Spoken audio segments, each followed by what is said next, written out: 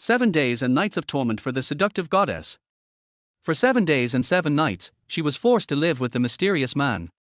After 7 days, he let her go, but she didn't know she was pregnant.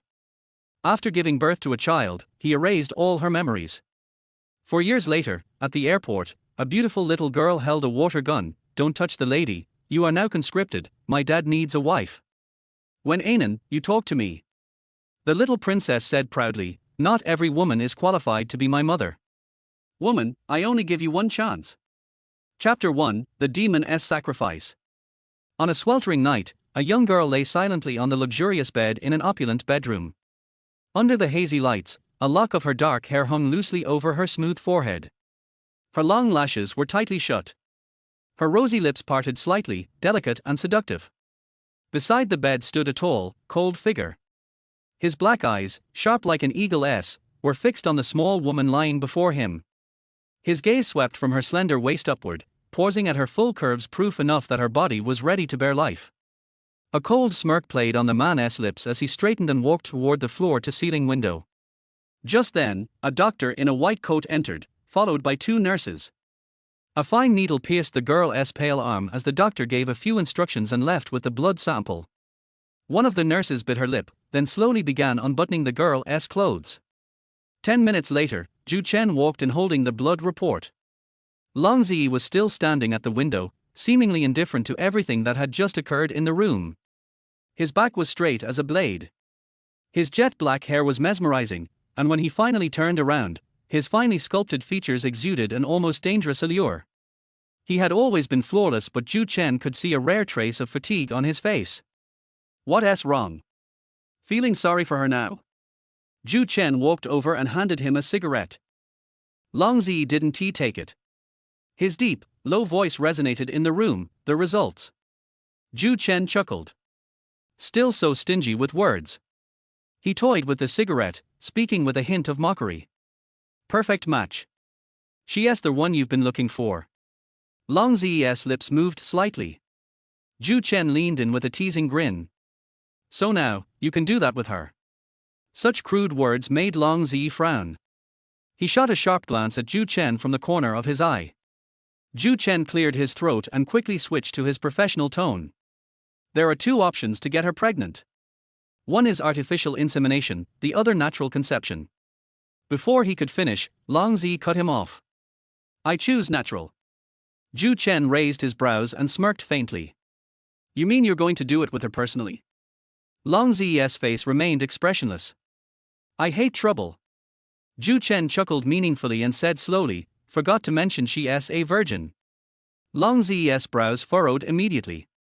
Zhu Chen thought for a second he might change his mind. He knew Long Zi had his principles. Long Zi stared at him for a few seconds before his gaze finally softened. Then came his cold voice again. "Her ovulation period?" Zhu Chen shrugged playfully. "That I don't know. You better start right away every single day." His smirk turned mischievous. "Eventually, you'll hit the mark." Long Zi shot him a withering glare. Zhu Chen straightened up, pretending to be serious. "All right, I'll leave you to it. Don't want to kill the mood for baby making." He had a feeling the girl would be devoured tonight. After Zhu Chen left, Long Zi's gaze returned to the girl on the bed. Then suddenly, his body tensed. Damn it. When had her skirt come undone? A patch of snowy skin peeked out under the warm light like polished jade. One of her slender legs was draped across her pale green dress. His breath caught. He reached up to loosen his tie, but it did little to calm the fire rising in his chest. For the first time, a girl didn't need to do anything. Just lying there was enough to stir him up. He nearly stumbled into the bathroom, flushed and disoriented. Late at night, Wen Anan slowly regained consciousness, her head groggy and heavy. The room around her was dim. She remembered being in the elevator, then nothing. How did she get here? As her eyes adjusted to the lighting, she saw she was in an incredibly luxurious room. The bed beneath her was unimaginably soft. Then she gasped. There was a man sitting on the sofa across the room. In the dim light, she couldn't see his face clearly. But he was tall. Even sitting, he gave off a suffocating presence. Her heart pounded. Swallowing her fear, she asked, "Who are you?" The man didn't answer. The silence thickened the air, making it even harder to breathe. Wen Anan shrank back on the bed, and only then did she realize her dress had come undone, slipping off one shoulder. She instinctively reached up to cover herself, but her hand froze mid-air. She stared in shock at the lavish room. Everything gleamed in golden hues. And in such decadent surroundings, the man in the corner, clad in a simple white shirt and black slacks, seemed starkly out of place. The contrast was unsettling. Her lips parted slightly. Her gaze traveled upward until it landed on his face. And then she gasped again. He was terrifying. The man wore a silver mask. Under the lights, the metal glinted coldly. She could only see his deep, bottomless eyes and his stern, tightly pressed lips. Chapter 2, Give Me a Child. Her fear had reached its peak, yet he remained seated, a glass of deep red liquid at his side. Long Zi drained the wine in one gulp and slowly stood up, his tall figure moving toward her. Wen Anan knew she'd be a fool not to run. She sprang to her feet and bolted toward the door with her bare legs. Behind her, the man's breath was like a ghost whispering against her ear. The next second, her body was twisted around and forcefully slammed against the door. Her head hit the surface with a painful thud. When she looked up, her gaze met a pair of cold, dark eyes. She was pinned tightly against the door. The man leaned in, his masculine scent enveloping her neck. His voice was low and threatening. Did you really think you could escape? Wen Anan trembled. Why are you doing this to me? She shut her eyes tightly, too terrified to look at the dreadful man before her. Long Zi's teeth grazed her delicate neck, his hands gripping her wrists with a cruel strength. His lips slowly moved toward hers, and Wen Anan was shocked to find that they were ice cold. She was on the verge of tears when he murmured against her lips, I want you to give me a child. The words exploded in her mind like a bolt of lightning. Eyes wide, she stared at the masked face before her, and then began to struggle violently. You're insane. She didn't even know this man, why should she bear his child? In a fit of desperation, she kicked upward with the only part of her body she could still move. She heard him grunt in pain, but he didn't let go. You're breaking the law, she cried. Long Zi lifted his head, his thin lips tightly pressed together. After a long pause, he ground his teeth and said, Then I'll show you what real law-breaking looks like. He looked down at her tear-streaked face, the familiarity of her features making his heart falter for a moment. He couldn't help but reach out and gently caress her cheek. You look just like her.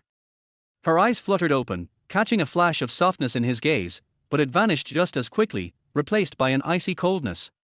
If you see this, he said, you might come willingly. He let her go, seemingly unafraid she might run. Wen Anan couldn't understand why would a young, wealthy man need to force someone to bear his child. Long Zi turned on a large LCD screen on the wall. Wen Anan couldn't see the image yet, but she immediately heard her mother's sobs. She froze and rushed forward. On the screen, her parents were bound in a room, surrounded by a mass of shadowy figures. Understand now. The man's hot breath brushed her ear. Her eyes locked on the screen. Her mother was screaming again and again. She turned around and looked at the man behind her. My mother has a heart condition. His body stiffened. Then, coldly, he replied, whether she lives or dies is up to you. He released her and turned off the screen. Wen Anan wiped her tears. She stood there for a long time before speaking in a lifeless voice, I want my mom to live. She had no choice.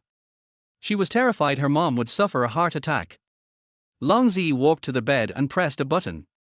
Get a doctor to keep watch. Release them, but make sure they don't call the police. His tone suddenly sharpened. Come here. Wen Anan's heart jumped. She turned to see the man sitting at the edge of the bed like a demon from hell. She slowly walked toward him, each step feeling like a blade piercing her heart. When she was an arm's length away, he suddenly grabbed her and dragged her to her knees. The thick carpet softened her fall, but when she came to her senses, she realized she was sitting on the floor. Her voice was broken, trembling like a reed in a storm. I don't know how. He stood up, his long legs radiating dominance as he stepped toward her. His straight legs stopped in front of her. As she looked up, terrified, Wen Anan kept backing away. Her hair was scattered across her pale body, her cheeks streaked with tears, her eyes filled with the fear of a helpless rabbit, and that only ignited the man's predatory instincts further. Behind his cold mask, his voice rang out. Scared? Wen Anan shut her eyes and gave a slight nod, a tear slipping from the corner. He pulled her up against his burning hot body. Every pore on her body felt like it was being scorched. Every sense became acutely sensitive. Chapter 3 Crying, Afraid. Long Zi looked at her trembling body, loosened her grip slightly, and pressed the button on the bedside.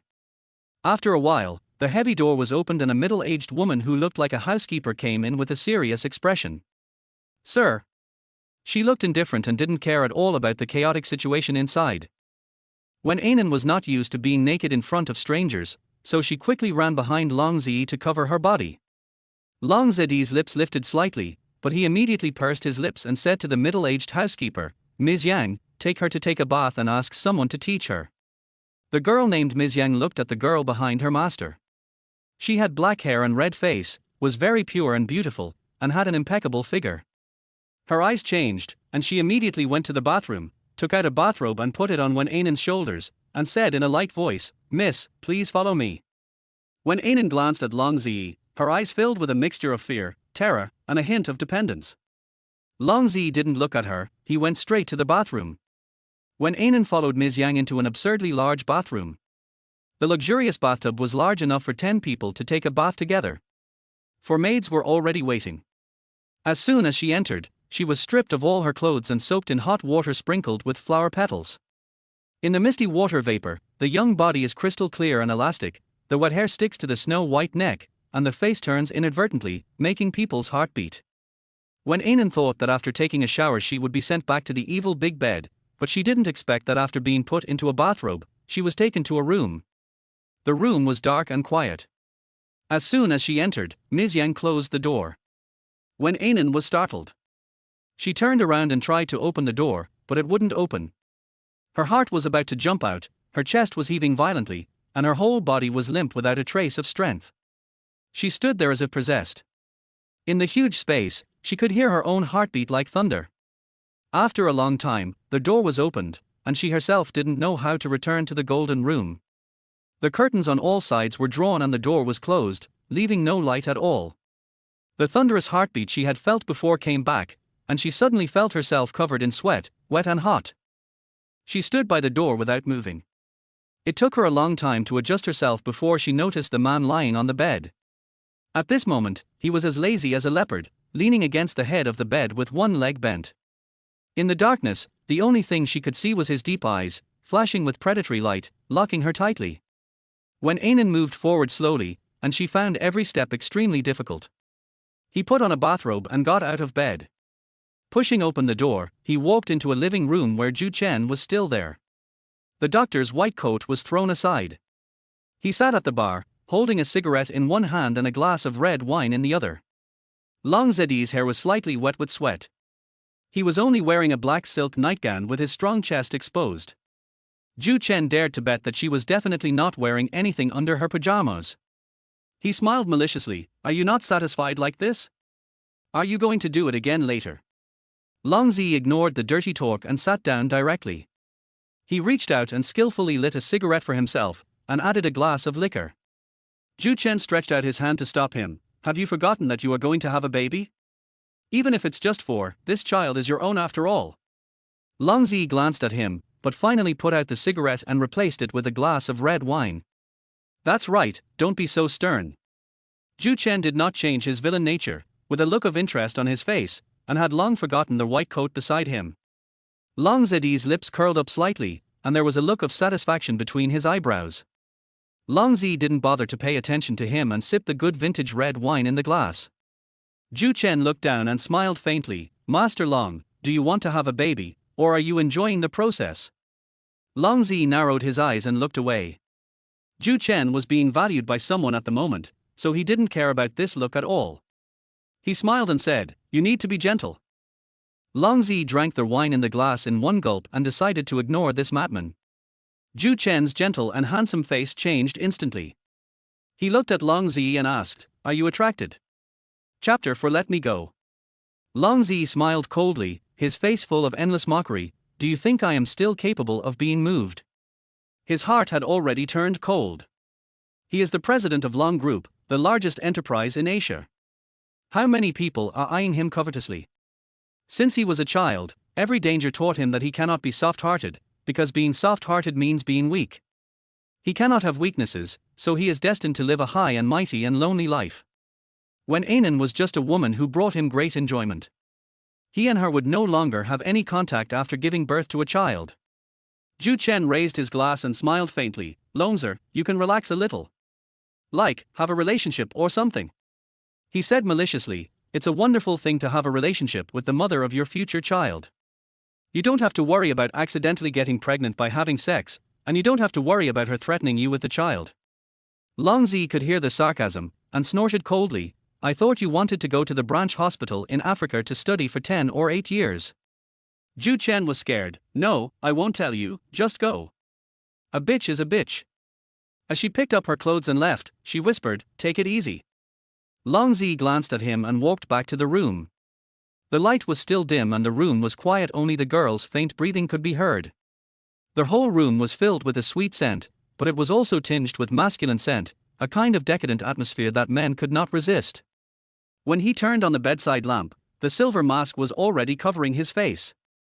He looked at her lying on her side, her black hair resting on the pillow, the sheets dragging under her shoulders, and there were faint red marks on her neck and arms, pink in color, like cherry blossom petals rubbed against her smooth skin. The girl moved, rubbed her eyes with her hands, but did not wake up. Instead, she started to sob in her sleep again. The thin cry penetrated into his heart and gently touched it. Long Zi pursed his lips, reached out and picked her up, and walked towards the bathroom. Such a drastic movement finally woke Wen Anan up. He opened his eyes and looked at the masked face.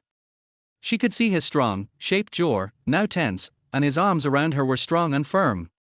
Wen Anan struggled subconsciously, but as soon as she moved, her facial features frowned. Her body softened, and she nestled in his arms again without any bones. Long Zi smiled, looked at her trembling red lips, and said in a low voice, what's wrong? Anan felt scared and aggrieved. She turned her head away and ignored him, tears welling up in her eyes. The girl's awkward personality made him feel inexplicably happy and relaxed. After placing her in the bathtub filled with warm water, he took off his bathrobe and sat down opposite her without any hesitation. The bathtub was very large, but after his body came in, Anan felt like she had nowhere to put her hands and feet. His long legs were stretched out comfortably, and she was like a little doll sitting in the middle of his body. Long Zi clearly sensed her fear, but he deliberately teased her underwater. Wen Anan burst into tears all of a sudden, crying with her face turned away from him, her eyelids turning pink from crying. Her whiteness formed a sharp contrast with his solid wheat-colored skin. He grabbed her with his big hands and hugged her, his voice was a little cold and hard, why are you crying? Wen Anan was forced to rest on his shoulders, her face pressed against his neck. She felt wet and hot, and had a dizzy feeling that made her suffocate. She begged softly, can you please let me go? I can't stand it. Long Zi's body stiffened for a moment, and he heard her crying even harder. After a long while, he heard himself slowly say, I won't do that again in the future.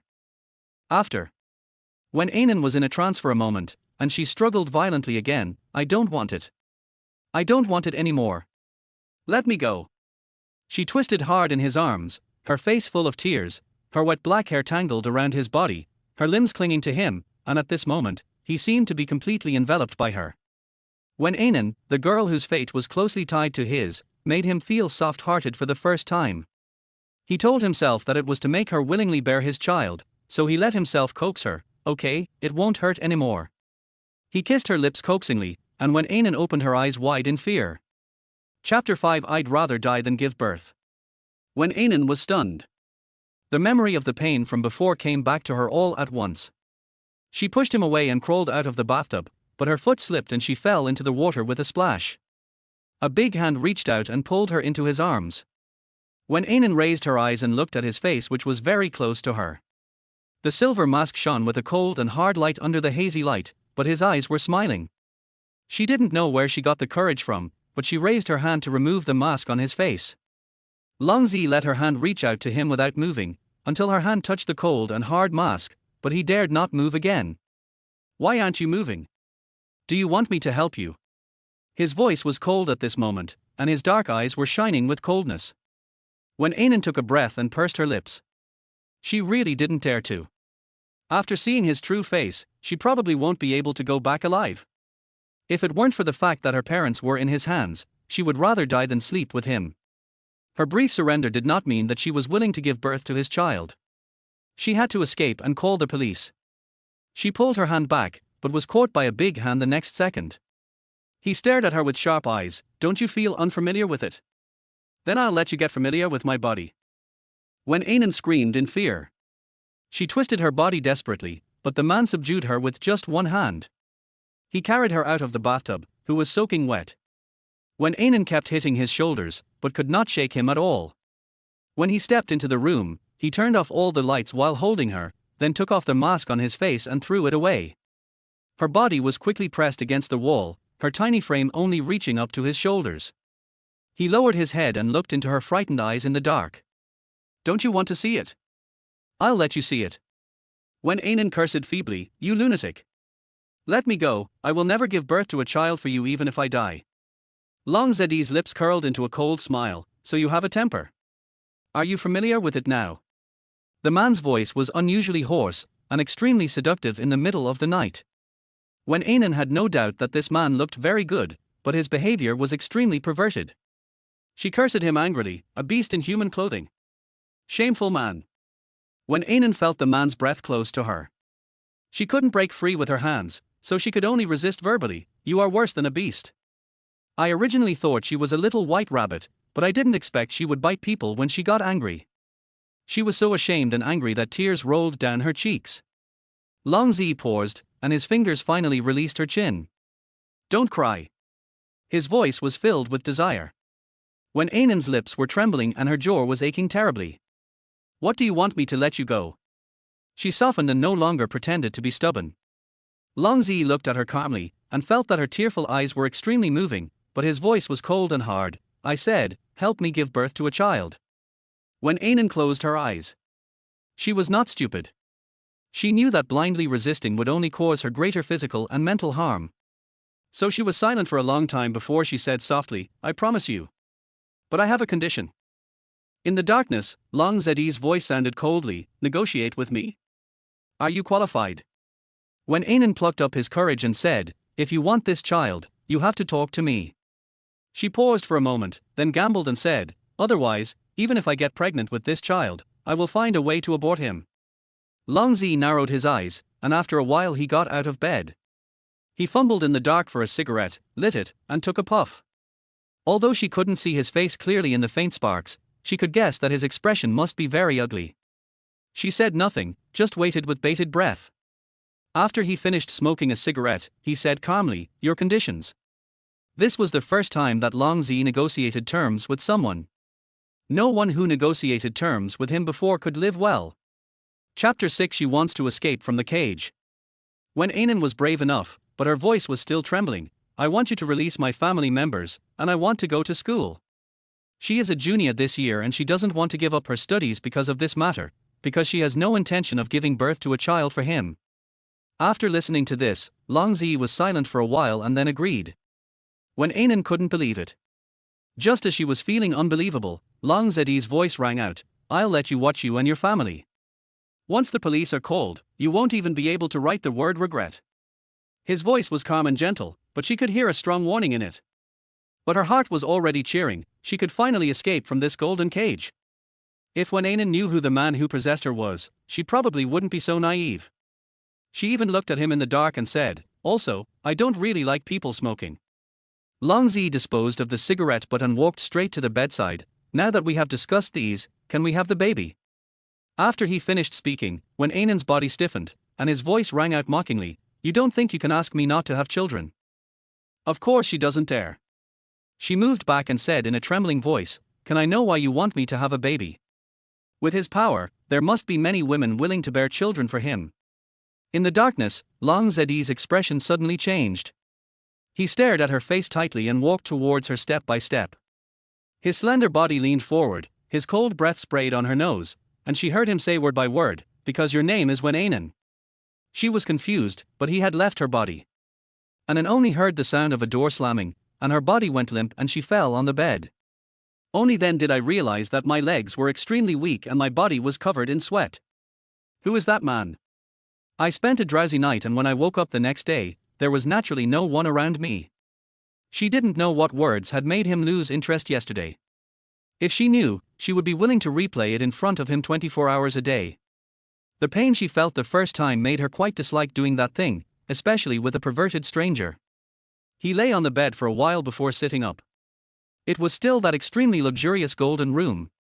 There was a brown bloodstain on the snow-white bed sheet. Wen Anan looked at it for a long time, feeling a pang of pain in her heart. She pulled at her pajamas and was surprised to find that she was wearing a pure white silk pajamas. The soft material was against her body and was very comfortable. At this time, the door opened and the person who came in was Ms. Yang from yesterday. "Ms. Wen, your car to school is ready." Ms. Yang was still as respectful as before, without any contempt in her eyes. Wen Anan pursed her lips, "What about him?" Ms. Yang gave her a deep look and said, "My husband has gone to work. He will come over in the evening." Wen Anan nodded and went to the bathroom to wash up. "My legs are still a little sore, but it's much better than last night." When she walked into the dressing room, to her surprise, the closet was filled with girls' clothes, all of which were well-known brands and had not been unpacked. Ms. Yang walked in and quickly picked out a dress for her.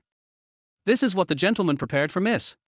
When Anan reached out to take it, Ms. Yang stepped out, and Anan put it on, and it surprisingly fit her perfectly. I had an indescribable feeling in my heart, as if I had fallen into a huge conspiracy. How could such a man not have a child?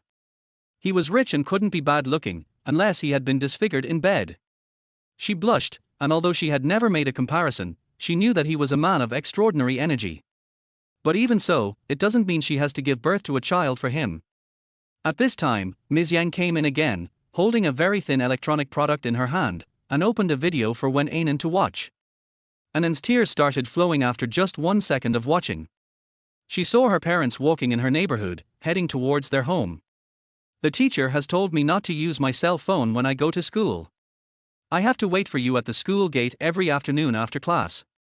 Ms. Yang said without emotion, "The house I rented before will also be taken care of by someone." Anan couldn't wait to leave this damn place, and she nodded to everything Ms. Yang said. Finally, Ms. Yang said meaningfully, "Mr. has given Miss the greatest freedom, but I advise Miss not to try to escape, because that is impossible." Wen Anan was stunned this time. After finishing her breakfast absent-mindedly, she froze when she reached the door of the villa. This villa is actually located in the middle of layers of forest. As far as you can see, there is nothing but forest. Ms. Yang appeared beside her silently. "Everything here belongs to you, sir. You can't even find it on the map." Wen Anan's body suddenly became cold, as if it was immersed in ice water. She looked at the 2 black Maybachs parked in front of her, her legs unable to move at all. The car in front should be hers, but next to the car behind, there were 4 men in black standing.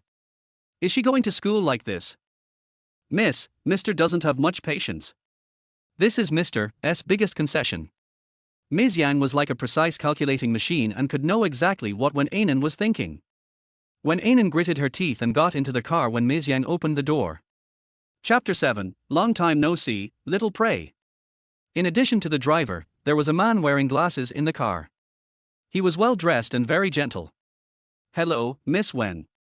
I will accompany you to school during this period." The man's lips curved slightly. "My name is Yang Qing." Wen Anan looked at that handsome face, pursed her lips, and heard him tell her very directly, "Ms. Yang is my sister." Wen Anan really couldn't have a good impression of the devil's accomplice, even though this gentleman looked very kind. She didn't say a word along the way. About an hour later, the car stopped in front of a famous university. Yang Qing got out of the car first and then helped her open the door. The car was extremely valuable, and coupled with Yang Qing's extraordinary appearance, it naturally attracted a lot of attention. Wen Anan's crystal white calves stretched out of the car, and Yang Qing stepped forward to help her get out. With such a scene, she was no different from a princess. Wen Anan is the campus belle of C University. Although her family is well off, she is definitely not the one that rides in a luxury car or has a large group of people following her. When most people see her, they naturally think that the campus belle has fallen and betrayed herself. She got out of the car and thought that was it, but Yang Qing made a gesture and 2 men in black immediately followed her into the school. She turned around and glared at him, but Yang Qing smiled slightly, "For your safety." Wen Anan resisted the urge to curse, shook her long hair over her shoulders, and walked in angrily. Yang Qing smiled, picked up the phone and said a few words to the other end, and finally teased, "You let me come back to take over C University, just for a little girl." No one knew what was said over there, but Yang Qing's lips slightly raised. But, can you get away with it? The phone was hung up immediately. Yang Qing smiled, and ordered the car to drive to the principal's office building. As soon as Anan entered the classroom, her best friend and buddy Tang Ziqing rushed over to her. She couldn't help but stroke Anan's body with her slender fingers, with a dreamy expression. Anan, how did you get such a dress? It's so beautiful. Anan lowered his head and asked with an unnatural expression, is there? Tang Ziqing crossed her arms across her chest, looking very academic. CK's latest summer clothing, starting at 80,000 per item, isn't it beautiful? She comes from a wealthy family and is a rich lady, so she is naturally familiar with these fashions. Wen Anan is worried that this route may implicate Ziqing. She forced a smile, not caring about casualness or horror, she just wanted to run away. She was about to borrow Tang Ziqing's cell phone, but the next second, she hesitated. That man wasn't the one she was talking to, so Tang Ziqing chatted with him for a few minutes. During class, Wen Anan was absent-minded. Even when the teacher asked her to stand up and answer a question, she, who had always been an excellent student, mumbled and could not answer. After sitting back in her seat, Tang Ziqing pulled her hand and whispered in her ear, Anan, what's wrong with you? Wen Anan shook her head, maybe I didn't sleep well last night. Speaking of this, Tang Ziqing became interested. Yesterday, the talented man from the law department confessed his love to you. Did you go on a date with him tonight? Wen Anan was stunned for a moment before she remembered that Ziqing was talking about Jiang Rui. Jiang Rui is a senior in his college year. He has been pursuing her overtly and covertly for 3 years. Of course, she rejected him again yesterday. Since she didn't say anything, Tang Ziqing thought she agreed and asked her excitedly if they had kissed or anything. Wen Anan's mind was filled with a burning sensation on her face at the thought of that scary man. Tang Ziqing looked at her blushing face, thinking that he had touched the right thing, and said with a hint of excitement, Anan, have you really been kissed? But she didn't know what to say to Ziqing for the moment. She originally wanted to find a way to escape, but she found that she had no chance at all, as the two men were following her from a distance. Wen Anan thought with some frustration, are all the security guards in this school vegetarians? These two guys are obviously gangsters. There were only 2 classes in the afternoon. Tang Ziqing left early because of something. Wen Anan walked in front, and the 2 men followed from a distance behind. She suddenly stopped and looked at the 2 men, I'm going to the bathroom. The 2 men stood outside the women's restroom with expressionless faces, and then no one dared to come in. Wen Anan walked in and there was no one inside. She walked lightly to the window and opened it carefully. She deliberately chose the bathroom on the first floor. The distance from here to the ground was only more than 2 meters. On a building in the distance, a man stood on a balcony with a telescope in his hand. He admired the scene with interest for a while, then picked up his mobile phone, quickly took a picture of the bloody scene and sent it to someone. On this side, Wen Anan jumped hard and landed safely. After looking around and seeing that there was no one around, she immediately put on her shoes and ran quickly towards another gate of the school. She could imagine that the 2 men would chase after her immediately if they found out she had escaped. This road is relatively quiet, with almost no cars passing by. Wen Anan ran hard. About 10 minutes later, a black RV slowly drove up in front of her. Without thinking, she ran over and knocked on the door from the side. The car slowly stopped. She gasped for breath and didn't care about anything else. She opened the door and sat in the back seat, saying anxiously, Sir, can I borrow your phone? After saying that, she looked at the man sitting next to her. He looked very handsome in a well-fitting handmade suit. There was a notebook on his knees. He was lowering his head, his eyes focused on the screen. Chapter 8, Refusal to Obey. After Wen Anan finished speaking, she felt as if she had disturbed his peace and stammered, not knowing how to continue. The man had already raised his head. Wen Anan looked at that face and suddenly took a breath. This is a face that is so perfect that there is not a single flaw to be found, with thick slanted eyebrows and deep eyes that are unfathomable. Somehow, Wen Anan shivered. The driver in front of us spoke through the loudspeaker, Mr. Long, where are we going now? Only then did Wen Anan realize that the back seat and the front seat of the car were separated. Despite this, it did not seem crowded at all. His long legs were stretched out comfortably, and under his well-fitting trousers, his legs were so straight that it made people jealous. She became a little uneasy. Would a man like this help her? Long Zi turned his head to look at his little prey, thinking how brave it was, daring to run away on the first day. She is so naughty, it seems that he is too good to her. His eyes were fixed on her, but he spoke to the driver in the front seat. Go to the police station, this lady may need help. Wen Anan was stunned for a moment, then said gratefully, thank you. Long Zeddy's beautiful thin lips lifted slightly, you're welcome. He closed the notebook with one hand, then opened the refrigerator beside him and poured himself a glass of wine. Do you want a glass? A luxurious RV, a man with an enchanting appearance, but Wen Anan was not stupid enough to drink. She smiled slightly and said, I don't drink. Long Zi looked at her, his deep eyes flashing with inexplicable meaning. 20 minutes later, she was left behind and the black RV drove away without hesitation. While Wen Anan breathed a sigh of relief, she also felt a little guilty, thinking that she was judging others by her own standards. The director met with her in person and recorded a statement. Wen Anan asked for appropriate protection for her and her family. The director politely agreed and sent a car to take her back. Anan told her home address. She wanted to persuade her parents to stay away for a while. Maybe she was too tired, she actually felt very sleepy while sitting in the car, and soon fell into a deep sleep. When she woke up, it was dark all around her. Her natural sensitivity made her sit up immediately. In the darkness, a voice that made her shudder was heard, long time no see, little prey. The light came on with a click, and Wen Anan saw a masked man standing by the bar, staring at her sharply. He was only wearing a bathrobe, and his slender and strong body was sexy enough to make all women scream. How could it be him? Why did she come back to this place? She pinched her leg in disbelief and it hurt. Only then did she realize that this was not a dream and she was back in the devil's cage. She felt a little desperate in her heart. The power of this crazy man was obviously beyond her imagination. She moved back in fear. Long Zi looked at the fear in her eyes and a cruel smile appeared on his lips. He lowered his head and shook the liquid in the cup. Wen Anan, how can I believe your sincerity?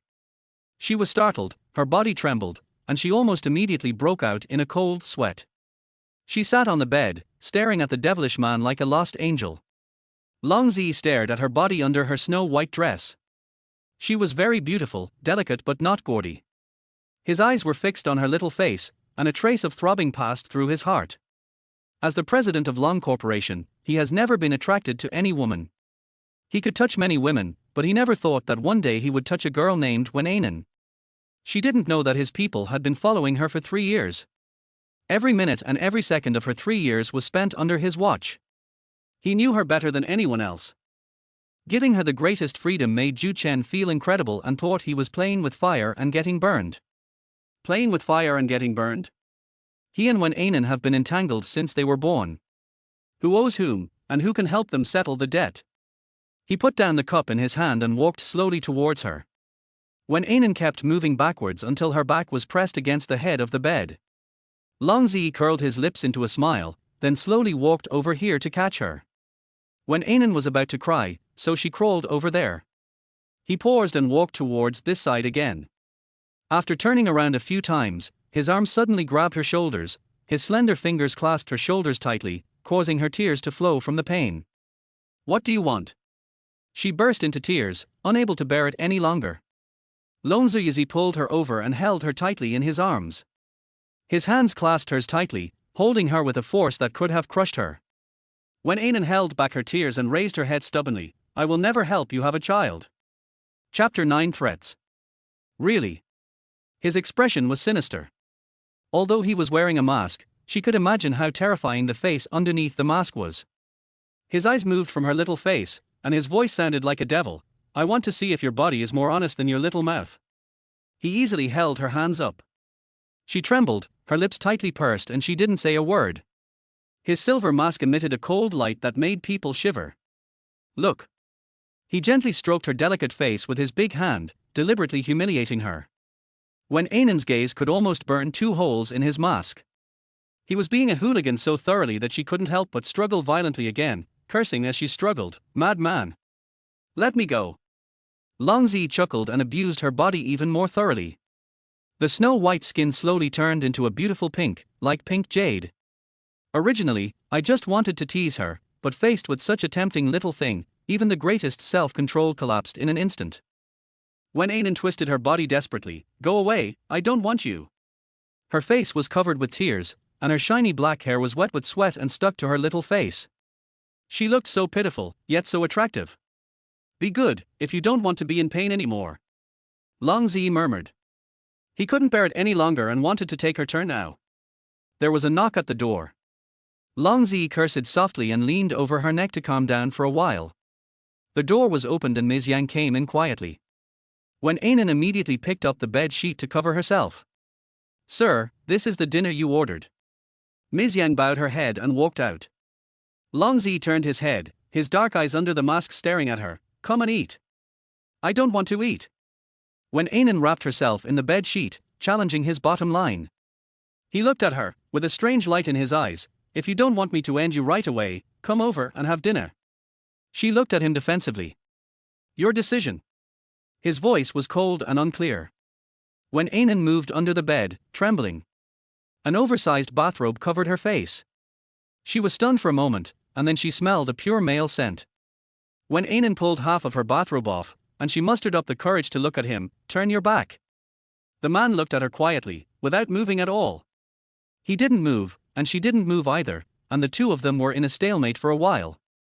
Long Zi poured himself a glass of wine, drank it in one gulp, and stepped towards her with his long legs. Wen Anan screamed, I'll wear it. I'll wear it. He stopped, leaned against the bar, and looked at her quietly. The strong sense of shame made Wen Anan almost unable to stand, but her pride did not allow her to retreat. She raised her delicate chin and looked at him, then loosened her hands that were holding the bed sheet, and her fair body trembled slightly under the bright white light. She put on the bathrobe with trembling hands. The bathrobe was too big for her and looked like a child wearing adult clothes. It's a bit ridiculous, but it also makes men want to protect them. A hint of tenderness flashed across Long Zi's eyes, but then they became cold and hard again. He pulled her body over and made her sit on his lap. She twisted on him in panic. Long Zi cursed and held her body tightly. Don't move. Wen Anan's body suddenly froze. Long Zi reached out and pinched her chin and said coldly, Why aren't you moving? He deliberately leaned forward, and then continued to force her. Move, try to move. Wen Anan groaned. She was so scared that she dared not move. The blood color on her face faded completely. Seeing her looking like she was about to be executed, Long Zi felt a little angry. He leaned close to her ear and said in a low and hoarse voice, Does it still hurt? Wen Anan almost jumped up. What did he mean by asking her this? She pursed her lips and said, It hurts. Very good. Wen Anan, if you don't listen to me, it will hurt more next time.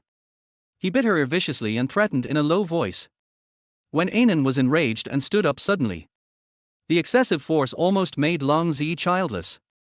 You pervert, what else can you do besides forcing women? Wen Anan leaned against the bar with her back, her pretty face flushed with anger, but the blush was very moving. Long Zi gritted his teeth and managed to hold back the piercing pain. I still have a lot. Do you want to try? He glared at her coldly, and then pushed some food on the bar towards her. Eat. Wen Anan was very angry at the moment, and he didn't know where he got the courage from, but he waved his hand, and the plate of exquisite food fell onto the snow-white carpet. Chapter 10 I don't like women who don't brush their teeth. The muffled sound hit her heart like a hammer.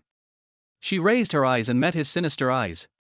She should have been afraid, but at this moment, anger was rising in her heart. She had no grudge against him, and her body was inexplicably taken by him, so why should she be afraid of him? She just doesn't want it, she doesn't want to be threatened by him anymore. Wen Anan stood and confronted him, and said to him in a desperate tone, I just don't want to eat, so what? Long Zi narrowed his eyes, and the next second, he held her in his hands and pulled her in front of him. You don't want to eat. He placed his cool fingers under her chin. Give you another chance. His voice sounded like it came from hell. Wen Anan raised her head, gritted her teeth and said nothing. What a stubborn person, it seems that he has not understood his little pet well in these 3 years. Without delay, the slender fingers clenched heavily, and she frowned in pain. His breath sprayed on her nose. Wen Anan, this is just the beginning. Do you want to eat? He stared coldly at the young face in front of him. Wen Anan felt like her body was not her own and it was very painful, but he never let her go. She clenched her teeth tightly to avoid screaming. Shaking her head violently, her body was like a reed in the wind. However, Long Zi pulled his hand back and threw Wen Anan to the ground like a rag. She lay there, Long Zi squatted down, under the cold mask, his thin lips slightly curved. Does it hurt? Wen Anan couldn't utter a word. Long Zi straightened up, walked to the bed and pressed a button. After a while, Ms. Yang came in with a servant, cleaned the room, and brought a meal. I won't eat it. Wen Anan got up and stared at the demon lying on the bed. Long Zi smiled coldly. It's up to you, but if you don't eat for a day, your family will starve with you. Wen Anan, think it over. I remember you have a younger brother studying in another place. Otherwise, how about I grab him and let him starve with you? Wen Anan rushed over and pounded him hard without caring about anything. You lunatic, bastard, and pervert. In the end, Wen Anan ate her meal obediently, even while sitting on the pervert's lap. She angrily ate all the food on her plate. Long Zi let go of her body, sat on the bed and drank red wine quietly, and ordered casually, go wash yourself. I don't like kissing a woman who hasn't brushed her teeth. Wen Anan naturally didn't want to do that, and she only walked in after he repeated his threatening words. When she came out, she deliberately picked a thick pair of pajamas to wear. It would be best if he would feel sick and want to vomit after seeing it, just like her. Long Zi put down the cup in his hand and patted the empty seat next to him. Come here. Wen Anan stared at him and slowly moved over. She knelt beside him. Long Zi looked down. She understood what he meant. Kiss me. There was a faint light in his eyes, and Wen Anan glared at him. After a long moment, she finally gave in and tilted her head back to touch his lips. But she only knew how to do this, kissing his lips like a little animal, and dared not make any other moves. His voice rang deep in my ears. Wen Anan, this is a punishment. After struggling for half the night, he finally let go of her body and took a shower with her in his arms. When she returned to the room, the lights were off, and in the darkness, she felt him take off his mask, change his clothes and leave. She didn't know why he didn't want her, she only knew that she was even more scared. She felt like she was at a dead end. This man was no joke. He might have killed her entire family without anyone noticing. It doesn't matter if she dies alone, but she still has parents and a younger brother. Long Zi walked to the door in a refreshing outfit, and 2 cars were parked at the door. He got in the car and the driver's voice came over. Master, where are you going? Long Zi thought for a moment and said, go back to Long's house. The car drove away slowly, and an hour later, it stopped in front of a castle-like house. Chapter 11 Hell in a Mansion. Long Zi got out of the car. There were 2 rows of servants in front of the mansion. The old butler in the lead came forward and took his briefcase.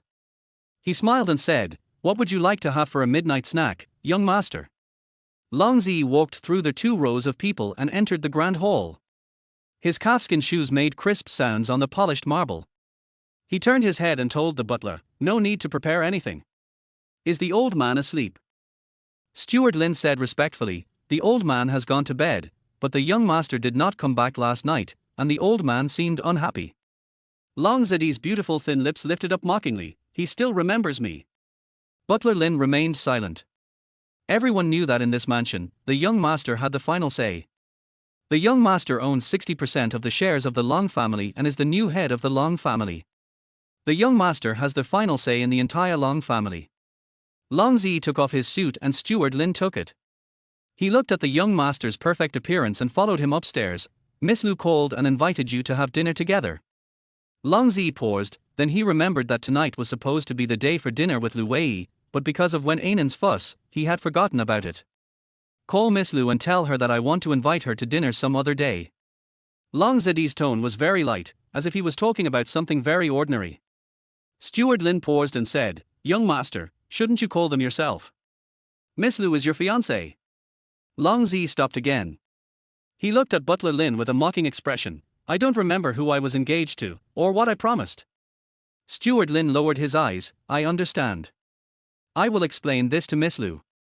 Long Zi smiled faintly and walked upstairs. Then a snow-white cat pounced on him and fell straight into his arms. Shirley. Long Zi scolded softly, but went upstairs carrying the cat. Steward Lin looked at his perfect master with a helpless expression. If he hadn't known that the young master had a woman, he would almost have thought that the young master was gay. However, looking at all the rich daughters in City B, he had not seen anyone who was worthy of his perfect young master. Lonzer comforted Shirley for a while, and then sat on the sofa on the balcony to look at the night view. The housekeeper knocked on the door and came in to report on the affairs of the house. By the time Long Zi finished giving his instructions, it was already early morning. Before leaving, the housekeeper said hesitantly, "Last night, the lady refused to sleep and cried all night." Long Zi paused, and after a moment he slowly said, "I'll go see her." The butler was someone brought by Mrs. Long from her natal family. He became the head butler of the Long family and naturally had his strengths. He didn't say anything else and walked out with a smile. Long Zi rubbed his brows. The dim light cast a shadow on his slightly lowered face, making his handsome face look even more evil. After a long time, the slender figure stood up and walked towards the door. The brightly lit corridor of the mansion was eerie because it was so quiet. Shirley jumped out from the darkness with a meow. Long Zi bent down and picked her up, then slowly walked up the stairs to the top floor of Long's house. At the top floor stairs, there is an iron door with an iron chain as thick as an arm wrapped around it. As Long Zi walked in, he heard crying from inside and the servant opened the door for him. Long Zi stepped in, his refreshing look seemed somewhat out of place in this dark world. On the top floor, there is only one suite, the master bedroom, the bathroom, and the servant's room. To put it more bluntly, it should be a high-end psychiatric ward or a prison. Long Zi walked into the room which he had not entered for several months. A beautiful woman was curled up on the sofa. She was very thin and had deep eye sockets, but her facial features were still extremely beautiful. It can be imagined that when she was young, she was extremely beautiful. Hearing the footsteps, she immediately raised her head and looked at Long Zi with a hint of surprise in her eyes. "Long Zi, you are back." Long Zi's face was calm. He walked over and squatted in front of her, saying in a gentle voice, "Why, can't you sleep?" Mrs. Long's real name is Ju Yu. She looked at Long Zi with almost fascination. "How can I sleep if you don't come back?" Long Zi smiled slightly, leaned over, and whispered in her ear, "Do you know where I went last night?" There was a hint of confusion on Ju Yu's face. She looked at Long Zi with a bewildered expression. There was a hint of cruelty on Long Zi's face, but his voice was even gentler. "I fucked your daughter last night." Ju Yu's face froze, she stared at Long Zi, and the smile on his face was even more charming. He suddenly reached out and pinched the chin of the woman he called mother. With a little force, a painful expression appeared on her face. "Longzer, let me go." His handsome face approached hers, and his voice sounded like it came from hell. "How do you feel when you hear the news? Are you heartbroken?" As Long Zi spoke, he stood up and looked down at the woman who had done whatever she wanted to him. He smiled coldly. "Didn't expect that I would find her." Ju Yu's face showed a trace of fear. She covered her head and said evasively, "No, I don't have a daughter. I only have a son." "Long Zi, don't listen to other people's nonsense. You are my mother's biological son." She looked up with an anxious expression. "Longzer, you lied to me, didn't you?" Long Zi stared at her, his expression unchanged. "Do you know why I'm looking for her?" He leaned down again and spoke in a deep voice. "I want her to give me a child. Ju Yu, you bring me to the Long family. Everything I have lost, I will get from the Long family." Chapter 12. You Can't Escape. Ju Yu's face was pale. She looked up at her son helplessly, her mind was in a trance again. "Xiao Zi, what are you talking about? Mom doesn't understand what you are saying." Long Zi curled his lips and said, "You should feel relieved that your first love's son fucked your daughter, Madame Long." At this time, he was no longer the distinguished president of Long Group, but a man full of hatred. The debt owed to him by this seemingly innocent woman was more than what the Long family could compensate. He walked away with broken steps, and Ju Yu murmured behind him, "Daughter, I don't have a daughter, it must be a mistake." She said it over and over again, as if only in this way could she convince herself. Shirley meowed and followed her owner away. With a clang, the top floor lost its popularity again and turned into a hell on earth. The guard at the door respectfully escorted him downstairs. Longzer went downstairs. The expensive blanket absorbed the sound of his footsteps, making the luxurious house seem even quieter and colder. He returned to the balcony, feeling completely depressed. He drank the red wine in the glass in one gulp and looked at the scenery outside. He felt very annoyed. He originally thought that he would feel happy. But what if he got everything from Long family? At this moment, he actually wanted to go back to the villa in the woods and go to that big bed. Tonight, he shouldn't have been soft-hearted and shouldn't have let her go. Shirley meowed at his feet, longing for her master's favor, and Longzer stood straight. After a while, Shirley seemed to sense that her owner was in a bad mood, and she meowed and walked away. Longzer drank until dawn, when he received a call from Ms. Yang, who told him very clearly that Miss Wen wanted to go to school. Let her go. Longzi said only 3 words and hung up the phone. Wen Anan received the news but was not too excited. She washed her face and looked at herself in the mirror. Suddenly her eyes widened. How can she go to school like this? What if someone sees her? Ms. Yang came in, looked at her silently for a while, and picked out a high-necked shirt and a knee-length skirt for her. The white silk shirt and ink-colored skirt make her look very fresh and sweet. I got in the car, and Yang Qing was still sitting next to me. Wen Anan and he didn't speak. When they were almost at school, Yang Qing spoke up, Anan, I advise you not to try to escape. She looked at him with her clear eyes, and he smiled, you can't escape. He motioned for her to get out of the car. Wen Anan opened the door angrily and got out. 2 people followed immediately. As soon as they entered the classroom, Tang Ziqing pulled her over mysteriously, Anan, can you do me a favor after school? Wen Anan hesitated for a moment, and Tang Ziqing pulled her hand and acted coquettishly, Wen Anan, it's rare for me to ask you for help. Wen Anan was silent. Tang Ziqing shook her arm. She asked helplessly, what's the matter? I know that my Anan treats me the best. Tang Ziqing leaned on her shoulder like a little bird, my dad, as you know, asked me to go on a blind date. I heard that the person I'm dating is the president of the Regent Hotel chain. At noon, can you accompany me to take a look secretly? She blinked and looked at Wen Anan with infinite shyness. Wen Anan was now extremely confused, but she could not resist Tang Ziqing's pleading and had to agree. It's settled. To thank Anan, I decided to give you a set of sexy underwear as a reward. Tang Ziqing looked at Wen Anan's neck and smiled ambiguously, come on, tell me where you got these.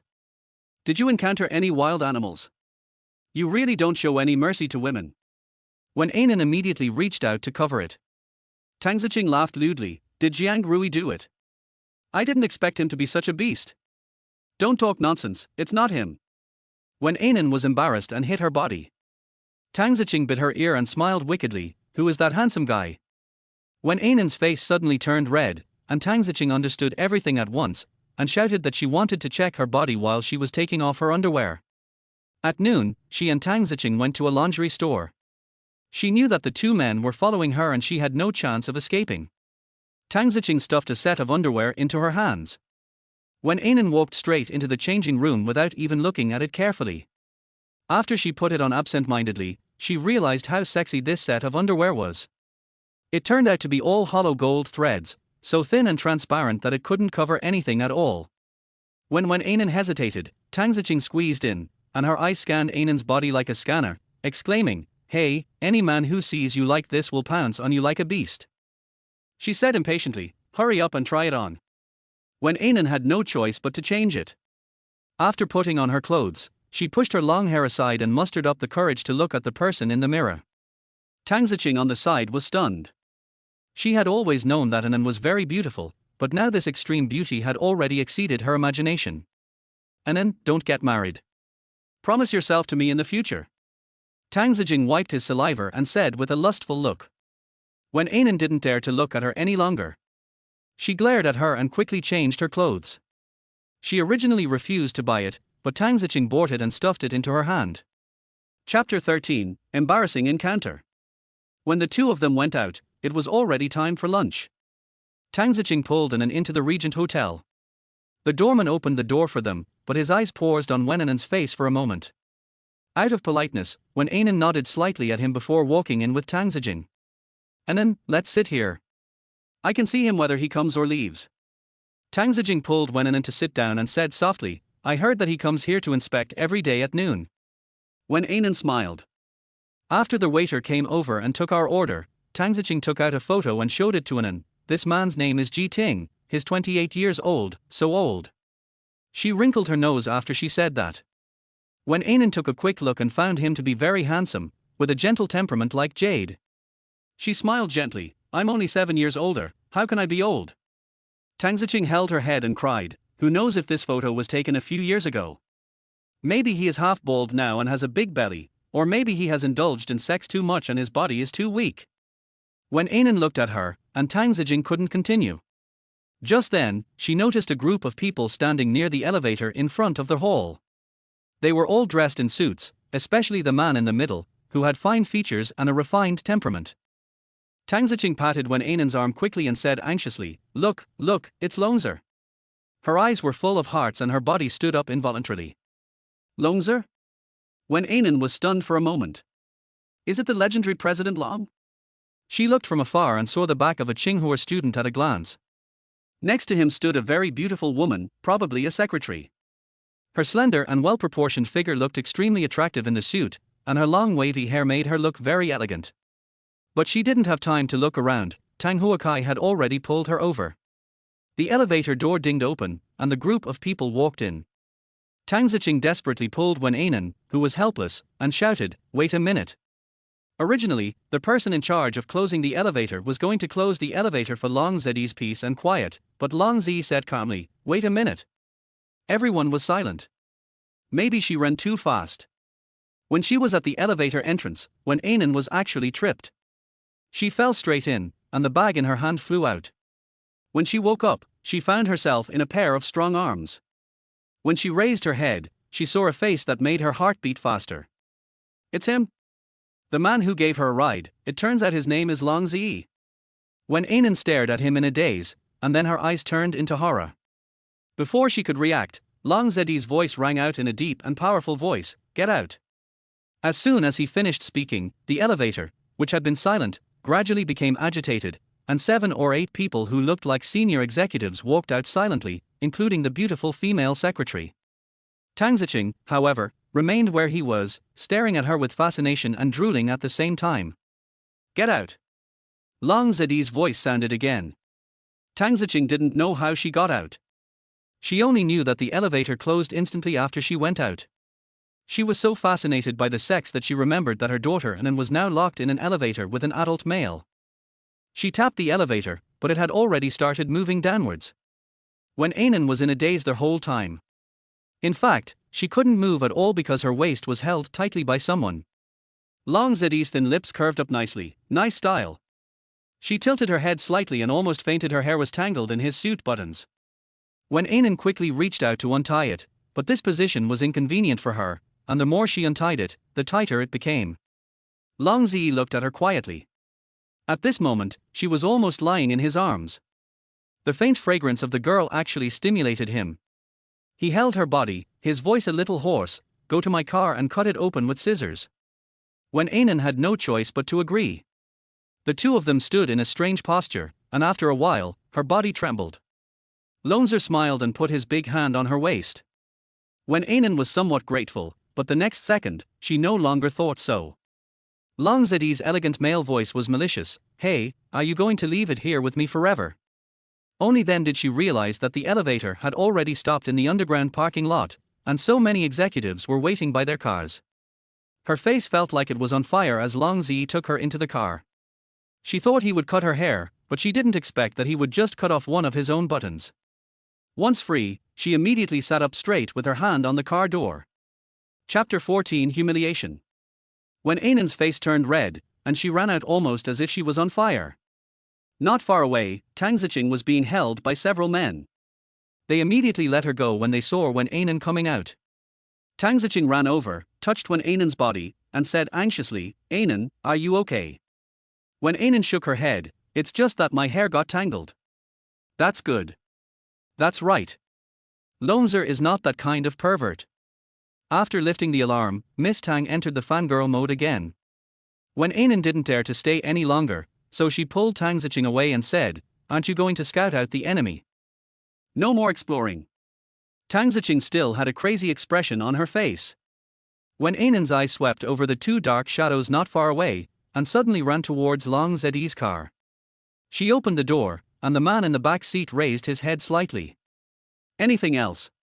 His voice was gentle and polite, but his brows were slightly distant. Wen Anan shook her head gently. How could she think that this noble man named Long Zi might help her? Finally, she just said, Thank you. Wen Anan stood for a while, closing the car door and watching the car slowly drive away. Tang Ziqing came over and looked at her excitedly, and then, You like him too, right? Wen Anan glanced at her and said, "Ms. Tang, please don't use the word, also, dot." Tang Ziqing followed her to the elevator entrance dreamily. That's right, not everyone appreciates Long Zi. Wen Anan couldn't stand her infatuation, but she was in a bad mood at the moment, so she kept silent. Long Zi's car arrived at Long's commercial district half an hour later. An entire area with dozens of buildings standing in the center of the land-scarce city B is all owned by the Long family. The car stopped and the driver helped him open the door. Long Zimai got out of the car and walked towards the door. Secretary Lin Yoni hurriedly followed him. There were 2 rows of executives standing in the hall of Long Corporation. When Long Zi passed by, he did not stop but simply ordered, "Meeting at 2 p.m. Taking the special elevator to the top floor. The entire floor is the president's office area. The secretary's office outside is divided into several rooms. Pushing open the door is Longzer's office." He threw the documents in his hand onto the desk, then walked to the sofa and sat down. He closed his eyes and loosened his tie, then a soft hand wrapped around his shoulders and gently pressed them down. The comfortable force made him relax. Lin Yoni murmured, "Do you want to go to the lounge?" Long Zi opened his eyes and gently pushed her away, "No need." He stood up, straightened his clothes, and said indifferently, "Cancel all the afternoon schedules." Lin Yoni was stunned for only a moment, then stood up, her face no longer showing the emotion she had just shown. "President, the meeting is at 2 p.m. Long Zi said without thinking, "Cancel." He picked up his coat and walked out straight away. After getting in the car, the driver in front of me respectfully asked, "Mr. Long, where are you going?" "Let's go to Holly's villa." Long Zi raised his lips slightly. The driver nodded and started the car. He chuckled, picked up the phone and called Yang Qing, "Tell Wen Anan to go back immediately." Long Zi hung up the phone directly.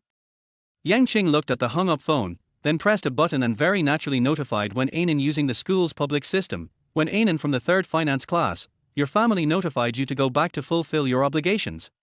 He deliberately said it in a somewhat ambiguous way, which instantly caused an uproar in the entire school. Fulfilling obligations, is that what they mean? Plus, considering what Wen Anan was wearing on her hands, it was hard not to think about that. Wen Anan's face turned pale. She sat there for a long time before standing up under everyone's gaze. Tang Ziqing was also stunned for a moment, and subconsciously tried to catch her.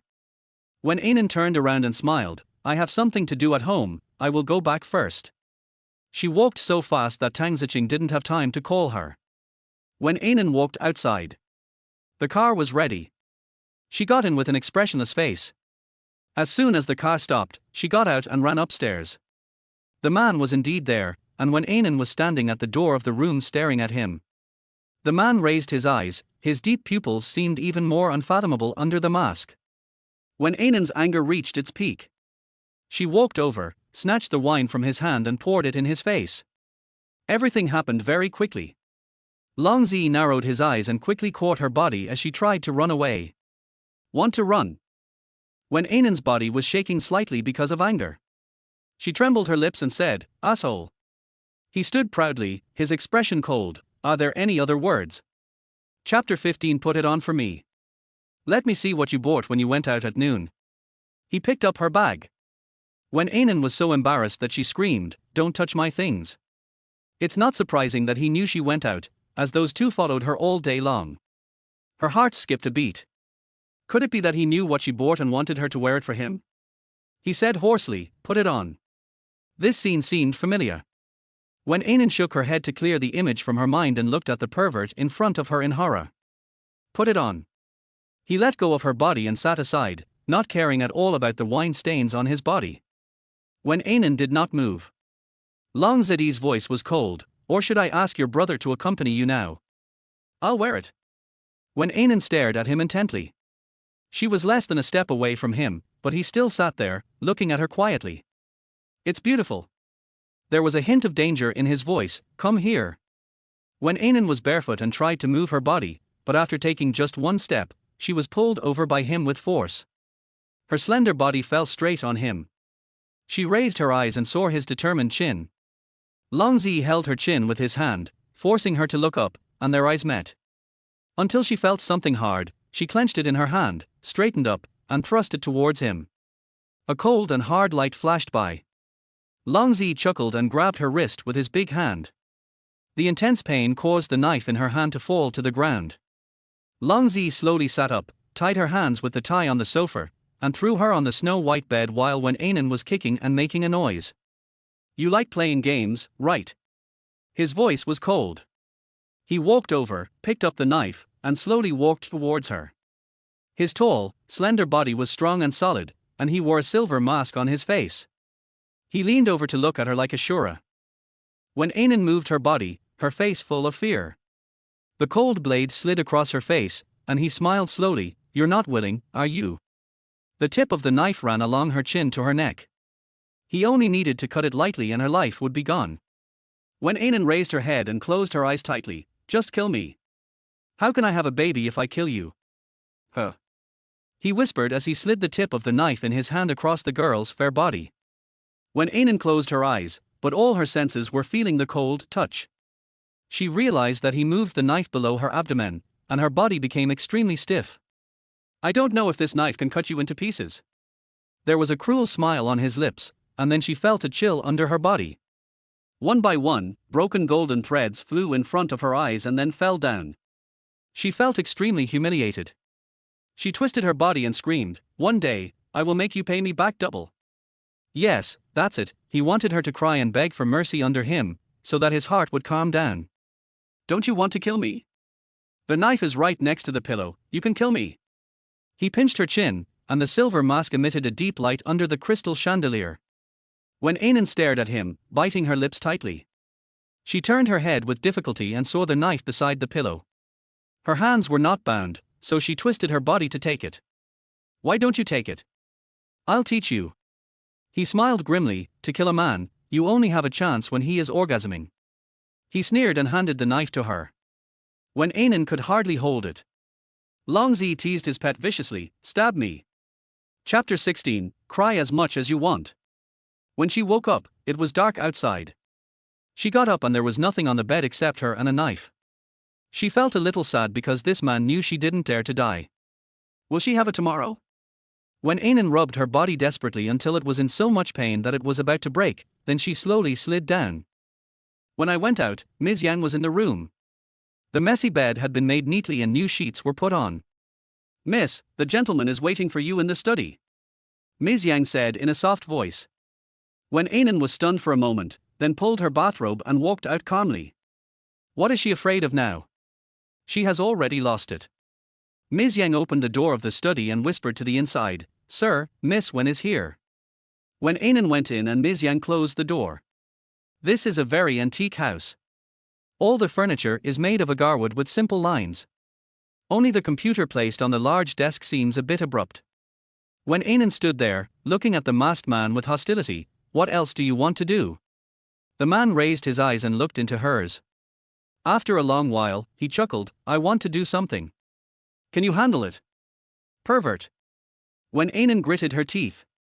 He didn't seem angry, and glanced at her calmly. "Don't forget, the pervert you mentioned is the father of your future child." When Anan suddenly smiled. She stared at him and said, "My child's father.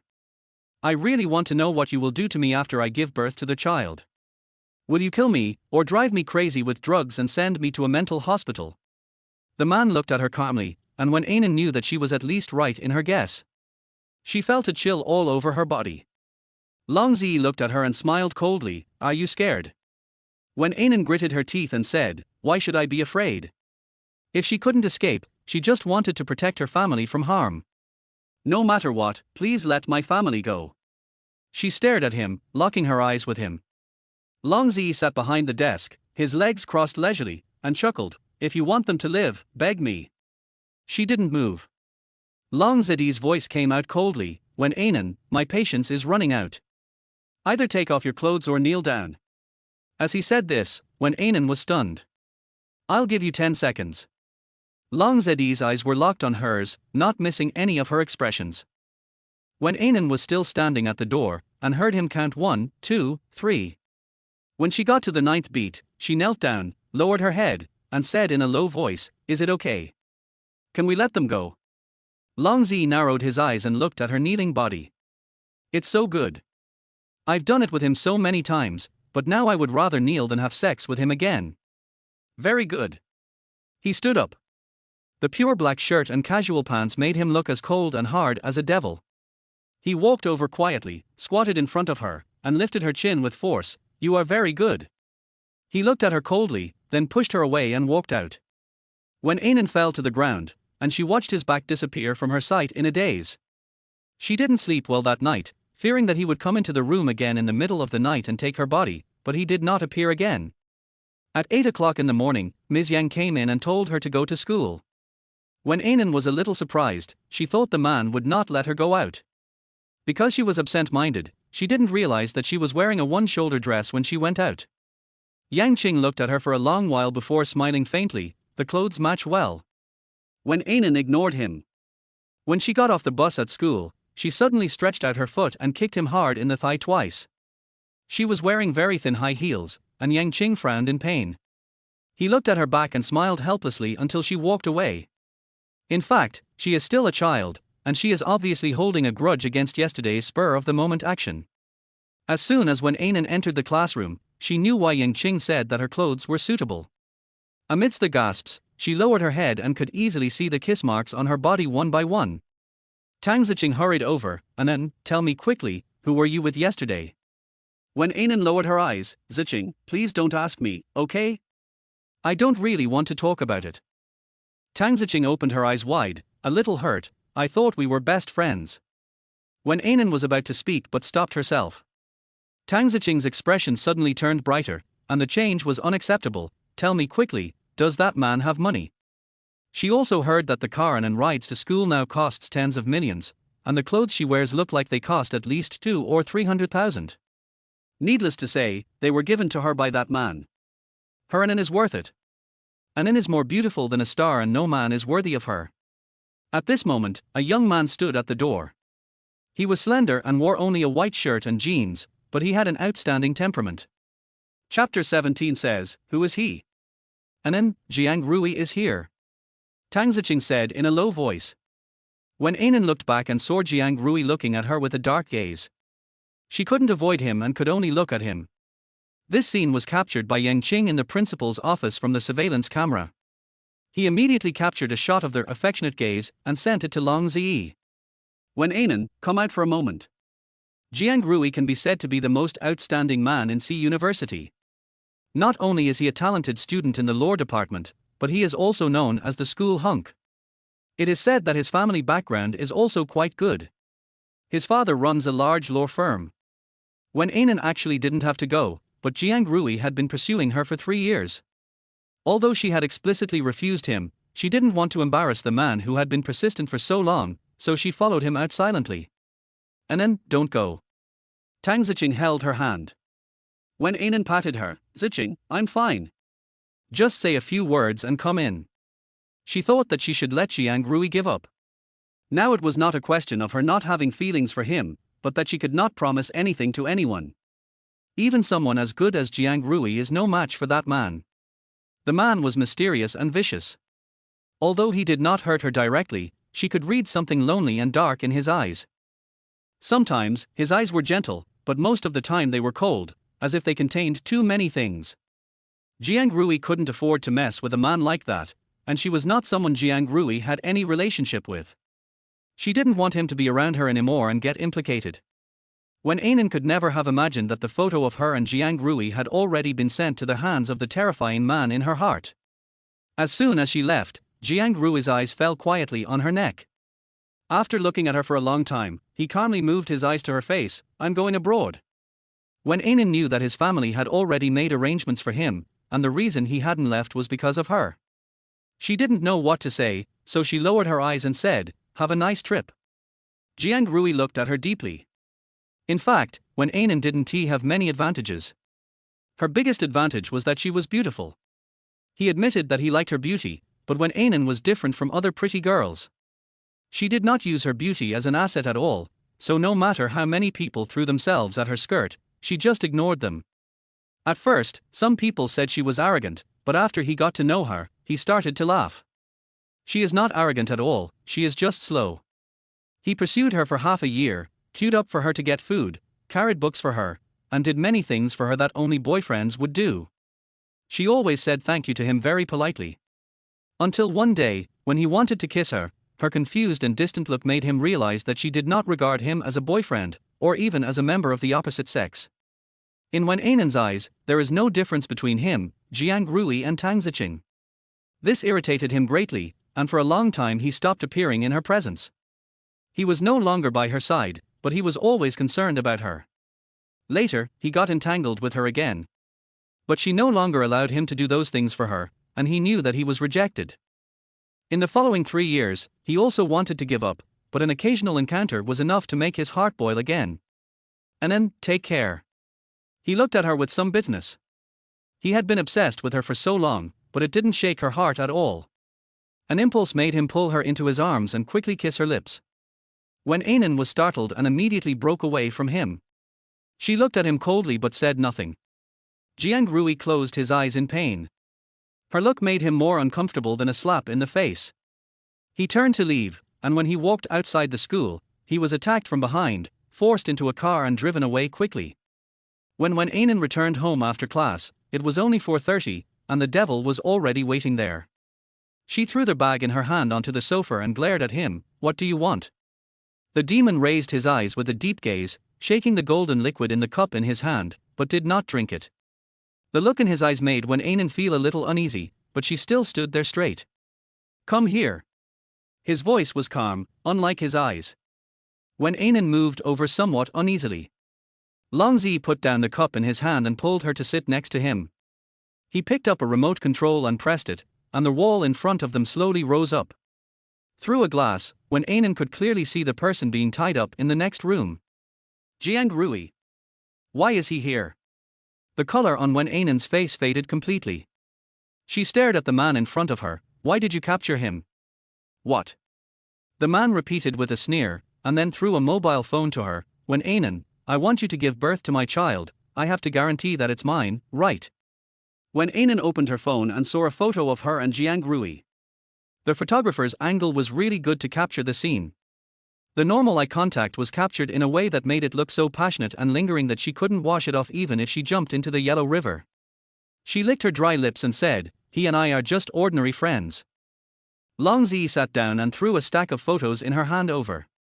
Every photo was a scene of her and Jiang Rui together. It was unbelievable that he had someone follow her for 3 years, but no one reported to him that his little prey had someone in love. Unprecedented anger almost made him lose his mind.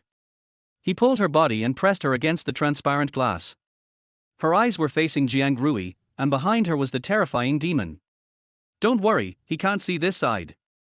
He bit her earlobe and said in a cold voice. Chapter 18 I want you to beg me on your knees.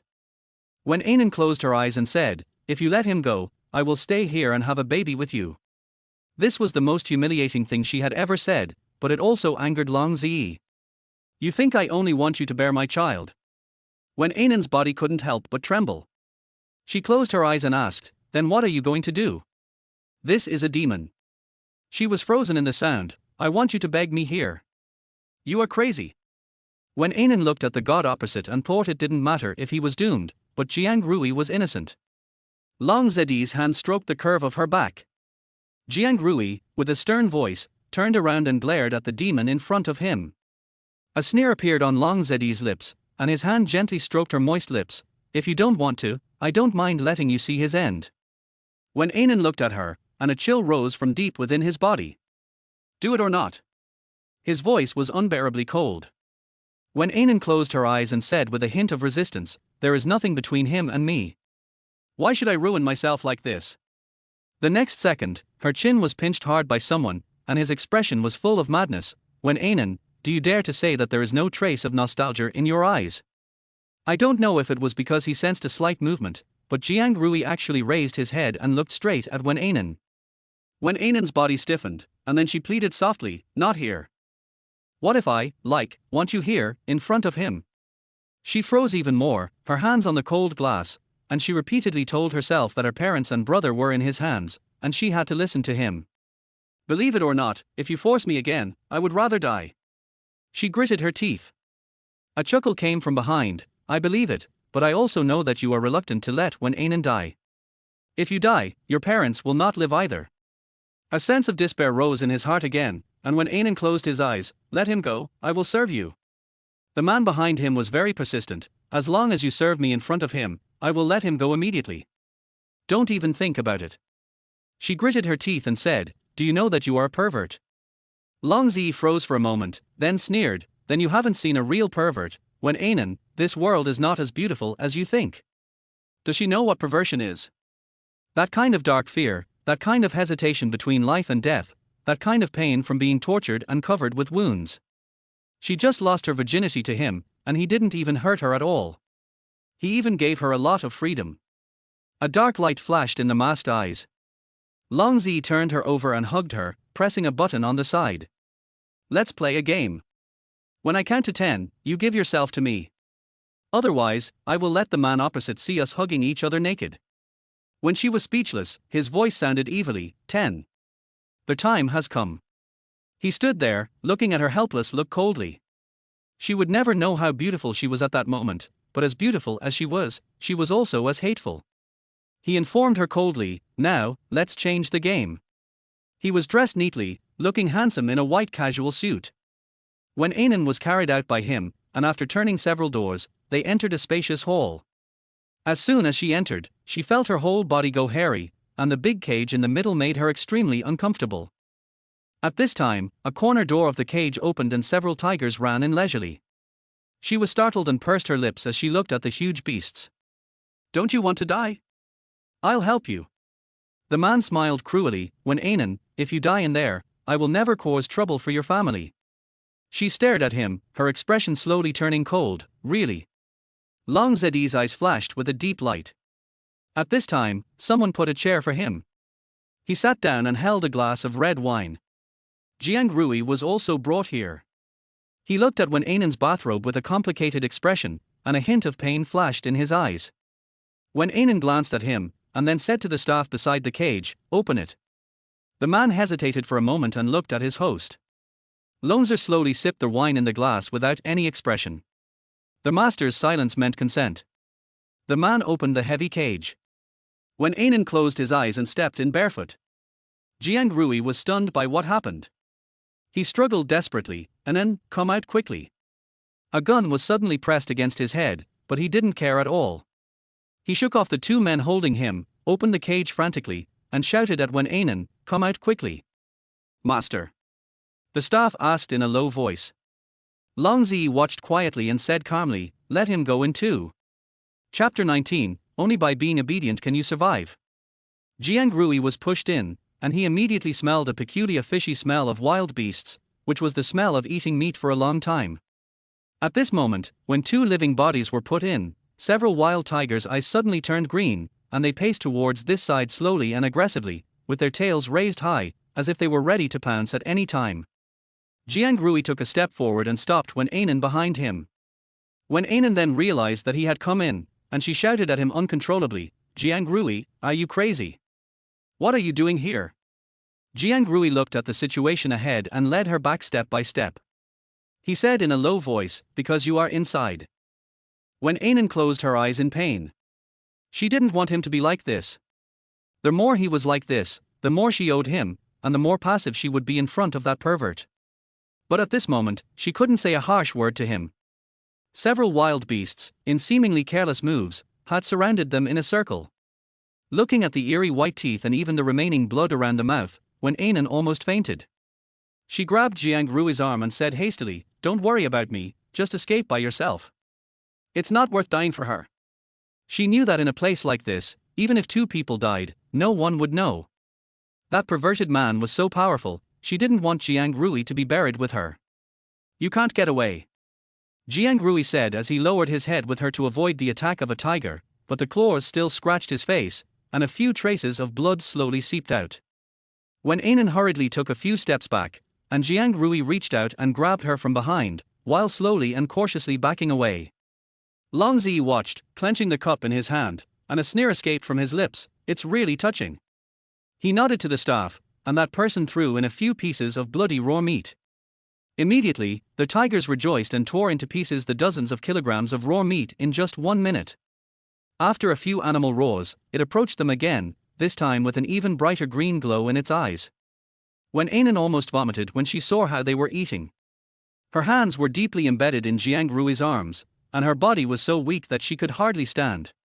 Wen Anan, your decision. Long Zi sat upright and raised his glass to her. Before Wen Anan could say anything, Jiang Rui yelled, "Don't agree to him." He knew what kind of unbearable conditions the conditions would be. If Wen Anan rejected him, would she be with such a man? He was angry, but felt sorry for her. A tiger pounced towards them again. This time they had no way to avoid it, and Jiang Rui was knocked to the ground. He pushed her away with all his strength and pushed her towards the door. At this time, she could escape by just opening the door. But she couldn't give up Jiang Rui. Even if she had never liked him, Jiang Rui came in for her. She herself didn't know why she was so quick. She rushed over and pulled his legs back. The tiger originally went to grab the thing, but missed it. It growled, raised its head and glared at Anan fiercely. Jiang Rui got up and pushed her out the door, his voice blocking hers, "Get out quickly." Wen Anan turned around, but couldn't open the door. She said desperately, "It can't be opened." Jiang Rui suddenly turned his head to look at Long Zi, who was sitting next to him. He could feel that this masked man did such a cruel thing entirely because of him. He raised his head, used his body to block Anan tightly, and said briefly, "Anan, it's okay, nothing will happen to you." All that man wanted was his life. 3 ferocious beasts walked towards this side at the same time. Jiang Rui's legs could hardly stand, but he still protected the people behind him. Several claws pounced towards Jiang Rui, tearing several big gashes on his chest, and blood flowed down without restraint. The fresh blood stimulated the beasts, and they pounced on him almost in a frenzy. Jiang Rui was knocked down and several wild beasts entangled him. Wen Anan looked on with a pale face, watching him being pressed down, bitten, his chest bloody and mangled.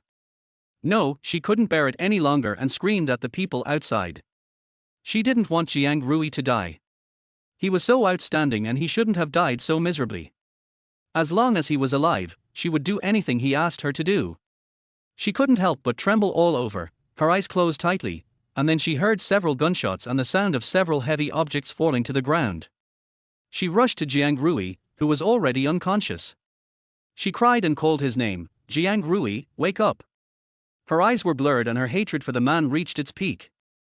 If she could, she would kill him. But now she had to beg him to save Jiang Rui. A pair of shiny leather shoes appeared in front of her, and then her body was pulled and picked up. In her drowsy sleep, she dreamed that Jiang Rui was torn to pieces and eaten alive by those beasts. Suddenly waking up, she screamed Jiang Rui's name and sat up. When she came back to her senses, she saw the cold mask in front of her, and she suddenly felt disgusted with this mask. She pushed him away with all her strength, still screaming, holding her head, her emotions close to collapse. "What did you do to Jiang Rui? You devil!" She cried softly, and after a moment, she pushed away the quilt and stumbled towards the door. "He's not dead." Just as she ran to the door, Long Zi's voice slowly sounded. Wen Anan turned around suddenly behind the door. She stared into his eyes, and he stared at her face, saying word by word, "But whether he can survive depends on what you do." Wen Anan's face was full of tears. She stared at him and her body slowly slid down. Chapter 20, Repeated Pressure. He walked up to her like a noble emperor, looked down at her, and lifted her chin with one hand. "Wen Anan, as long as you are obedient, he can live well." Her eyes were hazy as she looked at his cold mask and asked dejectedly, "What do you want?" Long Zi looked at her deeply. He slowly placed his big hand on her head. Suddenly he grabbed her hair and squeezed it hard. She was forced to lift up her delicate face and look at him. Under the cold mask were a pair of furious eyes. "Do you like him?" Wen Anan said with some resentment, "He is a human being, and a beast is not worthy of discussing this with me." "Very well, he is a beast." But she didn't know that the mother who gave birth to her was worse than an animal. An extremely cold smile appeared on Long Zi's lips. He pulled her up and threw her onto the bed. "Well, you will serve the beast today." She pushed him away and asked coldly, "Are you satisfied? Now you can let him go." Long Zi chuckled, "Of course he can leave, but you don't want to meet him." Her body froze and she stared at him. Sure enough, the eyes under the mask flashed an evil light. "Go and say goodbye to him. I'm afraid you won't see him again in this life. Don't go too far, there's nothing going on between him and me." Wen Anan kicked him angrily, but she was naked like this, so kicking him just seemed like she was acting coquettishly. The man's eyes were even more evil under the mask. He stared at her closely, it's better not to. His deep eyes were fixed on her tightly. Suddenly, he held her in his arms and walked into the study in a disheveled state. Wen Anan struggled, "You are crazy, people will see you." In the long corridor, the sound of footsteps was absorbed by the carpet. There was no one in sight and it was quiet everywhere. Long Zi held her in his arms, and when they entered the study, Wen Anan took the initiative to open the door. She said nothing and was carried inside by him. Behind the large desk was an absurdly large chair. He sat in it and adjusted the woman in his arms so that she sat on his lap. Sensing her resistance, his voice sounded dangerously, "It's best not to move." Wen Anan really didn't dare to move, and cursed him as a beast in his heart. He held her in one hand and slid the other hand over the mouse, opened a few folders, and clicked on a video to play. Wen Anan felt a little uneasy. She turned her head and asked, "What do you want me to see?" "You wouldn't let her watch those perverted movies and then let her learn?" Long Zeddy's lips were slightly curled up, with a hint of cruelty on his lips, and his chin was slightly raised. Wen Anan turned around, and then was shocked by the hot scene.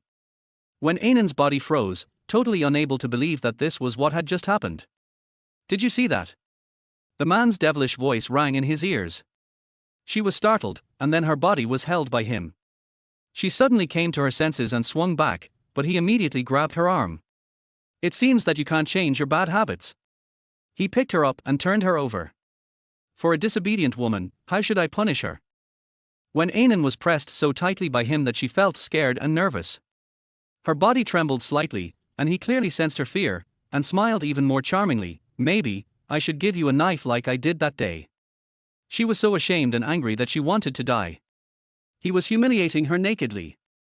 That day, the knife was in her hand, but she couldn't stab it at all. Wen Anan reached out and hit him angrily, but Long Zi grabbed her hand, his expression turning furious. "Wen Anan, remember, you are just giving birth to my child." He looked at her cruelly.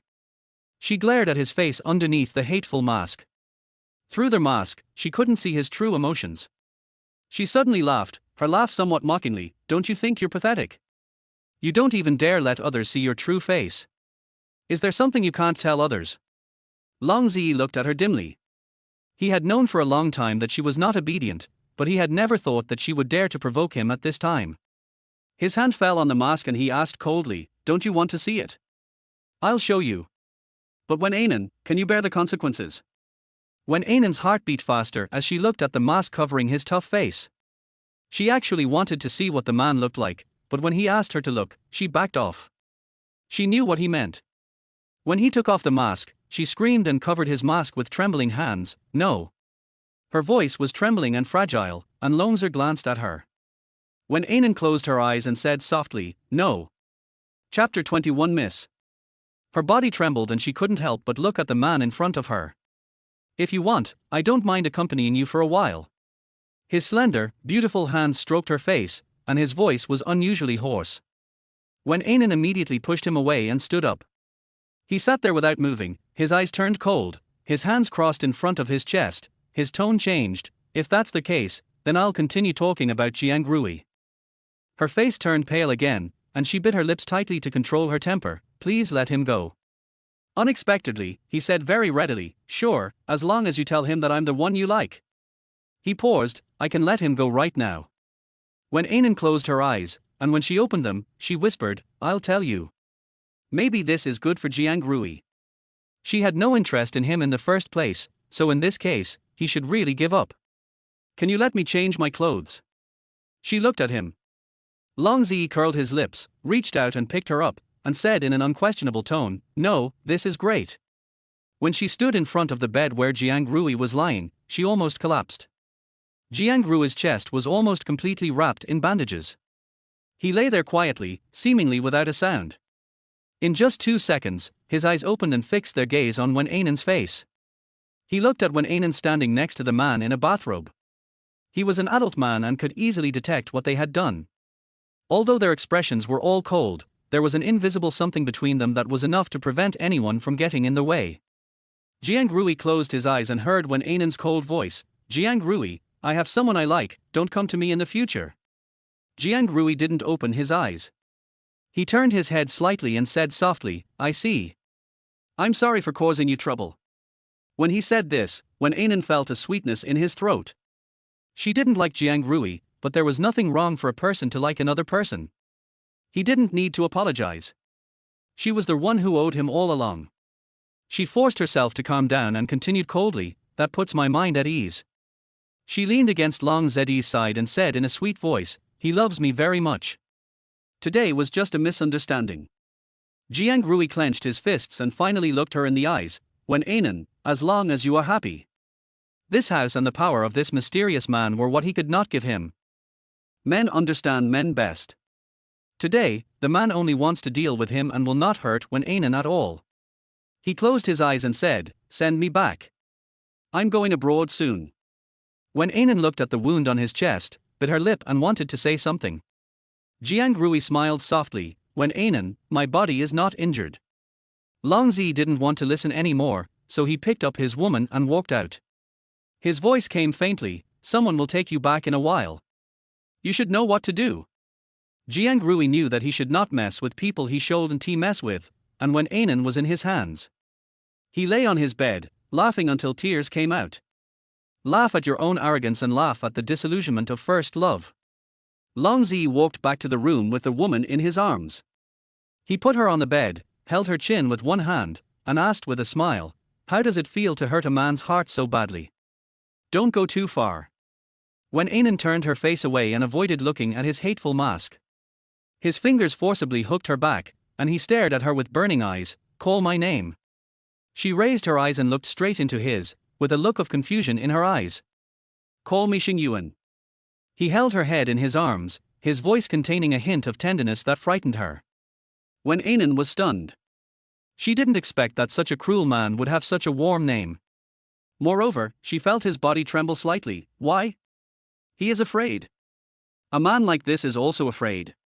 His long, slender hand stroked her hair, and she heard him say again, call my name. With a hint of threat and a hint of helplessness, she called out to him in a hesitant voice. The man suddenly hugged her tightly, and let her go in just a second. She was left in the room, and when she came to her senses, he had left. Wen Anan reached out and stroked the wetness on her face, feeling a little strange, as she didn't seem to have cried just now. Long Zi walked outside almost as if he was running away. He changed his clothes in another room and drove out without any driver. Half an hour later, Zhu Chen was summoned to accompany the Long family's prince to drink and relieve his sorrow. Zhu Chen watched Long Zi drink one cup after another, and in a blink of an eye he had finished half the bottle. You're so drunk, can you still get things done at night? Zhu Chen teased lazily. Long Zi snorted coldly, didn't you say that once every 2 days is fine? Zhu Chen has been living in a villa in Hollywood for some time, so he knows a thing or two about what happened today. He was a little frightened. Long Zi had always been self-controlled and had never lost control like that. Holding the cup, he turned it absent-mindedly, and after a while he said calmly, Longzer, don't get too deep. He wanted to remind him that he captured Wen Anan just to have a child. Long Zi leaned back, lit a cigarette, and said quietly, she is Zhu Yu's daughter, how could I fall into her? Zhu Chen shook his head and smiled, if she is not Zhu Yu's daughter, I won't worry. Then you won't pay too much attention to her. It is precisely because she is Zhu Yu's daughter that you hate her. His eyes were fixed on Long Zeddy's face. Long Zi picked up the wine and drank it all, don't talk nonsense. When he said this, he thought of her voice when she called him Xing Yuan. It has been many years since anyone called him that. He almost forgot that his name was Xing Yuan, and when she called him that, he could hardly control himself. Unexpectedly, the only person in this world who could call him by his name like this was Wen Anan. Zhu Chen looked at his expression and continued, hate can usually evolve into another kind of emotion. Long Zi, don't forget that it's impossible for you and her to be together. Because her name is Wen Anan, and she is the child abandoned by that woman. Long Zi glared at him, I never said I liked her. Zhu Chen lowered his voice, do you dare to say that you don't like making love with her? Zhu Chen, that's the body's instinct. Long Zi said unhappily. Long Zi also had several women, but he never felt anything for them. He just vented when he needed to. But Wen Anan made him somewhat addicted. Zhu Chen smiled and said, Long Zi, you must control yourself. Don't you think you behaved like a jealous husband today? Long Zi narrowed his eyes and stared at him. Yang Qing angered you with just one photo. Can I assume that you care about Wen Anan so much that you become so irrational? Long Zi gritted his teeth and said, I just made sure the child was mine. Now Zhu Chen couldn't help but think that if it wasn't Wen Anan's first time, Jiang Rui would have probably been killed. Long Zi was stunned by the question. After a long while, he took a puff of cigarette and said calmly, she is Zhu Yu's daughter. She has no right to be happy. Zhu Chen thought of their original plan and curled his lips. He didn't believe that Long Zi would really be able to do it at that time. A woman who slept with me and gave birth to my child, and who looked so well behaved and cute, it would be fooling a ghost if I didn't fall for her. Zhu Chen pursed his lips and raised his glass, then torture her to your heart's content and make her live a life worse than death. As he spoke, he winked at Long Zi with a hint of mockery in his eyes. Long Zi raised the glass and drank the golden liquid in it with him. Both of them drank a little too much, so they asked the Long family's driver to pick them up. Long Zi stepped into the Long family mansion and told the driver to take Zhu Chen back. He was sitting on the sofa in the hall, his tie pulled, 2 buttons of his white shirt unbuttoned, revealing his solid chest muscles, his ink-dyed hair slightly messy, yet he had a fatal temptation. Steward Lin directed the servants to serve, while he personally went to the kitchen and had someone prepare a bowl of sobering soup and brought it over. Master, drink it while it's hot. Butler Lin held it carefully. Long Zi closed his eyes, held his hands together, took a few sips and refused to drink. Steward Lin smiled and stopped trying to persuade him. Instead, he asked softly, Master, I'll help you take a bath upstairs. You'll feel much better. Long Zi frowned and said, I want to sit alone for a while, you guys go down first. Butler Lin dismissed a dozen servants and was about to leave when he was stunned. At the stairs stood the old man of the Long family, accompanied by his current concubine. After Madame Long passed away, Mr. Long had several women serve him. To put it bluntly, they were there to warm his bed. When you are over 70 years old and can no longer do things, it would be good to look at and touch a younger body.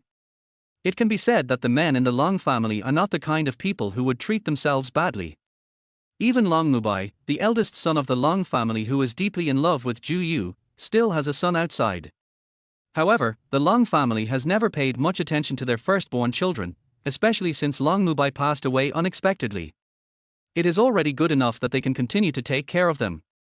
Old Master Long looked at his eldest son and grandson sitting on the sofa and said in a dignified voice, Long Zi, I heard that you often stay out all night recently. How can this be allowed? Long Zi still had his eyes closed, with a faint blush on his handsome face. He moved slightly and Butler Lin immediately handed him a wet towel. Long Zi wiped the sweat from his forehead and replied nonchalantly, I am an adult. Butler Lin held back his laughter. The young master's subtext was not to say that he also had needs. Old Master Lin was so angry that he blew his beard and glared, then just be quiet and find a girl from a good family. No matter how good the women outside are, they can't compare to a lady from a good family. Long Zi curled his lips lazily, then the old man should marry her back. He glanced at Ning Shin standing beside him indifferently. Chapter 22 He is injured. Ning Shin's beautiful eyes were wide open. Long Zi was young and rich, and he held great power in the Long family. Which woman didn't want to be with him? She was a little star, and she had tried to seduce him, but Long Zi just ignored her. That time, he didn't even react.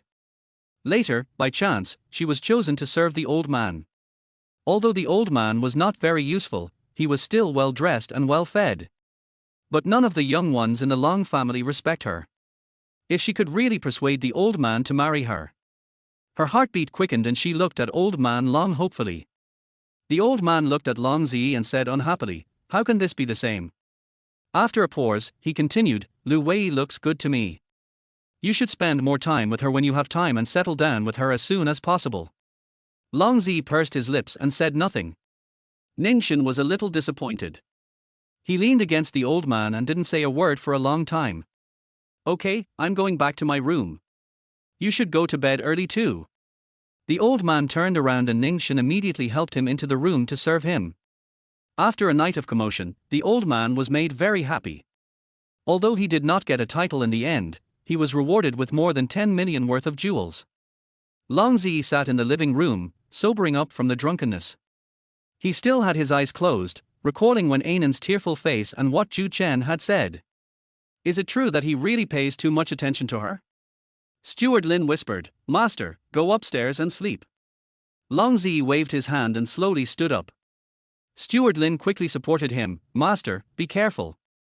No need. Long Zi walked to the stairs alone, turned around and said calmly, I have to go on a business trip for a few days tomorrow morning, you let Yang Qing go to work in the company. Steward Lin nodded, but couldn't help but say one more thing, Miss Lu called again today, Master. Let's talk about it later. Long Zi's tone was already unhappy. Butler Lin knew that the young master must not like Miss Lu very much. Come to think of it, the young master is wise and intelligent. He would not like a woman who is too smart. She has to be a little pampered, so as to arouse his desire to protect and possess her. Butler Lin went downstairs, and Longzer walked back to the room and lay on the big bed. He did not turn on the light. In his drowsy mind, all he could think of was the owner of that limp body calling him to go far away. He got up and went to the bathroom to wash himself, but he couldn't wash away the heat from his body no matter how many times he washed. At 10 o'clock the next day, when Lin Yanni stepped into the living room of the Long family, Old Man Long had finished breakfast and went out. Long Zi was upstairs, and the other male members of the Long family went to the company. Only a concubine, Ning Shen, was sitting on the sofa painting her nails. Hearing the crisp sound of high heels, Ning Shen raised her eyes and raised her red lips into a charming smile. I thought who it was, it turned out to be the daughter of the family slave who came back. Lin Yanni snorted coldly, you are just here to warm the old man's bed, why are you being so arrogant here? Ning Shen leaned against the sofa with her enchanting body, and said with an expression that made her angry to death, I warm the old man's bed, and I also warm the bed at the Long family, and sleep next to the old man. What about you? Seeing Lin Yanni's face turn pale, she smiled even more wantonly, and you, the daughter of a family slave for generations, can only seduce your master in those shameful places. She had disliked this woman for a long time. So what if she went to a prestigious university? In the end, she still climbed into her master's bed. Ning Shen was a concubine, or at least an open concubine. The old man's wife had been dead for a long time, so she was in the open. But Longzer is different. One day, Longzer will get married, and at that time, Lin Yanni will not even have a place to stand. After all, it was just that Steward Lin offered his daughter to his master in order to please him.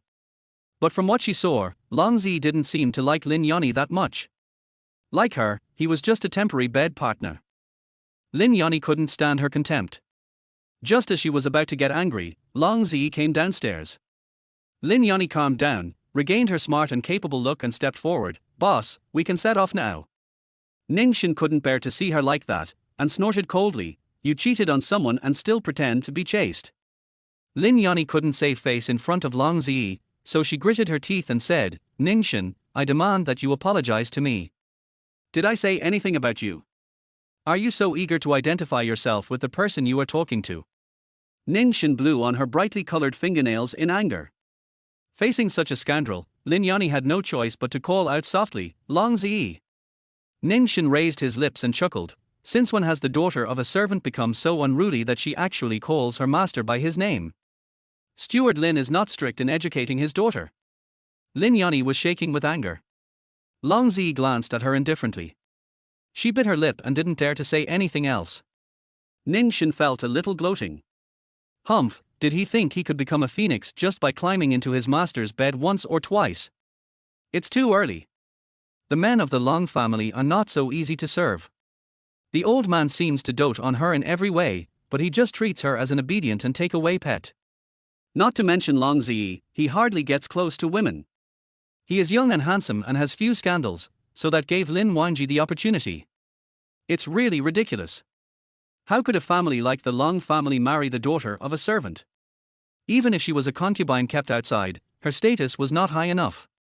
After getting in the car, Long Zi opened his notebook, still with a dull expression. Lin Yanni bravely closed his computer. He raised his eyes with a cold gaze. Long Zi looked at her and said word by word, in fact, Ning Shen is not wrong. Lin Yanni's face was pale. Ning Xin had just spoken so harshly to her that she was just angry. But Long Zi only needed one sentence to make her collapse. She trembled her lips. Longzer, do you really think so? Secretary Lin, if you feel that you are not qualified to be a secretary, you can transfer to another department. Yes, he had had sex with her once, but that was a year ago. He was drunk that day, and she climbed into his bed while taking care of him. He was an adult man with normal needs, and he hadn't had sex with a woman for several months at that time. Afterwards, he had someone send her a morning after pill, and he thought he had made his attitude clear. His decisiveness stunned Lin Yanni. She always thought that Long Zi needed her. Even if she was not his woman, she would be a very good secretary. But he asked her to leave in such a cold tone. I'm sorry, President. I overstepped my bounds. Lin Yanni was not a stupid woman. She knew that she should back down at this time. Long Zi didn't look at her again and quietly dealt with his work. When he arrived at the branch in New York, he was so busy that he was exhausted.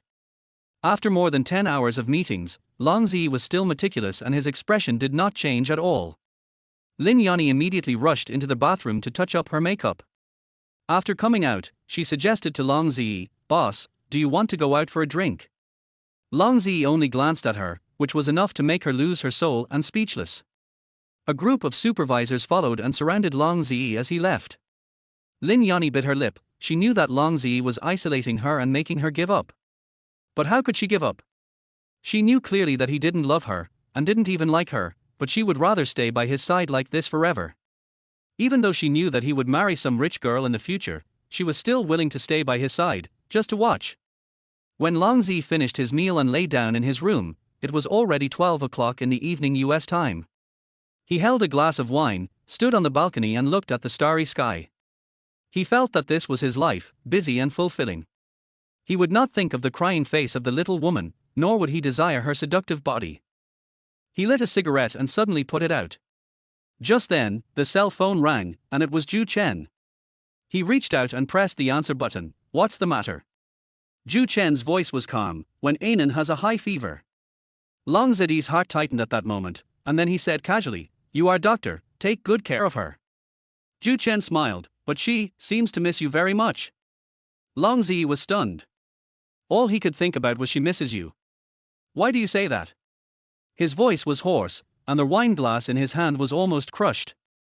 Ju Chen kept it a secret. I thought you didn't care. Never mind. I'll take care of her. Long Zi's voice was full of threats. Ju Chen. The prince is going to get angry. Ju Chen didn't dare to provoke him again, and chuckled and said, she didn't dare to take medicine or get an injection, saying she wanted to see you. God forgive him, he just wanted to see how Longzer would react after hearing it. In fact, Wen Anan refused to take the medicine at first. He threatened her that if she didn't take the medicine, Long Zi would come over, so she took the medicine with tears in her eyes. Alas, he really wanted to know how perverted Long Zi was to scare the cute girl like that. When Ju Chen was thinking about something, Long Zi had already hung up the phone. In the darkness, he picked up the cigarette he had thrown away, lit it, and took a deep puff. Wen Anan, you really know how to torture people. He closed his eyes, and all he could see before his eyes was her little face. Long Zi called Lin Yanni and said, shorten the meetings tomorrow and the day after tomorrow into one day. I want to return to City B by tomorrow night at the latest. Lin Yanni wanted to say something, but Long Zi had already hung up the phone. In the endless dark night, he closed his eyes and thought about the little body curled up together. My heart actually hurts faintly. President Long, Ju Chen has played a trick on you. Long Zi stayed awake all night, and the executives he brought with him and the executives of the New York branch also struggled all night over such a trivial matter as the president's woman having a fever. I was feeling down at first when I attended the meeting early the next morning, but I immediately became excited after meeting the president.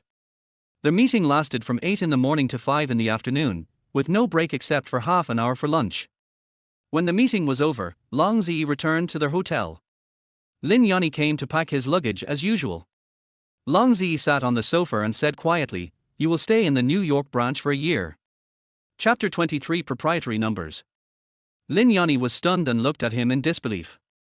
Long Zi has stood up. I believe this year will make you more sober.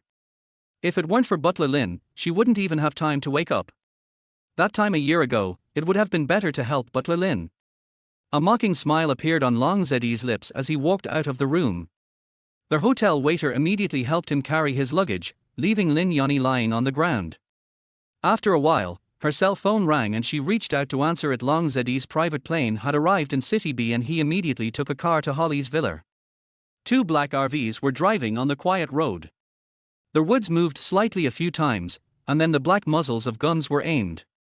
Long Zeddy's natural acumen allowed him to slide aside immediately. With the sound of a silencer, a bullet made of special material penetrated the car glass and narrowly brushed past Long Zeddy's shoulder. "Try to get rid of it," he said briefly, covering the wound with his hand. The driver, who had been following him for a long time, immediately stepped on the accelerator and turned on the quiet road. Another car also drove in the opposite direction to confuse them. An hour and a half later, the car stopped in front of the villa and Longzer got out. Ju Chen was already there and wanted to bandage his wound. Long Zi walked in with his slender body, saying casually, "No, it's just a scratch." Men understand men best, and Ju Chen knows exactly what Long Zi is thinking. Ju Chen hooked up with Ms. Yang. "Come and make some delicious food for me." "Okay." Ms. Yang's usually meticulous expression showed a crack. "Dr. Ju, you don't seem to be my master." "I am your master's friend, am I not?" He smiled a little roguely. "Your master is now going to fall in love and have children. Shouldn't we also cultivate our relationship?" Ms. Yang snorted, but still walked towards the kitchen. Ju Chen immediately followed her. He looked at her slender and well-proportioned figure under her suit and smiled coldly. He wanted to see how long she could keep pretending. He was almost 100% sure that this woman was the one who had slept with him in the hotel 3 years ago. Did she think that he would not recognize her if she treated herself like this? Ju Chen had a deep expression. A certain woman had no idea that she was being targeted. Long Zi walked into the room with a mask on his face. His little prey was lying on the bed, sleeping soundly.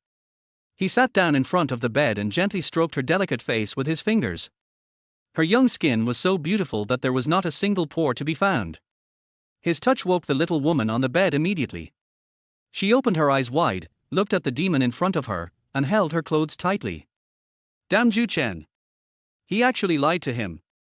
Long Zi cursed in his heart and pinched her face lightly with his fingers. "Is the fever gone?" She nodded, her expression still showing a hint of fear. Long Zi withdrew his hand and curled his lips. "You seem to be very afraid of me." Wen Anan shuddered, but still said stubbornly, "I'm not afraid of you." Long Zi suddenly stood up and began to take off his clothes. She saw a lot of blood. She almost fainted. She was fainting. The last time Jiang Rui was caught, his body was bloody and she passed out. At this moment, the blood was flowing wildly, staining her eyes. Wen Anan's eyes were a little blurry, but he grabbed her body and said, "Bandage me." But Longzer let her go, and she stood up, her black hair disheveled, looking extremely disheveled. He threw her a medical kit. "Bandage me up." Not daring to look at his shoulder for fear of fainting, she turned her head and clumsily rubbed his shoulder with the alcohol cotton. Long Zi narrowed his eyes, and held her face with his slender hands, forcing her to look up at him. "I'm scared." "I didn't." She answered quickly, with her eyes lowered, still not daring to look. "If you don't want me to continue, just bandage it properly." The man's voice was hoarse. Wen Anan bit her lip, trying hard to ignore the dizzy feeling, and lightly touched his shoulder with her fingers. She had never bandaged anyone before, and it took her a long time to stop the bleeding. Long Zi was still sitting at the head of the bed, his dark eyes under the mask locked onto her soft face. His voice sounded coldly, "Kiss me." She looked up in surprise and looked into his unfathomable eyes. Wen Anan didn't dare to provoke him, so she could only move her lips closer and carefully touch his slightly cold lips. Wen Anan's body felt lighter, and her hands unconsciously clutched his shoulders. Long Zi groaned, and then a smell of blood filled the air. He cursed under his breath and pushed her to the other side. He touched his shoulder and found the bandage was covered in blood. Wen Anan couldn't stand the smell, so she pushed him away and lay on the edge of the bed, retching. Long Zi looked at her soft body lying there. She lay there weakly, her body trembling slightly. Long Zi frowned, reached out to pick up the phone beside the bed and dialed a number. "Ju Chen, come here." He put down the phone in his hand, picked her up with one hand, laid her flat on the bed, pulled her pajamas over her and covered her with the quilt. When he did all this, his movements were very gentle. Wen Anan was not used to it and turned her head away slightly. Zhu Chen rushed over, stood at the door of the room, took a look, crossed his hands in front of him, and smiled faintly. Long Zi snorted coldly, she vomited just now. Zhu Chen understood, is this possible? Okay, let me take a look. Zhu Chen walked over. Wen Anan was stunned. Pregnant? Is that what it means? Zhu Chen had already walked to the bedside, and got a stethoscope from somewhere, motioning for her, lift up your clothes. Wen Anan's expression was even more stunned. Does the examination require taking off clothes? Long Zi kicked Dr. Zhu's leg, almost breaking it. Get out. Zhu Chen quickly retreated to the door. He knew he would be so stingy. Wen Anan looked at Long Zi helplessly, her body shaking slightly. She was so scared that there was a devil's child growing in her body. Long Zi treated the wound on his shoulder himself and asked Ms. Yang to come in and clean up. A female doctor came in with Ms. Yang. The female doctor did not ask to undress, she listened for a moment, and then said calmly, this lady is not pregnant. Wen Anan immediately breathed a sigh of relief, but when she raised her eyes and saw those deep eyes, she was startled and pursed her lips and lowered her eyes. After everyone went out, Wen Anan was extremely nervous. Are you happy? His voice rang out. Wen Anan raised her eyes and looked at him timidly. Reason told her that she should not say anything now, so that she could live a good life. Her delicate appearance did indeed extinguish some of the anger in his heart. He moved his tall body to sit on the head of the bed and said coldly, now, we can continue what we were doing just now. Wen Anan opened her eyes wide and looked at him in disbelief. Long Zi snorted, since I didn't get pregnant, should I try harder? Wen Anan kept backing away and was pulled onto him. Wen Anan, you should know what to do. Serve me or be possessed by me. You choose one. His voice was cold and his eyes were fixed on hers. Wen Anan closed her eyes and shook her head, her fragile voice shattered, don't. Wen Anan fell on his shoulder, her eyelashes tightly closed and trembling slightly. A bloody smell came to her nose, she opened her eyes wide, and her body fell limp in his arms.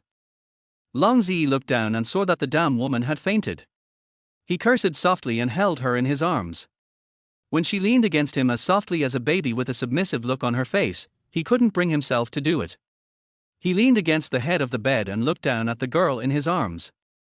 Her pretty face was calm, her little mouth resting on his neck, and her breath was sweet and fragrant. When Wen Anan woke up, it was already early morning. The man she was so afraid of was wearing a snow-white bathrobe. His young body was strong and handsome, and his long legs were stretched out casually. Any bathrobe looked extremely good on him, although she couldn't see his face. Morning. To her surprise, his attitude was very gentle. Chapter 24 Favor. She didn't dare to ask, and lowered her head, revealing her charming little neck. Long Zi secretly laughed in his heart and patted her little butt. Wake up, don't you have to go to school? Wen Anan was a little surprised. Was he willing to let her go to school? If you don't want to go, I won't force you. I don't have to go out today. He said it very casually, and Wen Anan understood what he meant at once. Clenching his fists, I'll get up. Long Zi took a look and said calmly, I'll help you apply the medicine. Before Wen Anan had time to refuse, he had already picked up a small jade bottle and asked her to lie down. I can do it myself. She stammered. But he still held the medicine, staring at her with his deep eyes. Wen Anan swallowed and had to lie down. Aren't you just wiping your legs? Her voice was soft and thin, with a slight tremor. The gentle force made her close her eyes and her body stiffen. Until his big hand moved upwards, Wen Anan panted softly, no. I'm helping you apply the medicine. His voice was very calm, but her face was full of shame. Why are you crying? I'm not going to touch you. His voice was rough. And if you get pregnant earlier, I won't touch you. Isn't this what you want? Wen Anan pursed her lips, her jade-like face full of tears, which made him lose all interest. He hastily helped her apply the medicine and then put down her skirt. Lonzer stood up, picked her up and walked into the bathroom. She was treated like a princess. The devilish man placed her on a crystal chair and put the toothbrush in her hand for her to brush her teeth. She brushed her teeth in a daze, and he helped her wash her face.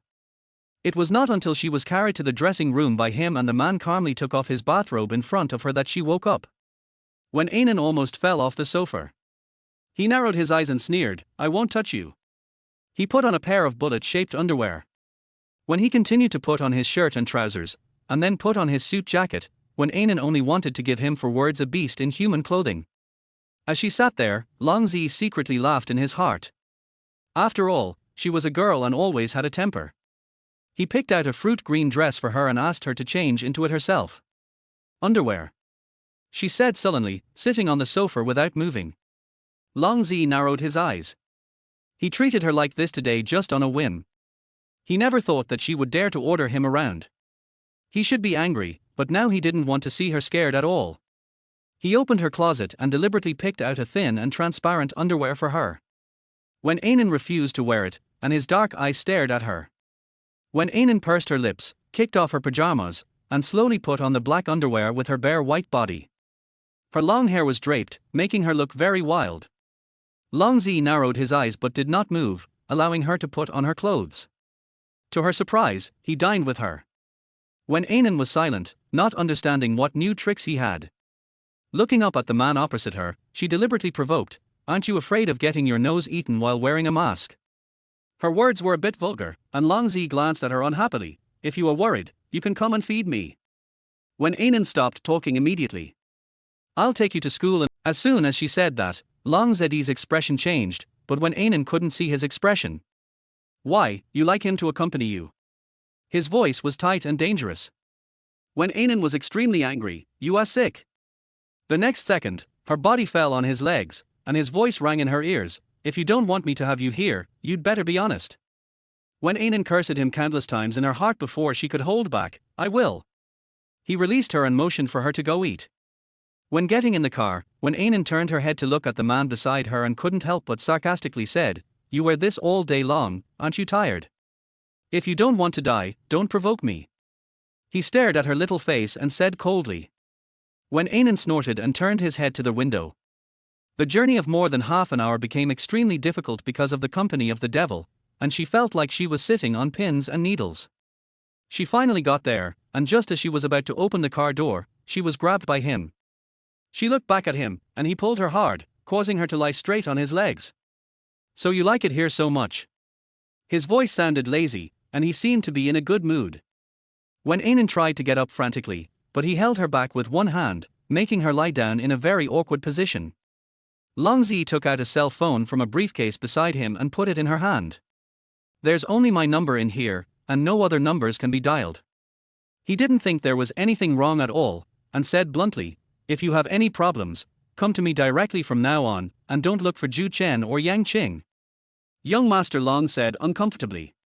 Wen Anan was stunned for a moment, can I come to you for anything? That's about right. He coughed lightly because it was the first time he was so nice to a girl. Wen Anan lay down and thought for a while, but she didn't know that her little face was still buried there. Out of some bad mentality, she deliberately snorted, if I have my period, can I call you to send me sanitary napkins? The pair of sharp eyes under the mask stared at her. Long Zi closed his eyes and squeezed out two words from between his teeth, okay. Wen Anan took the phone and stood up, see you tonight.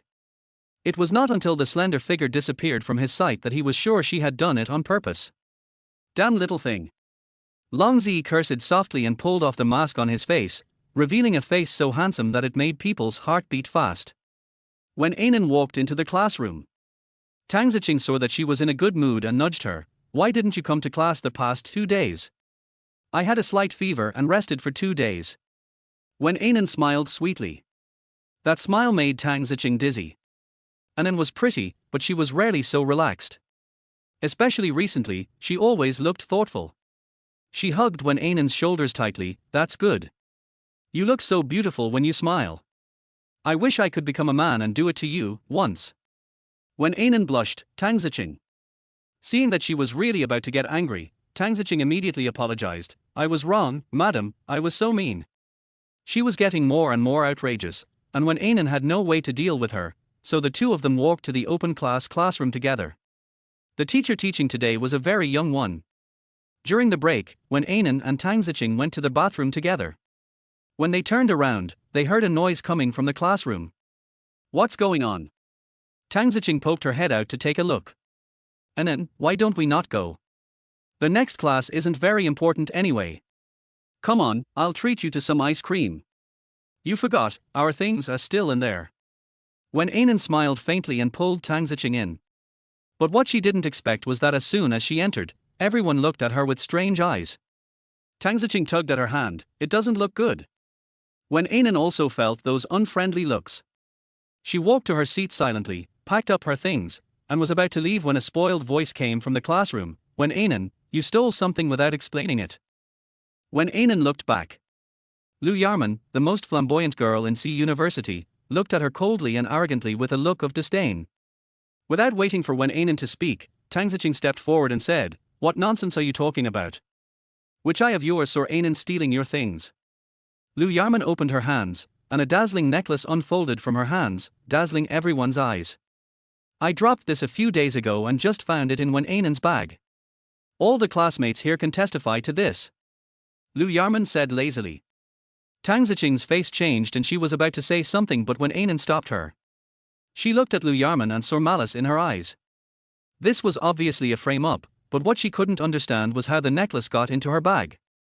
Some classmates whispered, "Anan, apologize to Lu Yarman, I believe this matter will be over."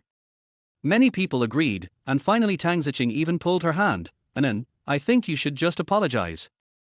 If you really want to pursue it, it will not be good for you." Wen Anan looked at Tang Ziqing. "Ziqing, do you think I stole it?" Chapter 25. Let me go, bastard. Anan, of course I believe you, but given the current situation, I think an apology is the most appropriate way to deal with it, she said with a lack of confidence. Wen Anan gently broke free from her hand. Her voice was neither humble nor arrogant, enough for everyone to hear. "If I did it, I would admit it, but if it wasn't me, I would never do that." Lu Yarman walked over from her seat, with a mocking smile on her beautiful face. "If you don't apologize, then I'll have to call the police." Tang Ziqing was anxious and said hastily, "Anan, I think you'd better apologize." Wen Anan pursed her lips. "Ziqing, if I apologize, it means I admit it. How can I live my life in the future?" "Anan?" Tang Ziqing knew her temper and was silent for a while before saying, "How about I call my dad?" "It's no use calling anyone." Lu Yarman smiled coldly. Today, when she was at the school gate, she saw Wen Anan coming in a luxury car. When the door opened, she clearly saw a man sitting in the car. She couldn't see his face, but she could feel that he was a very young man. Before Wen Anan got out of the car, she was pulled in by the man and disappeared from her sight.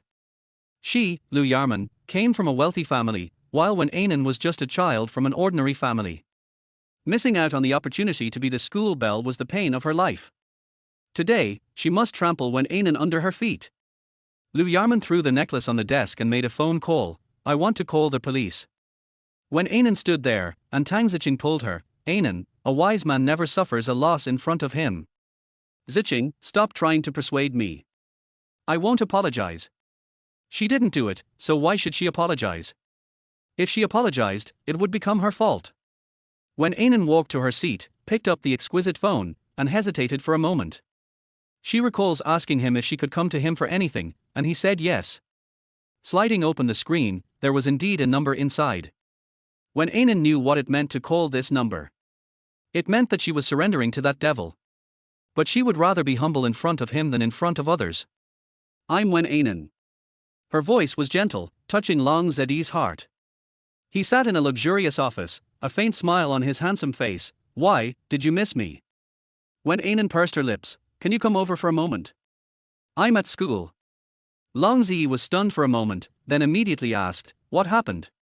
I don't know why, but when his voice sounded so softly, Anan's nose felt sore, like a wrong child meeting an adult. She bit her lip and hummed softly. "I'll let Yang Qing go, okay." After a while, he added, "You don't want me to go looking for you wearing a mask, do you?" He said a few more words, and waited for her to hang up before calling Yang Qing. "Go see what happened to Wen Anan." In just 10 minutes, Yang Qing reported, "The daughter of Zai Technology said that your partner stole her necklace, and it seems that she has already called the police." Longzer frowned. "Zai Technology? That small company with assets of no more than 5 billion? Within 10 minutes, have all companies that have business dealings with Zai withdraw, including suppliers, and acquire all possible shares of Zai. Half an hour later, I want Zai to have the surname Wen." Long Zi ordered indifferently. Zai's business operations are not very good, with as many as 61% of its shares scattered outside. But if it were to be acquired, it would cost at least 20 to 30 billion. After the acquisition, would he still be named Wen? You are so generous to your little woman. Yang Qing chuckled and hung up the phone before Long Zi got angry. Before Wen Anan, he was Long Zi's special assistant. Because of this little woman, he had to be the principal of the school. Alas, the fighting on Wall Street suits him better. He is not excited about this little case. Yang Qing lazily scanned the market on his computer, then walked towards Wen Anan's classroom with 55% of Zai shares in his pocket. Wen Anan and Lu Yarman were still confronting each other, and Tang Ziqing was anxious. All the students were silent. Yang Qing held the documents in one hand and leaned on the door with the other hand. He smiled slightly and said, "Wen Anan, someone asked me to send something to you." Everyone looked at the youngest and most handsome principal in the history of the school. Lu Yarman raised her head proudly and said, "Principal Yang, before the police come, should the school punish Wen Anan and detain him?" Yang Qing smiled, walked over, and put the things in Wen Anan's hands. "This is 55% of the shares of Lu Zai Technology. In addition, there is also a jewelry transfer, which is worth 2.35 billion in total." Wen Anan was stunned for a moment. She had thought about many things that man had done, but she never expected that he would directly acquire Lu Yarman's company and buy the necklace. While she was stunned, Lu Yarman was already stunned, and then she jumped up. "I don't believe it. These are fake." She ran over, intending to hit Wen Anan. "You vixen, you seduced Jiang Rui, you found someone to support you, and even the principal spoke up for you, you bitch." A big hand quickly grabbed her hand. It was Yang Qing. "Ms. Lu, Wen Anan is now the largest shareholder of Zai. If she wants to kick your Lu family out, you will be left with nothing. You'd better think it over carefully before you fight." There was a hint of displeasure on Yang Qing's usually gentle face. Lu Yarman pulled her hand off forcefully. "Wen Anan, I don't believe a word you say." Just as she finished speaking, her cell phone rang, and her mother's crying voice came from the other end. "Yarman, you have offended someone, and your father's company can no longer be saved. You should apologize to them quickly, otherwise your father will go to jail." Lu Yarman's mind was in a mess. She looked straight at Wen Anan and said, "It's true." She suddenly calmed down and knelt down in front of Wen Anan without hesitation. Tang Ziqing was stunned. She looked at Wen Anan in panic, then at Lu Yarman. Lu Yarman didn't even look at her. She only looked at Wen Anan. "I beg you, let my parents go." Wen Anan took a step back.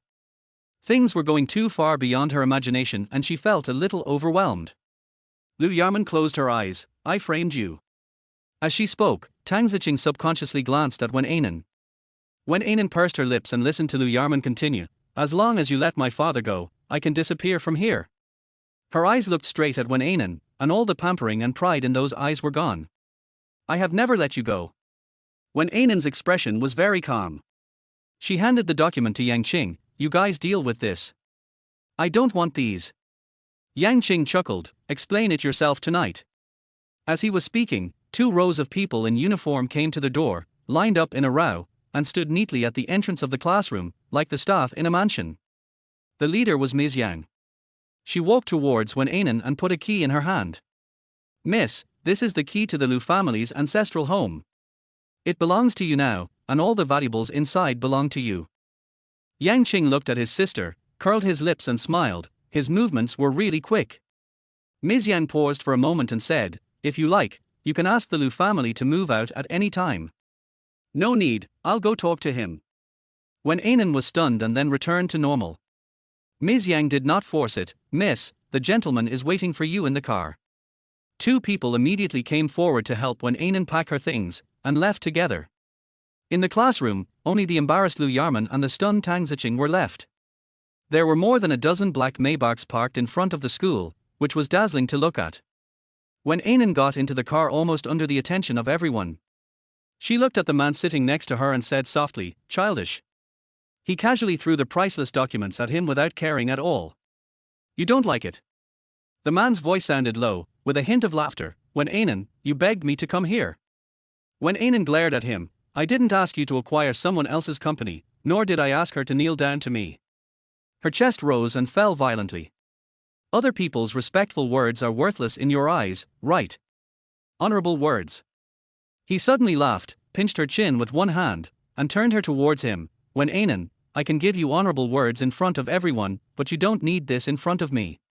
She glared at him. He pinched her chin hard, forcing her mouth open, and slowly leaned over to kiss her mouth. Wen Anan hit him hard. Are you still not behaving well? He hugged her to himself. She screamed, but couldn't stop him. The temperature in the dark carriage rose steadily. Tell me, is this still childish? He squinted at the expression on her face.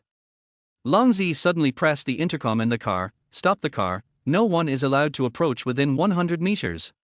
The driver immediately stopped the car in the middle of the road, and the dozen or so cars that followed blocked the entire road so tightly that not even a bird could fly in. The driver got out and walked away to smoke. What are you doing?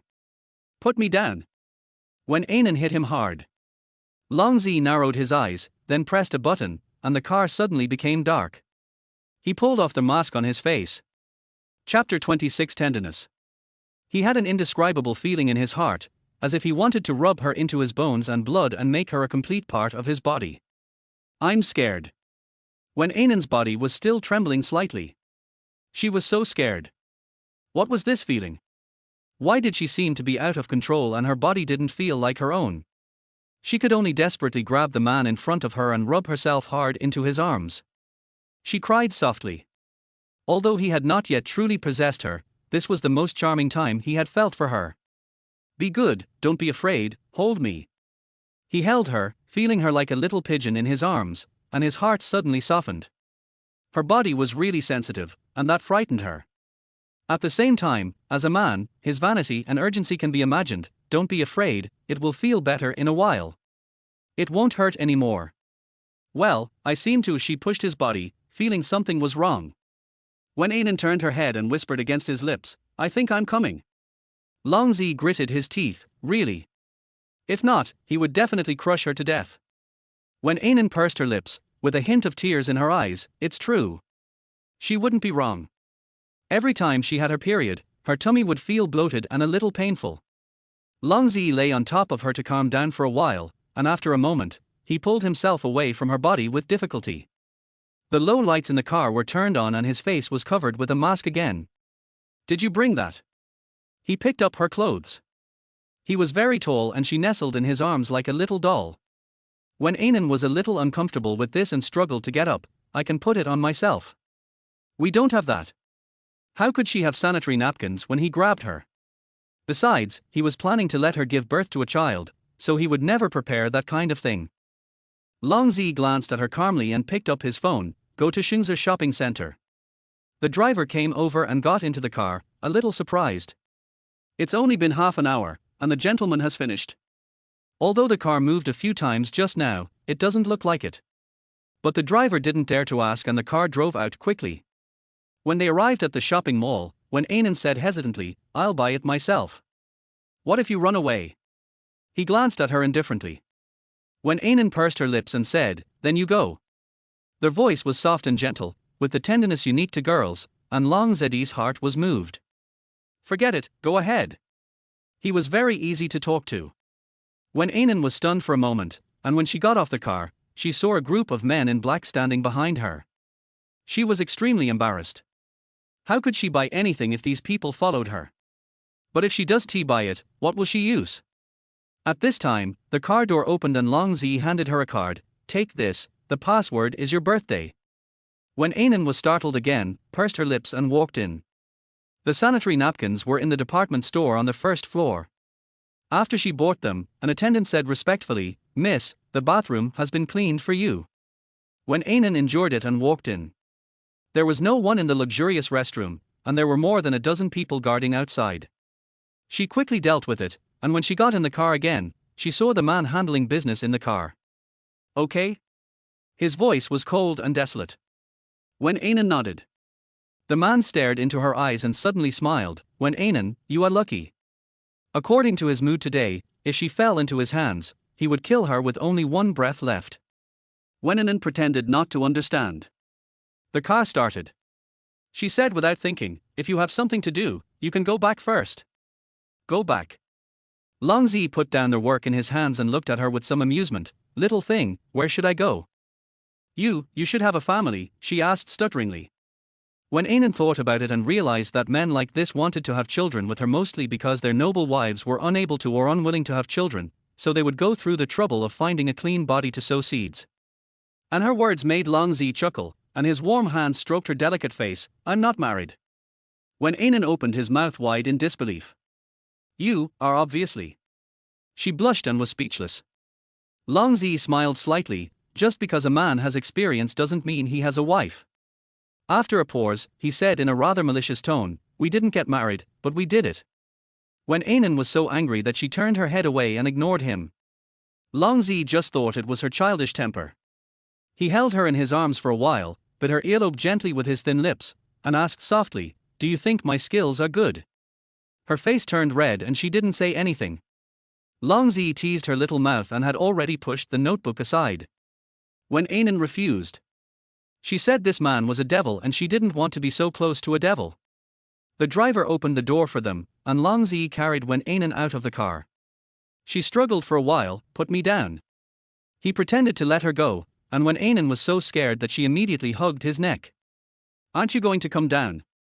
He lowered his head, his voice filled with laughter. Wen Anan turned his head away, and their white little hands held him tightly.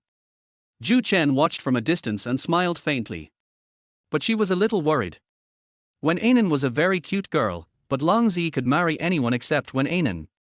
Long Zi carried her in as if she were a princess, and Wen Anan's face suddenly turned pale.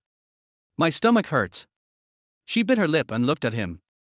Long Zi looked at her pale little face and squatted down. I'll let the doctor take a look at you. No, I want to sleep for a while. She bit her lip. Can you ask someone to prepare a hot water bottle for me? She was in so much pain that beads of sweat appeared on her smooth forehead. She already had dysmenorrhea, so she felt very uncomfortable there. Hot water bottle. There's definitely no such thing here. Long Zi thought about it, then asked someone to bring in a bowl of hot soup over the phone, and he watched her drink it up. Wen Anan lay down, frowning uncomfortably. All the lights in the room went out with a snap, followed by endless darkness. Then, a warm body slid under the quilt, and she was startled. What are you doing? A man's voice rang out in the darkness. What can I do? There was a hint of frustration in his tone, and Wen Anan didn't know how to respond for a moment. Are you scared? Afraid that I will possess you? His voice was as cold as ice. In the darkness, she asked sullenly, are you worried that I won't be able to have a baby? Long Zi didn't say anything and continued to rub her. Under such tenderness and warmth, she actually relaxed and felt less uncomfortable. She nestled softly in his arms and fell into a deep sleep. When she woke up, it was already night. The man was gone long ago. Wen Anan got up. Ms. Yang came in, made the bed, and invited her to have dinner. Is he still there? Wen Anan asked as she turned around to go to the bathroom. Ms. Yang smiled very lightly. The gentleman is in the restaurant. Wen Anan's face turned slightly red, and then she immediately ran into the bathroom. Chapter 27. The Master is in love. She went to the restaurant first, and Ms. Yang cleaned the bathroom again. When she came out, she saw Ju Chen. He leaned against the doorway. Your master is in love. Boring. Ms. Yang pushed him away, but he held her tightly, his expression dangerous. Don't you feel bad? Ju Chen, I don't mind if you like being a detective, but please shut up in front of me. Ms. Yang snorted coldly, pushed him away and walked out, her back straight. The main dish tonight was a pot of black chicken soup. Wen Anan sat there and drank it in small sips. After drinking the soup with Chinese medicine added, her stomach felt warm and comfortable. She enjoyed the man's meticulous care. If the previous one was a nightmare, now it was a sweet dream that she didn't want to wake up from. But she knew she had to wake up, because he had captured her to give birth to a child. Everything he did was to make her bear his child. Wen Anan pursed her lips. You don't need to be so nice to me. The dark eyes under the silver mask were unpredictable.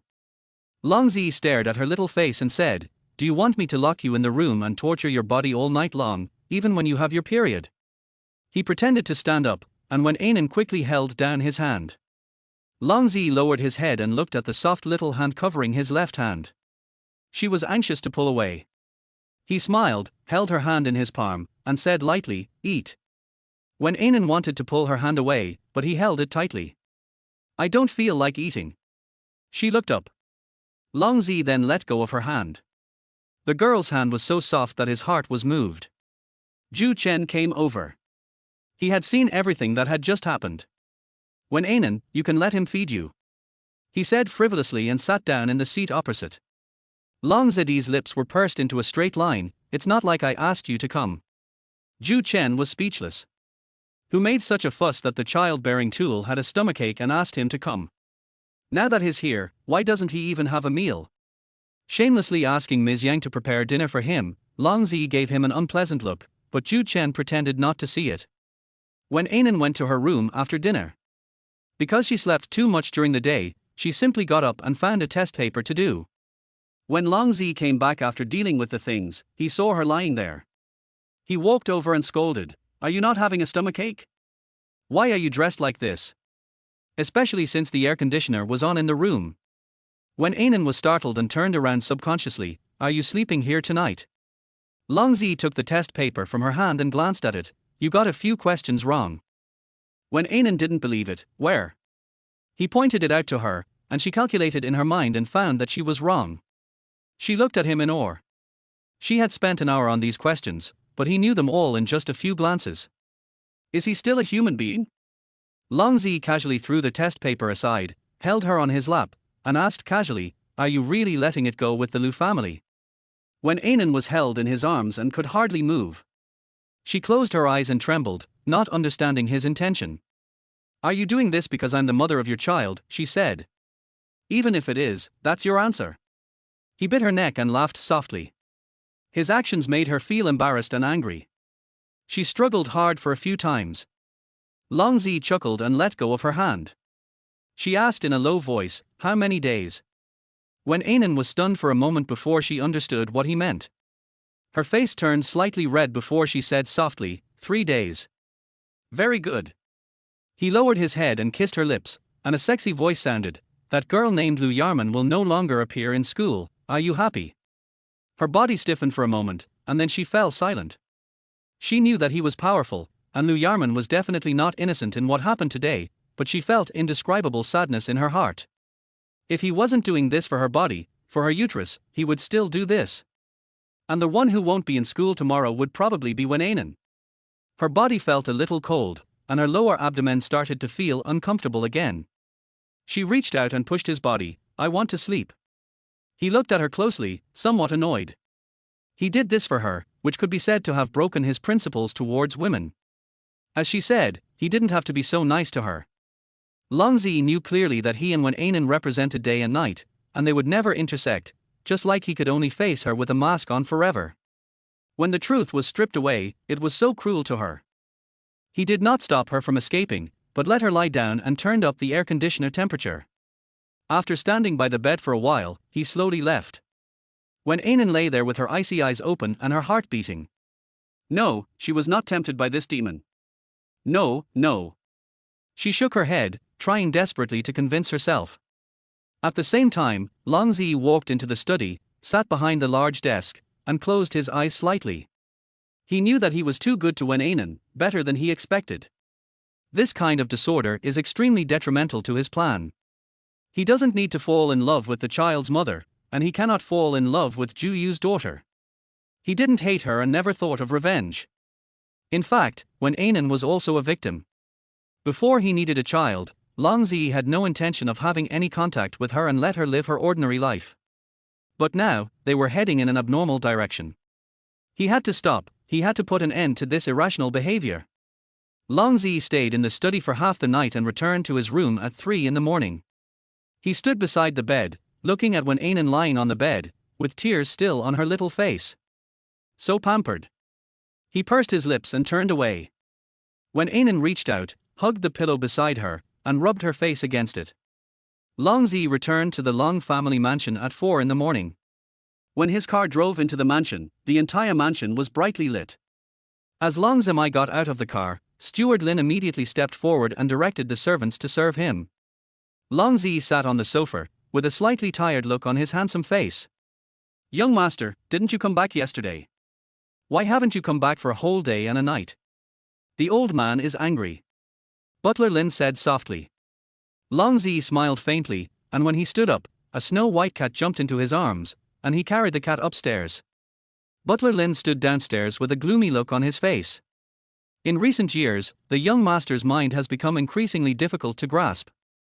He thought that the young master would do something extreme after knowing his life experience, but Long Zi was very calm. It was so quiet that it scared him. He sent his daughter to be with him, but didn't get any news. Long Zi's private life is a mystery. When he is not at the company or at Long's house, no one knows where he is. Longzer went to the bedroom on the second floor and put Shirley down. He went to the bathroom, took a shower, and walked back to the room wearing only a bath towel. She was wiping her hair with a towel in her hand, and Shirley was meowing beside her. Long Zi heard the sound of a cell phone ringing. It was Wen Anan's private line. He didn't know what was going on, but he was very unhappy when he heard Zhu Chen's message that day. Wen Anan was his woman, so he had this phone. He picked up the phone and answered it after hesitating for a moment. Wen Anan's timid voice said, "There seems to be something strange in the room." When she woke up, she heard that strange sound, but the huge house was dark everywhere and she didn't dare to go out. Long Zi frowned and was about to say something, but the fat cat next to him jumped into his arms and rubbed his master with its fine fur. Long Zi scolded, "Shirley, stop messing around and get off." After he finished speaking, Wen Anan's body froze. "Shirley. Is there another woman in his bed?" She hung up the phone with trembling hands and lay on the edge of the bed vomiting violently. No one knows that Wen Anan has severe misophobia. She always hides well, for fear of hurting the people around her. But today, she was hurt by her own illness. She was vomiting all over the place and lay dying. Her eyes stared at the ceiling empty, her body motionless. On the other end, Long Zi hung up the phone, pursed his lips tightly, then called Ms. Yang and asked her to go see Wen Anan. Ms. Yang replied quickly, saying that Wen Anan was not feeling well. Long Zi was about to go out after getting dressed when Steward Lin came running over in a hurry. "Master, something happened to the madam." "What's the matter?" Long Zi asked casually. Steward Lin said sternly, "Madam committed suicide." Long Zi narrowed his eyes. "Where is he now?" "Everyone in the house has been alarmed. The old man has asked someone to send her to the hospital." "Young master, you must go there at this time." After Butler Lin finished speaking, he waited for instructions. Long Zi nodded, asked the driver to prepare the car. When they arrived at the hospital, it was deserted with only a few medical staff busy, which was enough to show Zhu Yu's status in this family. Think about it, what can a crazy woman do even if she is the mistress of this family? Long Zi walked in quietly. Zhu Yu was undergoing gastric lavage. She was already thin, and it seemed like she was about to get her bones out after vomiting so much. Long Zi waved his hand to let everyone leave. He squatted beside her and stared at the beautiful woman of the past. "Why do you want to die?" There was a hint of fear in Zhu Yu's eyes. Although she was exhausted from vomiting, she still moved her body. "I didn't commit suicide. Someone wanted to kill me, Longzer, baby, someone wanted to kill your mother." Zhu Yu suddenly rushed towards him, hugged him tightly, and cried like a child, "Someone wants to kill your mother." Chapter 28 Rejecting his body. A sneer appeared on Long Zi's lips. He leaned close to her ear and whispered, "That's because you did too many bad things, so those people came to settle accounts with you." Zhu Yu suddenly pushed him away, with madness in her eyes. "No, no, Long Zi. Mommy did this all for you." She stared at his face, her eyes became hot, her hand could not help but reach forward, gently stroked Long Zi's face, and murmured, "You look so much like him. You are both handsome, especially your eyebrows and eyes, which are exactly the same. It's a pity that I'm not him." He grabbed her hand with such force that he almost crushed her. Long Zi looked at her, and said gloomily, "I will never let you go in this life. I will make you feel that life is worse than death."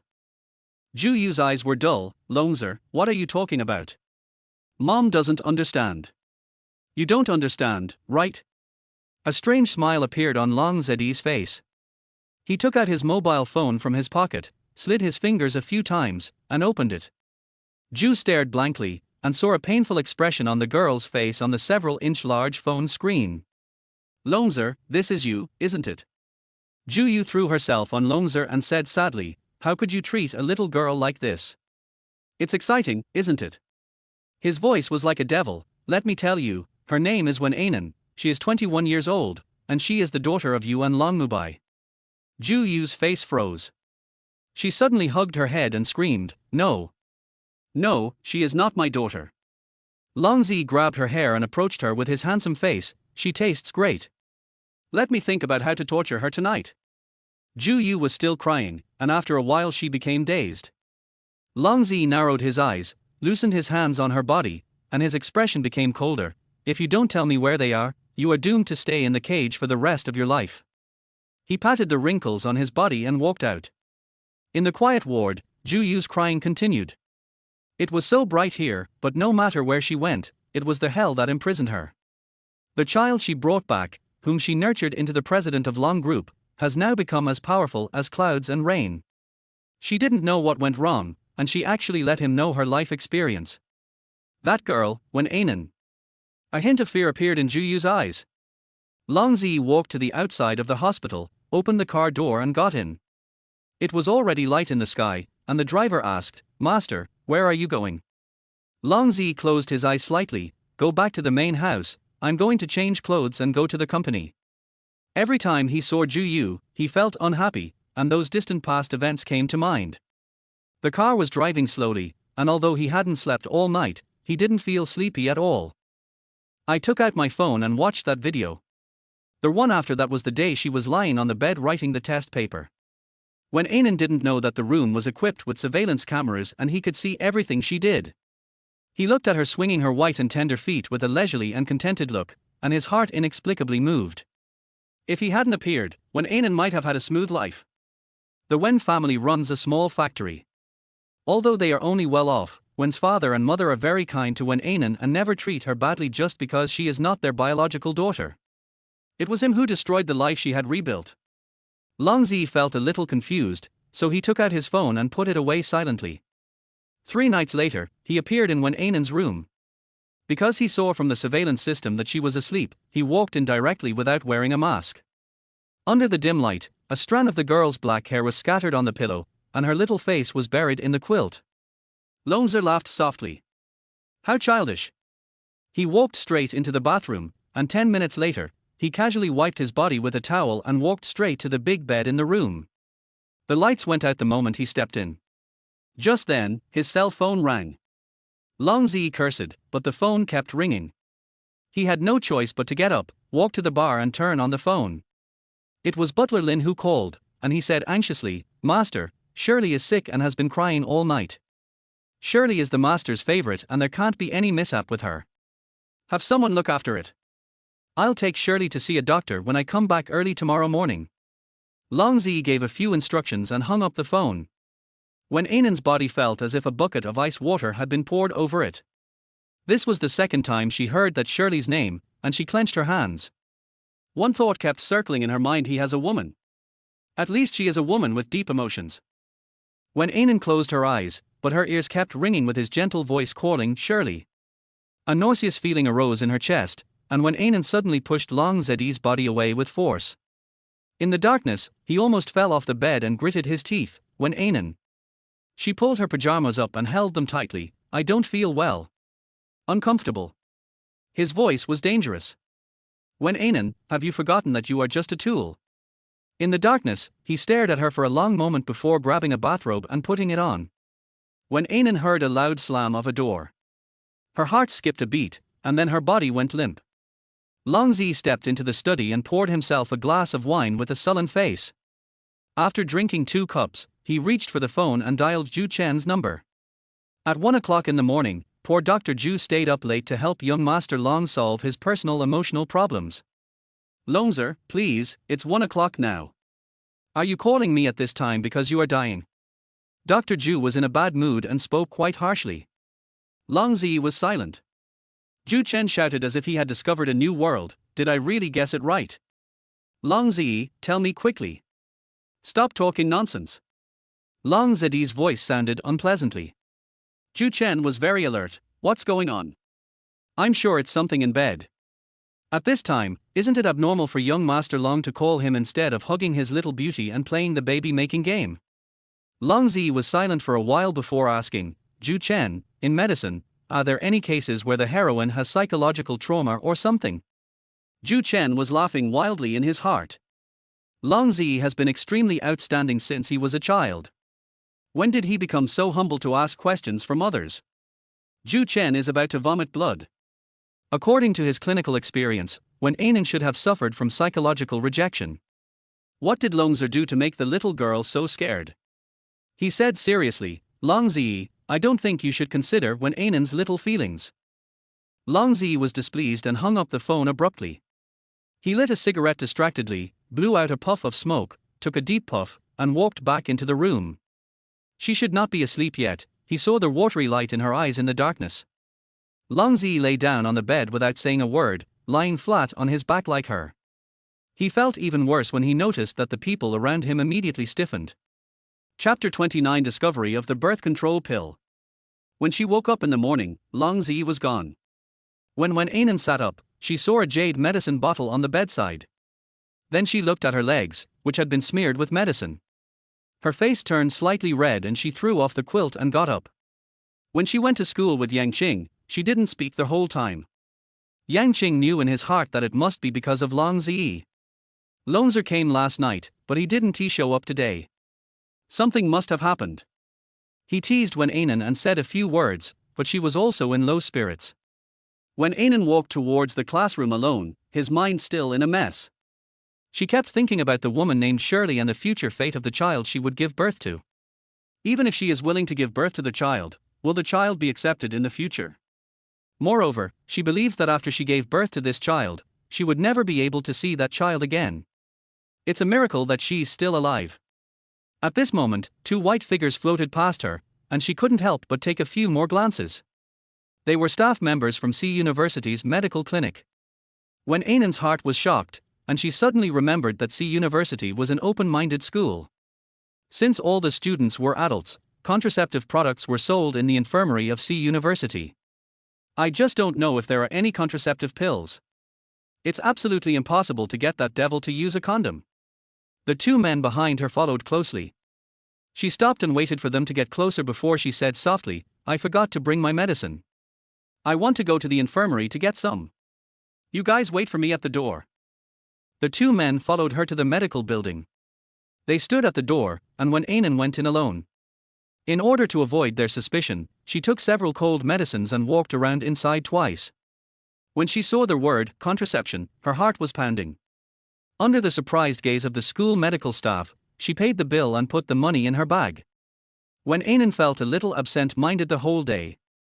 It was not until she returned to Holly's villa and entered the room that she carefully opened the bag and looked at the bottle of hard-earned medicine with conflicting eyes. She knew what taking this medicine meant. It meant that she would constantly be possessed by the devil. But if she doesn't eat it, she might give birth to an unfortunate child.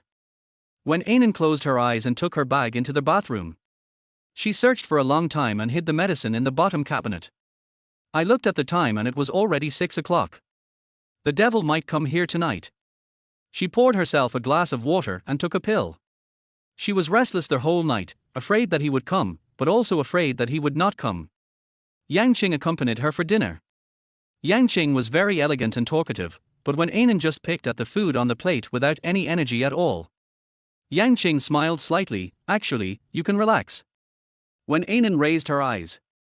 Yang Qing's eyes were very warm and she saw kindness in them. Believe me, Anan, he won't feel much worse than you. Yang Qing spoke based on the facts. While Wen Anan was enjoying the warmth, Long Zi was suffering. Wen Anan pursed her lips, should I bear a child for him? Should she just let him do whatever he wants?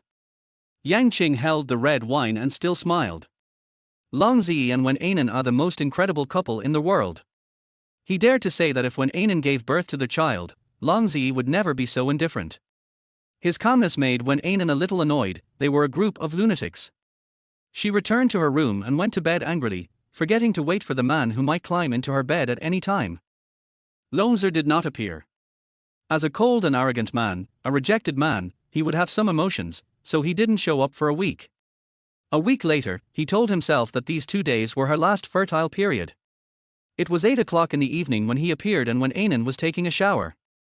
Wen Anan had no idea that she had been seen naked. She washed her body carefully and turned her back after a while. Her graceful curves could almost drive a man crazy. "Let's take a shower together, okay?" Following a man's voice, she was hugged from behind. She struggled a few times in panic, and Long Zi pursed his lips and smiled softly. "Continue the way you washed just now." At this moment, Wen Anan's body went limp and she fell into the water. The dark wine stained the water in the bathtub crimson, making her skin look even whiter. Long Zi's heart trembled. He held her in his arms and kissed her desperately, and his big hand reached out to the cabinet again. He remembered that there was a bottle of wine in it. But he fished out a small bottle. Wen Anan came back to her senses and met his gaze with horror. "That's her birth control pill." Her lips trembled, and the expression on her face was enough to tell you that it was hers. "Wen Anan, don't you want to explain?" No expression could be seen on the face under the mask, but those eyes shot at her like sharp blades. Wen Anan closed her eyes and said, "I don't want to give birth to a child for you. You're really brave." He grabbed her throat and said in a cold voice, "No one has ever dared to refuse me. Wen Anan, you have successfully pissed me off." He no longer pities. "Sir." Ms. Yang's worried voice came from outside the door. If she heard correctly, something must have happened inside. Her husband was in a good mood when he came back, but the noise coming out later was too loud and abnormal. Long Zi growled, "Get lost." Outside, Ms. Yang was even more worried. There were 4 men in black standing behind her, ready to deal with any emergency at any time. She didn't leave, and Long Zi was going to continue to torture her, but now he had to go down. He put on a bathrobe, walked to the door and opened it. A gun was immediately pressed against Ms. Yang's forehead, followed by Long Zi's unhappy voice, "Don't show up tonight." "Sir, miss." When Ms. Yang pursed her lips. Long Zi's lips curled up slightly. "I won't kill her." Ms. Yang wanted to say something, but Long Zi had already pulled the safety pin, so she immediately took a step back. "I know." After everyone had left, Long Zi walked back to the room, and he didn't leave her until after 5 in the morning. Long Zi called the inside line and said, "Come and clean the bathroom. Also, check all the places where Wen Anan has been. I don't want to see another contraceptive pill," he said, and after he went into the bathroom to rinse off and put on clean clothes, he stood by the bed and looked at her. Wen Anan's whole body was in pain. She didn't want to get up and didn't want to see that cold mask. Her stubbornness made him even more unhappy, and he turned and walked out. The door opened and Ms. Yang was already standing at the door with 2 maids standing behind her. Long Zi didn't look at her, just walked to the door, got in the car and left. Ms. Yang walked in, her heart trembling with every step she took. This is not a room, it's clearly a crime scene. The quilt fell under the bed, and Wen Anan was lying there, her long, sweaty hair blocking her forehead, so her face could not be seen. Ms. Yang sighed and told 2 maids to clean the bathroom and check it at the same time. She picked up the quilt on the floor and gently covered Wen Anan with it. But when she was covering him, Wen Anan moved a little, and then a trace of blood slowly seeped out on the bed sheet. Chapter 30, Not Interested in Her. Ms. Yang was shocked and quickly helped her up, while shouting to the maid inside, "Go and call the doctor, call Dr. Wan." Dr. Wan was the female doctor who examined Wen Anan last time. She came over quickly as the maid was in a panic. She was stunned when she saw Wen Anan's body. Wen Anan felt dizzy and very cold. She hugged her body with her hands, hoping that this would help her feel warmer. "How is it?" Ms. Yang asked the doctor gently. Dr. Wan pursed his lips, his face solemn. "There is a slight tear, and now he has a high fever." Ms. Yang was silent. She found a bottle of birth control pills in the trash can and understood why her master was so angry. She could understand Wen Anan's behavior. Which unmarried girl would be willing to be captured and forced to give birth to a child? It would be useless no matter how rich or handsome the master was. Besides, the girl doesn't even know what the master looks like. How can she be willing? Ms. Yang looked at the unconscious little face, which was still stained with tears, and couldn't help but sigh. "Even if you don't want to have a baby, you have to." Dr. Wan asked someone to clean Wen Anan's body with a hot and wet towel, then gave her an injection of antipyretic medicine and told Ms. Yang to take 2 anti-inflammatory tablets when she woke up. "Is it serious?" Ms. Yang asked worriedly. Dr. Wan smiled faintly. "It's nothing, just have to stay away from it for a week." Since Wen Anan was exclusively for the master, Ms. Yang still called Long Zi and reported Wen Anan's situation to him. Long Zi held the phone in his hand for a long time without saying anything. At this time, the car had already arrived downstairs of the company. He thought for a while and said lightly, "I know." Ms. Yang did not expect her cold-blooded master to have any expression. The purpose of her making this call was just to tell her master that Wen Anan could no longer be used in the next few days. Long Zi walked into the company and entered the exclusive elevator surrounded by people. After sitting in the office, the newly appointed secretary Tang came over and reported today's schedule dutifully. Long Zi was speaking absent-mindedly. Secretary Tang looked at the boss's face and added carefully, "Miss Lu called early this morning and said she had something to ask." Long Zi nodded slightly. "It's okay, you can go out." Secretary Tang poured a cup of extra strong coffee for his master and then left. She made coffee and went out quietly, hardly disturbing Long Zi. Being promoted to be the president's personal secretary, she must be top-notch in all aspects. Most importantly, Miss Tang is married, which is the main reason why Long Zi chose her as his secretary. He needs a secretary who has no sexual fantasies about her boss, not just of ours. He flipped through the open file, but he couldn't read a single word. Maybe he should divert his attention. Long Zi picked up the phone and dialed Lu Wei. Lu Wei is the eldest daughter of the Lu family, a typical strong woman, and also his junior in college. After entering the business world, he became known for his ruthless methods and offended many elders. He knew that Lu Wei didn't love him either, she just wanted to find a backer who would be most beneficial to her. But Long Zi was not very interested. Firstly, there was no need for the Long family to form an alliance, and secondly, he and she were familiar with each other. A man and a woman can get married without love, but they can never be without desire. He had no interest in hunting for food outside, so his future wife had to be a woman who could arouse his interest. Thinking of this, the crying little face appeared in his mind again. Long Zi dialed Lu Wei's number and said directly, "Tonight at 8 o'clock, Rose Restaurant." Lu Wei was handling official business, signing with a smile on his face. "Long Zi, can you not use such a businesslike tone when you are dating me? We probably haven't progressed to a date." His voice was flat, without any ups and downs. Lu Wei smiled and said, "Okay, it's considered the evaluation stage." Her voice softened, "I'm busy. See you tonight." Long Zi hung up the phone, leaned back, and the corners of his lips curled up. Lu Wei was wrong. What she said was an assessment of wealth and future exploitability. A man's evaluation of a woman is limited to her beauty, figure, and the degree of his desire to possess her. With Lu Wei, he thought he didn't need to evaluate. Putting aside all distractions, he met Lu Wei after get off work. Lu Wei is the general manager of Lu Corporation. Her parents passed away a few years ago, and she is the one supporting the Lu family now. The Lu family also has a younger brother, but he is too young. Only Lu Wei and the Lu family's relatives are fighting. Therefore, Long Zi is the best candidate for her marriage, no fiancé, no scandals. But Lu Wei could never have imagined that Long Zi had a little lover. It was an elegant candlelight dinner, with Long Zi and Lu Wei sitting on either side of the table, not too close to each other. In fact, Lu Wei is also a beauty and she dresses appropriately, but Long Zi doesn't like strong women and always feels that it is not right when he sees her. He doesn't like greenhouse flowers, but he doesn't need a strong woman as his wife either. The two of them cut the steak in silence. Lu Wei took a small bite and finished it. He picked up the goblet and looked at Long Zi through the transparent edge. He said softly, "How come you have time to ask me out today? I remember you called me 6 times in total." Long Zi wiped his hands casually and leaned back. Lu Wei chuckled, "You remember it so clearly, does that mean you care about me?" Long Zi lowered his eyes. If she cared, she wouldn't have called him a second time. Lu Wei knew this, but she was trying to flirt with him in a sophisticated way, which made him feel a little bored. "As you wish, Long Corporation will still allocate some cases for the next quarter to Lu Corporation." He looked at the beautiful woman opposite him with an indifferent expression, without any feeling of being moved.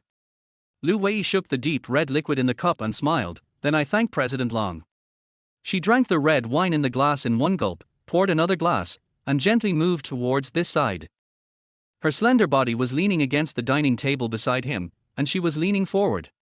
This angle allowed Long Zi to have a clear view of the spring scenery inside. Lu Wei opened her red lips and said seductively, "In fact, in addition to being President Lu, I can also be a perfect wife." Long Zi sat there calmly and raised his eyebrows. "For example?" Like satisfying all of a man's fantasies, she said, boldly taking his hand. Long Zi raised his lips slightly. Lu Wei, is this considered seduction? She leaned closer, moved her lips to his and whispered, do you have any? Her hand was grabbed by Long Zi. Lu Wei, that's enough. Lu Wei smiled softly, and her lips gently touched his lips. Why, don't you dare? Long Zi curled his lips and smiled. Lu Wei bit his lip, his eyes blurred. She had had the experience before, and didn't think it was that great, but with Long Zi, she actually felt a little out of control. Her body became weaker and weaker, and she whispered, should I go to your place or mine? People like them have several places of their own. Long Zi lazily withdrew his hand, picked up the wine in front of him and drank it in one gulp. Lu Wei, I have something to do later. He had already picked up his coat. Lu Wei was forced to get up from him, staring blankly at him getting up, blurting out, are you dissatisfied with me? She knew that she had the capital and would never believe that Long Zi had no reaction at all. Lu Wei, it's better for us to be partners. Long Zi smiled faintly and left very gracefully. Lu Wei stood there, looking a little melancholy. He hadn't been able to take him down tonight. Long Zi walked out and the driver opened the door for him. Mr. Long, where are you going? Long Zi leaned back in the back seat and said softly after a while, let's go to Hollywood. The car circled the city several times before heading towards Holai. Lonzer kept his eyes slightly closed. He didn't know why he had to go, and it was clear that he was angry. Forget it, let's go and have a look. A night of indulgence has hurt her. At 9 o'clock in the evening, the car stopped at Holly's villa. When Ms. Yang saw her master appear, she was a little surprised, but not too surprised. Long Zi threw his coat on the sofa and looked up at Ms. Yang. How is she? The fever has gone down, but he refused to eat for the whole day. Ms. Yang reported honestly. Long Zi frowned. Where's the meal? Ms. Yang was stunned for a moment. He was thrown to the ground. Of course, the scene had been cleaned up long ago. Bring another one. Long Zi said lightly. This made Ms. Yang couldn't help but smile. If he obviously cared about the other person, why did he have to be so cruel? She went downstairs and ordered someone to prepare fresh pork ribs rice, and asked the master to go in and coax his little woman. Long Zi stood up with his slender body. His movements were graceful and beautiful. He pushed open the door of the luxurious bedroom. It was pitch dark inside and there was no sound at all. The sound of leather shoes walking was absorbed by the thick carpet. He turned on the light and saw a little person curled up on the big bed. The oversized bathrobe made her body look even smaller. She sat curled up, staring blankly ahead. The moment the light came on, she blinked subconsciously, and then her eyes met his fixedly. Long Zi saw the fear in her eyes. She shrank back a little. Her originally rosy lips lost their color and were tightly pursed. She looked at him defensively, like some kind of injured animal. Chapter 31. How dare you think he is dirty? Long Zi's heart twitched, and he felt indescribable.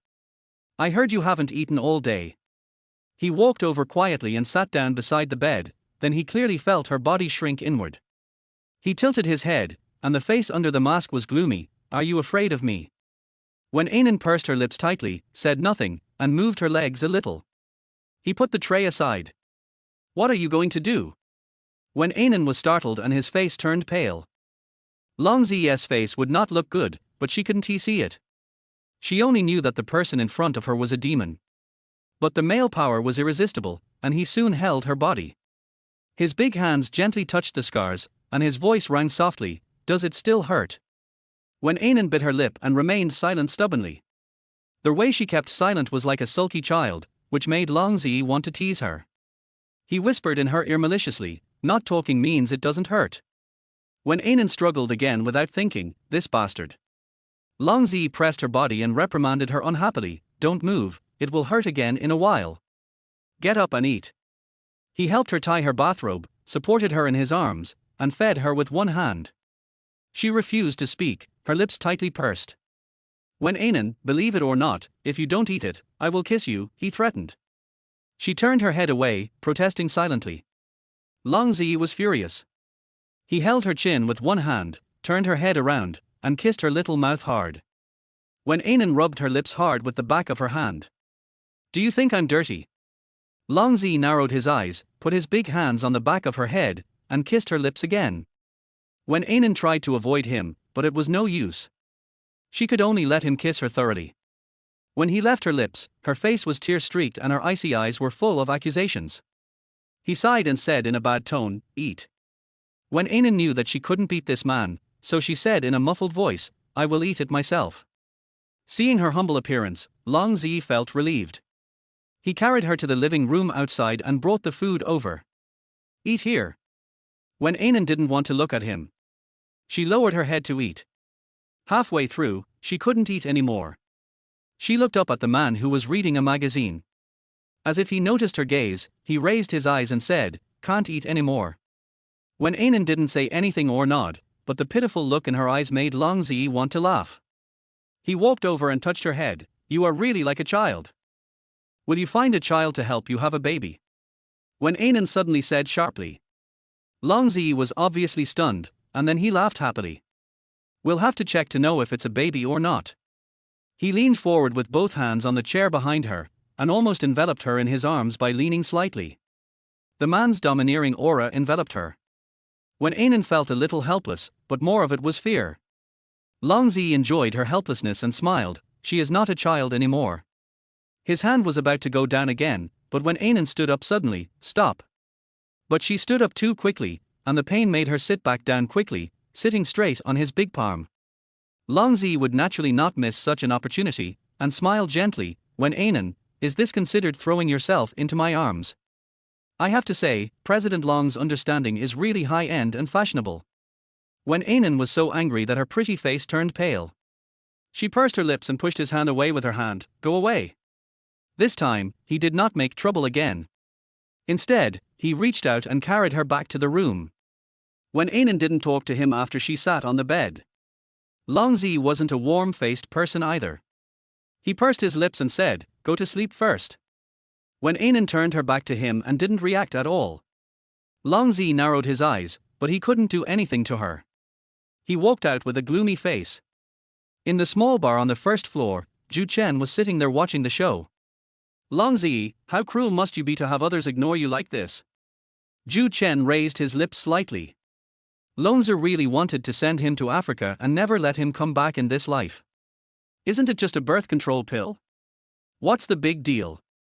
You can change the pill so that she can relax. Who knows, she might get pregnant easily when she relaxes.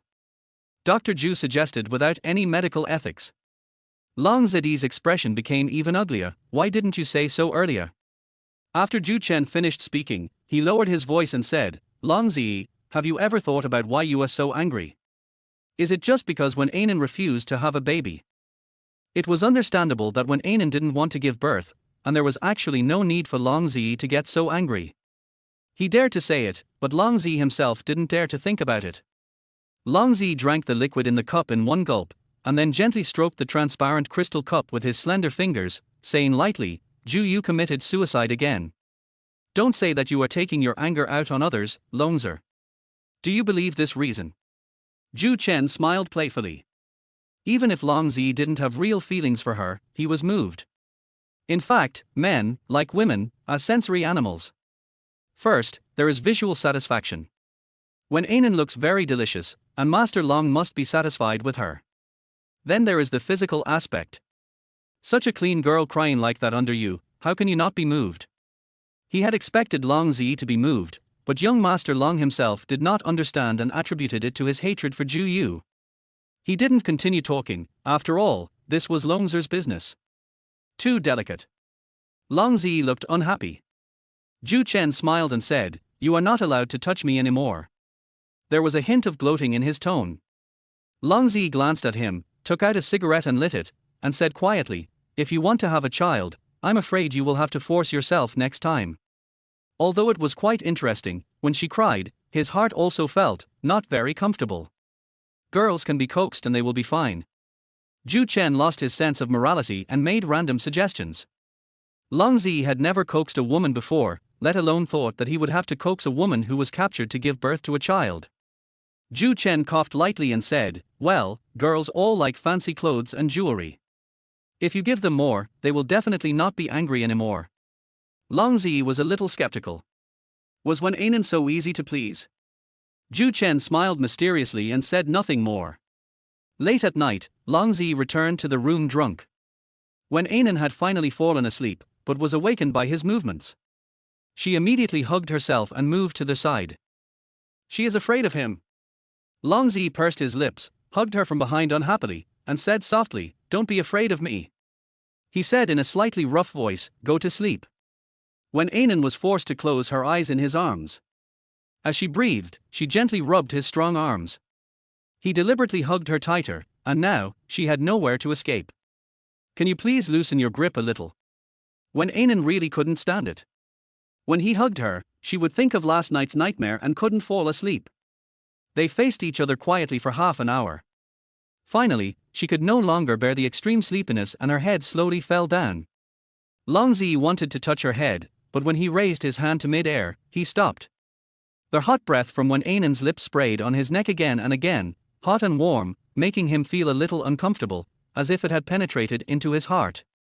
For a long time, he stared at her fair little face in the darkness without making any move. When she woke up in the early morning, Wen Anan was surprised to find herself rolling in his arms. Chapter 32, Heart. Awake. A deep, rich male voice sounded. Wen Anan was startled and looked up to see him half leaning against the head of the bed, wearing a mask and reading a business magazine. He looked a little funny. She slowly moved down and stretched out her hands to smooth out her pajamas. Just as she was about to leave, he grabbed her hand and she fell on him again.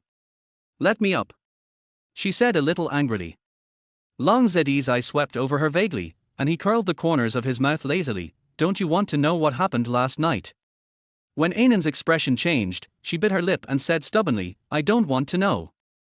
He suddenly pulled her body up slowly, and her face was suddenly close to his. "I don't believe a word you say." When Anan climbed down from his body and looked at him coldly, "I don't want to see you. So, go back to where you came from." He stared at her back fiercely, unable to utter a word.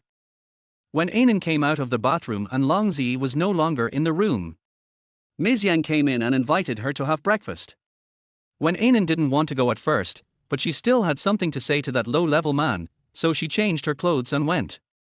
She still looked a little unnatural when she walked, so when she appeared in the restaurant, Long Zi narrowed his eyes slightly. "Longzer, you are so cruel. Look at the girl's legs," Ju Chen said in a low voice. Long Zi snorted coldly and looked at Wen Anan. "Sit here." He raised his chin and motioned for her to sit next to him. Ju Chen smiled meaningfully and threw a wink at Ms. Yang, but Ms. Yang pretended not to see it. Wen Anan sat down and smiled at Ju Chen, which made Long Zi very unhappy, and he glared at Dr. Ju fiercely. Ju Chen understood it in his heart, but he deliberately greeted Wen Anan very warmly. "Good morning, Anan, did you sleep well last night?" When Anan's face turned pale, while Long Zi's face turned livid. "Why are you talking so much during a meal?" Ju Chen gave him a look that said, "Dare to do it but not to take responsibility for it." Long Zi's face looked even worse, but unfortunately he was wearing a mask and no one could appreciate his face that looked like black baogong. Ju Chen seemed to be particularly happy today, and he took good care of Wen Anan, to the point where they felt a sense of mutual appreciation. Wen Anan was somewhat flattered. Although she cursed Ju Chen in her heart, she had a timid smile on her face. Suddenly, Long Zi threw down the napkin in his hand and stood up. "I'm going to work." No one paid any attention to him, only Ms. Yang took his briefcase and coat for him. Mr. Long Zi is 1.84 meters tall, wearing custom-made high-end clothes, and his perfect figure is more pleasing to the eye than the male models on the catwalk. However, Ju Chen was still talking about interesting things, and Wen Anan was listening very seriously. Ms. Yang heard a cold snort from her master. She glanced at Ju Chen and then sent her master to the car. "Call Wen Anan in." Long Zi sat in the car, with a cold and hard mask under the rolled-down window. Ms. Yang was stunned for a moment before she understood and immediately went to convey her master's intention to Wen Anan. Wen Anan sat there, pursed her lips and said nothing. "Miss, it's better for you to go." Ms. Yang felt a little reluctant. Such a good little girl had to meet such a cold-blooded and awkward man like her master. Wen Anan stood up numbly and walked towards the door. Ju Chen continued to cut his breakfast as if nothing had happened. Ms. Yang looked at him with some disdain. "You did it on purpose." Ju Chen still lowered his head, but stopped the movement of his hands. He curled his lips. Yes, I did it on purpose. Don't you think Long Zi needs a little stimulation? He raised his face. Or are you feeling unwell? Boring. Ms. Yang turned and was about to leave. Zhu Chen suddenly called her name from behind. Yangla, you always live for others, don't you think you are pathetic? Ms. Yang's back stiffened for a moment, then she walked away quickly. Wen Anan walked outside and the back seat of Longzer's car opened. She hesitantly moved over and said in a low voice, I'll be outside if you need anything. A large hand reached out from inside and pulled her in, and she fell into his arms in embarrassment. She wanted to get up, but he held her body tightly and prevented her from getting up. Her lips were directly pressed against his neck. She could see his Adam's apple as soon as she raised her eyes. The mature masculine aura filled her face, and Wen Anan suddenly felt weak in the knees. He held her little face and forced her to look into his sinister eyes. Wen Anan, don't smile at other men in the future. If you want to laugh, laugh at him. Wen Anan was stunned for a moment, then said stubbornly, I want to. He didn't say anything, but kissed her disobedient little mouth directly, and she exclaimed. When he let her go, Wen Anan, out of anger, stretched out her hand towards him, but he quickly grabbed her wrist. He lowered his head and moved his lips to hers. You have to change your habit of hitting people. He let go of her and his voice became cold. Get out of the car. Wen Anan went down immediately and turned around and left. Long Zi looked at her back without any reluctance in the car and was so angry that he tore off the mask on his face. With a frosty face, he told the driver in front, go to the company. Wen Anan returned to the restaurant, and Zhu Chen chuckled, Sister Wen, I'll have someone prepare another breakfast for you. Dr. Zhu, eat by yourself. Wen Anan walked straight to the second floor, leaving Zhu Chen stunned. This little girl is not that stupid. Just now, he was the one being taken advantage of. Wen Anan didn't go to school for a week. Long Zi came twice, but she was lukewarm towards him both times. Zhu Chen always teased, Wen Anan's current condition is not suitable for having a child with you. Long Zi walked to the second floor with a grim face. She was sitting in the room, doing nothing, just sitting there blankly. She hugged her knees with her hands, her small face, which was the size of a palm, buried there, her eyes were wide open and her look was empty. Long Zi felt so distressed when he saw this that he closed the door and said, I didn't go to school. A week has passed and she has recovered, but she has not mentioned going to school again. Hearing his voice, Wen Anan raised her eyes, looked at him steadily for a while, and then lowered her head again. Wen Anan, speak. He suppressed his anger, but his tone became dangerous. Wen Anan bit her lips stubbornly. His slender body walked towards her. You're not talking, are you waiting for me to have a baby with you? When the voice fell, he was already standing in front of the bed, his body blocking the light, and the shadow shrouded her, like his breath, surrounding her in the middle. You want to do it? You want to have a baby? She suddenly began to take off her clothes. Long Zi narrowed his eyes. When Anan pulled hard, she looked up, her snowy eyes were full of moisture. She still looked at him stubbornly. Don't you want to have a baby? Come on. Today was exactly 7 days since he forced her last time. She knew why he was here, because he wanted to have sex with her. Long Zi's eyes were dark and unclear as he looked at her annoying little appearance, but he couldn't bear it. In her contemptuous look, he almost ran away. Damn it, when did Long Zi become so soft-hearted? Damn you stubborn girl. Zhu Chen watched Long Zi drink one cup after another, and said maliciously, it seems that today is not her conception day. Long Zi lit a cigarette and glanced at him indifferently. Zhu Chen curled his lips and smiled. Long Zi, remember I asked you last time, do you want a child, or do you enjoy the process of sowing seeds with her? I think you can tell me now. What do you know? Long Zi was displeased. Zhu Chen smiled. How could he not know? When a man submits to a woman physically, his heart can easily wander off. Chapter 33, Too Beautiful. Zhu Chen, tell me, how can you make a woman like you follow you willingly? Long Zi tilted his head and glanced at the playboy Dr. Zhu with his deep eyes. Dr. Zhu lowered his head and smiled. Are you talking about Wen Anan? Nonsense. Longzer, are you talking about following, or a deeper relationship between men and women, such as marriage? Zhu Chen asked tentatively. Long Zi narrowed his eyes and his expression changed completely. Zhu Chen. Are you angry? Are you hurt? Zhu Chen quickly expressed his opinion. Well, if you want a girl to be devoted to you, the best way is to give her gifts. Long Zi was still looking at him with an expression of disbelief. Women like famous brands. If you give her clothes, jewelry, and luxury cars, she will definitely be happy. Dr. Ju came over and said in a smug way, if you spend 100 million, she will definitely be tempted. Long Zi glared at him and stood up, then I'll leave this matter to you. Ju Chen smiled deeply.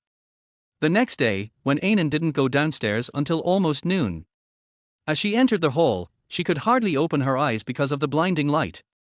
On the crystal table, there are a dozen exquisite boxes containing various kinds of jewels, one set of rubies, one set of sapphires, and one set of diamond jewelry, and the rest are single items.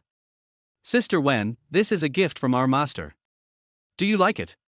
Ju Chen, wearing a formal dress and white gloves, professionally put a golden bracelet on her fair wrist and kissed the back of her hand. Very beautiful. At this time, another servant was moving various famous products in. Wen Anan frowned and said, Ju Chen, what are you doing? A bunch of lunatics.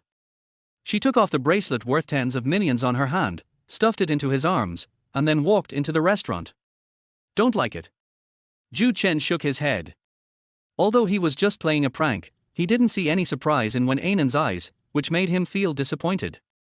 These things cost 200 million, but they didn't even make the beautiful woman smile. He walked over unwillingly, propped his hands on the dining table, and smiled casually, Sister Wen, can you drive? Wen Anan looked up at him and said, I can drive, but I don't have a license. It doesn't matter. It doesn't matter if young Master Long's woman drives sideways on the road. Dr. Ju automatically ignored the words, no driver's license, and smiled as he pulled her up and walked out the door. Wen Anan was reluctant at first, but then she stood at the door and looked at the silver sports car, slightly stunned.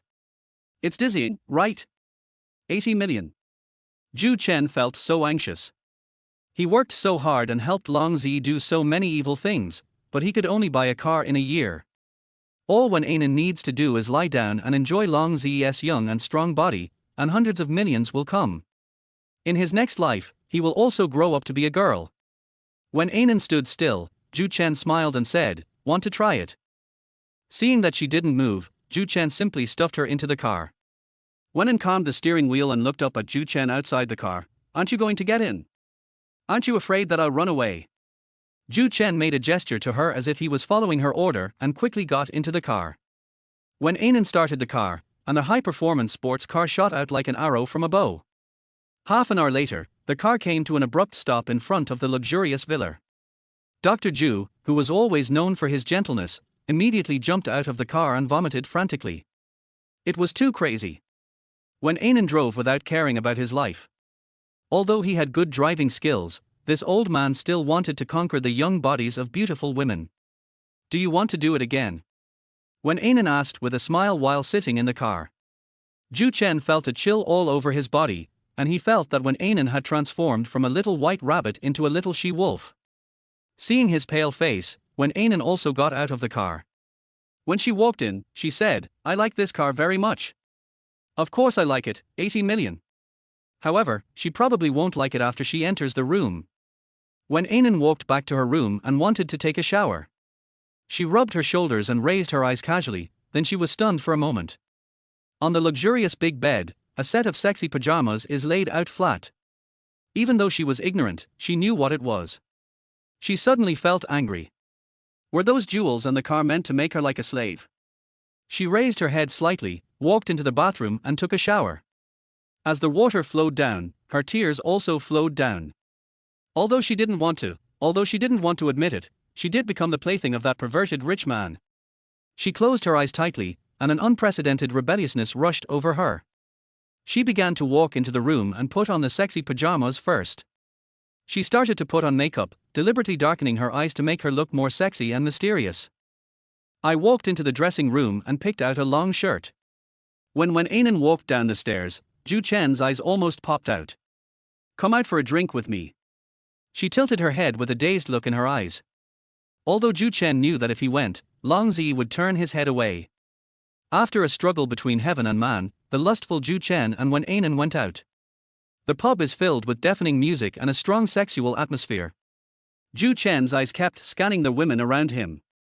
Although Wen Anan beside him was the sexiest and most alluring enchantress in the entire pub, he didn't dare.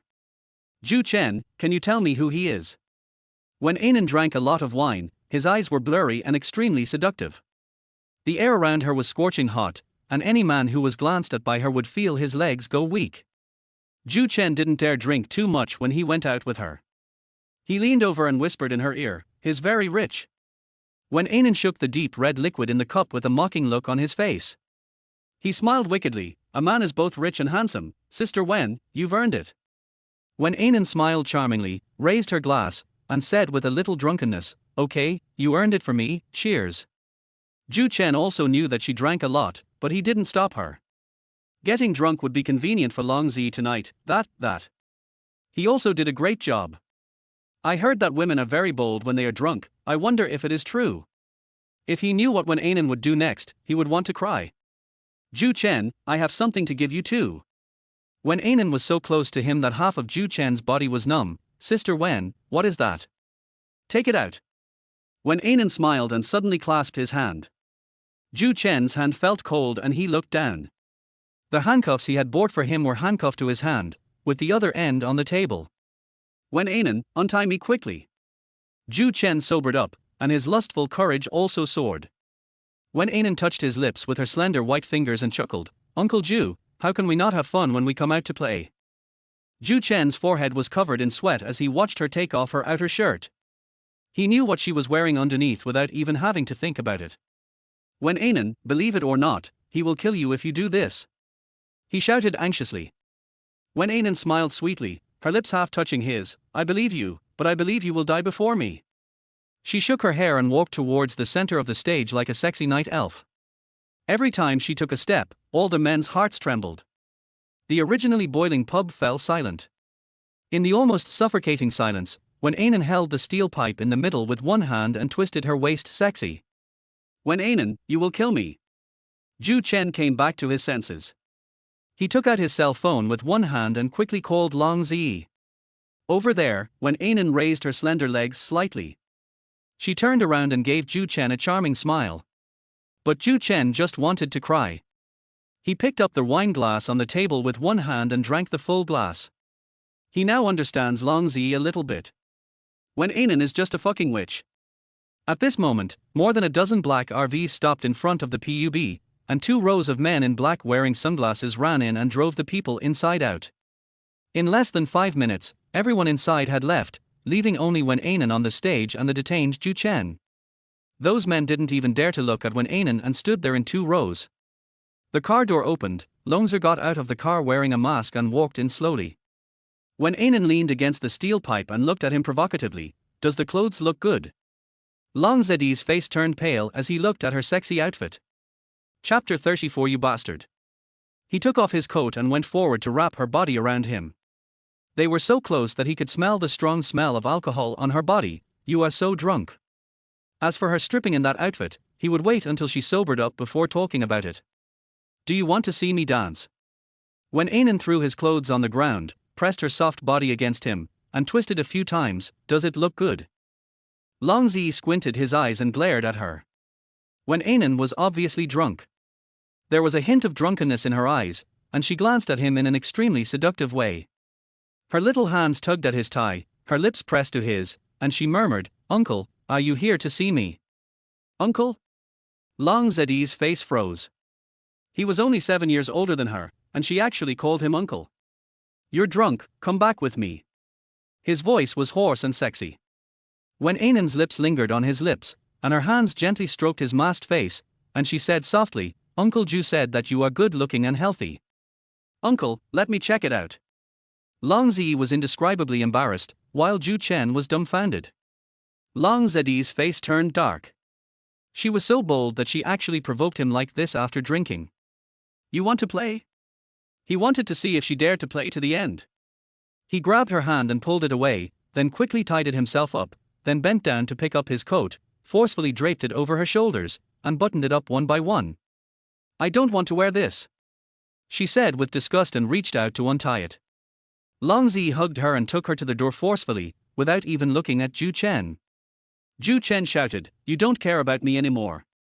Long Zi ignored him and left with Wen Anan. The drunk Wen Anan turned around, smiled charmingly, and blew a kiss to Ju Chen. Uncle Ju, take your time. When they got in the car, Long Zi threw her aside not too gently. In the enclosed space of the back seat, he changed his posture uncomfortably. Wen Anan drank some wine. Today was another extremely rebellious day, and he was incredibly bold. With her chin supported by her slender hand, she smiled charmingly. Uncle, do you miss it very much? Shut up. Long Zi had never known that a drunk woman would be like this, damnable and hateful. How dare you go out dressed like that? Wen Anan narrowed her eyes and breathed out the smell of alcohol. She glared at him, suddenly kicked off her high heels, and crawled towards him. She's like a sexy kitten. Long Zi's body shook. Wen Anan moved closer to him, breathing softly. Uncle, don't you just want to see me like this? Don't call me uncle. He was a little annoyed. Wen Anan smiled sweetly. You like me like this, don't you? I like it, of course I like it, there is no man who does like it. At this time, Long Zi was experiencing the most difficult test in his life. His body was thirsty like never before.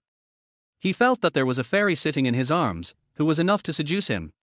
He pressed the call button in front of him, then sped up the car, and stopped in front of a 5-star hotel in less than 10 minutes. Long Zi carried Wen Anan to the top floor of the hotel and kicked open a door. As soon as he entered the room, he immediately pushed her against a wall and suppressed her with his body. Little devil, you are looking for death. She would have to face the consequences for teasing him like that. He took a bottle of wine and approached. You need a lesson. He stroked her delicate face and spoke softly. She said, let me go. Looking at his eyes, she knew what he was going to do, and her body tensed up with fear. Seeing the fear in her eyes, he chuckled. You were teasing me just now, but now you're scared. He was really angry, and the combination of anger and desire had an amazing effect. He tilted his head back and took a sip of the liquor, then lowered his head, pinched her chin with one hand, and forced her to drink it. After drinking 5 or 6 mouthfuls, her body had already softened on him like a puddle of spring water, her face was covered with an attractive blush, and she resisted weakly. I really can't do it anymore. He looked deeply into her face, her eyes were out of focus, and he knew she was drunk. When Wen Anan woke up, she was in the bathtub. Her eyes were blurry and she was extremely drunk. She came over and bit his neck, mumbling, bad guy, I'm going to bite you to death. Wen Anan cried in his arms, and before he finished, she started to make a fuss and wanted to call home. Long Zi had no choice but to throw his phone to her and coax her. Be good, you should know what to say. Wen Anan was drunk and confused. She held the phone and said pitifully, password. Long Zi's body was hot, so he had no time to think about anything else. He took it and helped her unlock it after a while. Wen Anan dialed the home phone number. When the call was connected, it was Mother Wen. Hello. When Wen Anan heard her voice, tears suddenly flowed out and she vaguely called out, Mom. Mother Wen was pleasantly surprised. It's Anan, kid, why didn't you call me for so long? Your phone is turned off, and your dad and I. She suddenly stopped and asked alertly, Anan, where are you? Mother Wen's heart skipped a beat, and she immediately asked, Anan, do you have a boyfriend? A hint of intoxication flashed across Wen Anan's face. Her fingers gently stroked the man's chest. Long Zi narrowed his eyes and said, let go. Anan, go to bed early. Your father and I will go to City B to see you in a while. Mother Wen said with a blushing face. How could Wen Anan hear? Anan, this child is so engrossed in watching, she has really grown up. Mother Wen laughed and scolded softly, Anan, you are not allowed to just drag a man to do something stupid. Wen Anan was just getting through that period. Her eyelashes were trembling, her eyelids were pink from crying, and there were 2 tears hanging on her cheeks. She looked like a still doll, adorable and endearing. Long Zi felt nervous when he saw her unable to accept her love. However, he heard the voice of Wen's mother on the phone, and he leaned close to her ear and smiled softly with ill intentions. Baby, your mother is talking to you. Wen Anan finally woke up from her dream. She twisted her body and picked up the phone again, putting it to her ear. Mother Wen scolded her a few words. Mom, I'm going to study now. Good night. She said, throwing away the phone in her hand. Chapter 35 Quiet Hug. Long Zi narrowed his eyes and saw that the little woman sitting on him suddenly climbed up naked. She pulled the bed sheet, wrapped it around herself, and walked towards the small bar in the room. I want to drink. She ran over and counted the entire row of wine racks with her little hands. After counting for a long time, he brought over a bottle of red wine. Long Zi knew that she was still drunk, so he let her do what she wanted. After a while, she found 2 cups and staggered over. With her long hair draped over her shoulders and the snow-white sheets draped over her body, she looked innocent and seductive. After drinking 3 cups in a row, her head became even hotter, her whole body was terribly hot, and her little face was flushed. She boldly climbed on top of him, hugged his neck, and said shockingly, "Let me see your face, I will have to bear children for you in the future." She yawned and whispered to him, "You said, I don't even know what the father of my child looks like. It's so funny if I tell others about it." Long Zi's body stiffened slightly, and when he saw her looking up, his heart suddenly moved. At this moment, her eyes seemed to be immersed in water, so beautiful and so clear. He held her face in his hands, his voice hoarse, "Do you really want to see what I look like?" Wen Anan nodded blankly. Long Zi touched her little face and looked at her with a deep gaze. "Okay, I'll be with you when you give birth." His answer was strange, but the drunk Wen Anan could only hear 3 words: give birth to a child. A drunk woman's emotions are usually unstable. She suddenly started crying, "I don't want to have a baby." Long Zi froze, not understanding why her mood changed so quickly. Wen Anan hugged him softly, her little face buried in his neck, sobbing, "Giving birth hurts so much, I don't want to give birth." Long Zi didn't know what to do. They were both naked and had done it countless times. He couldn't be cold even if he wanted to. Wen Anan cried sadly, she was not afraid at all, she lost all her image, she sobbed, "Besides, and you are not my boyfriend, why should I help you have a baby?" The more she thought about it, the angrier she became. "Isn't it just money?" She quickly picked up the bag that was thrown on the ground, took out a large stack of banknotes from it, and scattered them on Long Zi's extremely noble body. This was not enough. When Anan went even further and threw all his clothes at him, saying, "I am very satisfied tonight, take your things and get out." "Stop it." He came down and held her hand. When Anan stared at him, holding the bed sheet in one hand. She was really nice. Even though she was so drunk and acting so crazy, she still remembered to wrap herself in the bed sheet. When Anan suddenly burst into tears, silently shedding tears, "I don't want to have a baby, you bully me." The naked little body was trembling, and her icy eyes looked at him accusingly, tears streaming down her face. When Anan continued to cry intermittently, "Who wants to have a baby with you? If it weren't for my mom and dad, I would never let you touch me even if I died." "I know." He hugged her. When Anan got angry and sat on him, "You don't know." Her chest was heaving violently due to excitement, and Long Zi looked at her deeply. After a long while, when Anan suddenly fell softly into his arms, feeling a little drunk and sleepy, and said vaguely, "Because I am not their biological child. If I were their biological child, I could let them die with me. But since I am not their biological child, how can I drag them down?" She spoke softly, but Long Zi heard every word clearly.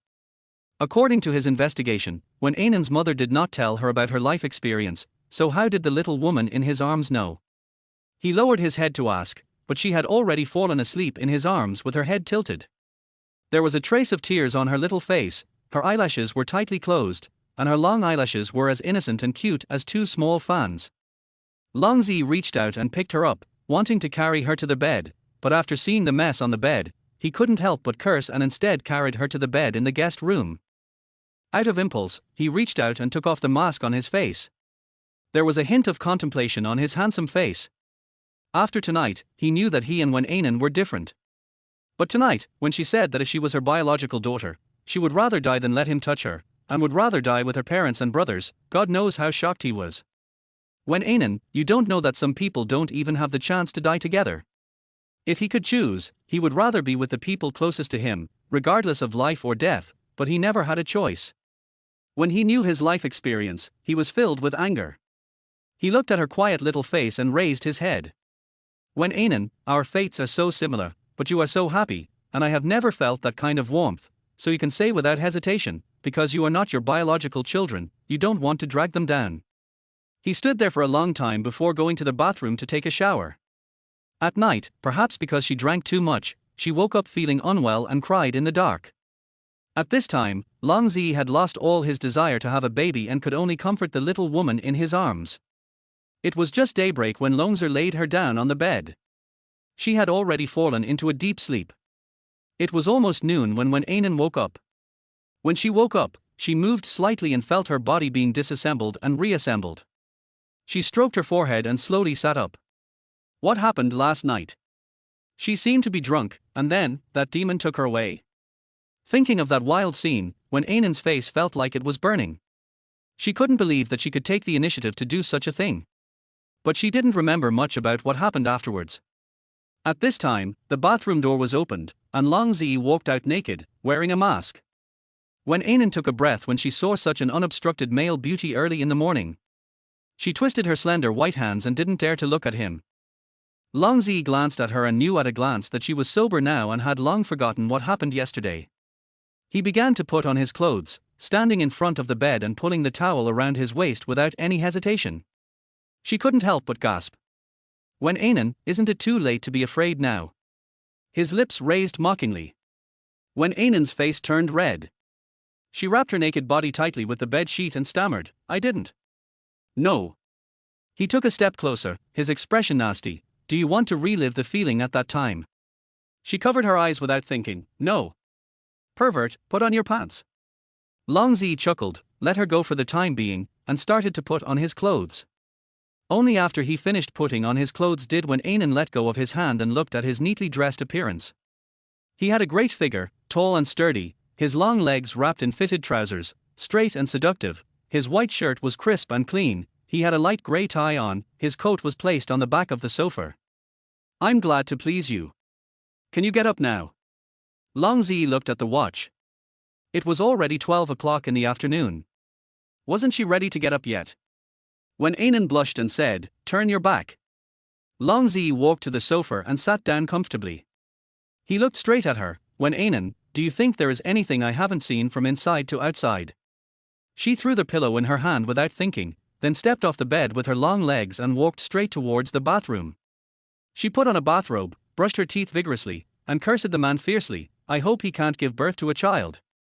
But Wen Anan, he can't have children, so don't you have to accompany him and do it all the time?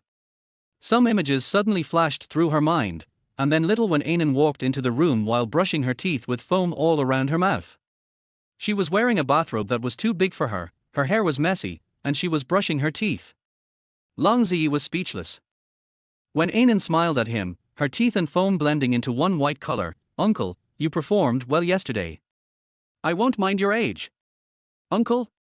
Longzhi narrowed his eyes, and then heard her mutter to herself, no wonder she always wears a mask. The tone in which she spoke of him as an old man caused unprecedented damage to Longzhi's male self-esteem. He is only 28 years old, not an uncle, let alone an old man. Longzhi squinted his eyes and saw her coming out of the bathroom, already wearing clean clothes. It was a dress that fit her perfectly, which he had asked him to deliver this morning. Let's go. He stood up and picked up his coat. Wen Anan stood still and Longzhi looked at her. Uncle, don't you think it's funny that you appear in the hotel wearing a mask in broad daylight? Wen Anan deliberately made him angry. Chapter 36 Gossip Ju Jian Jian.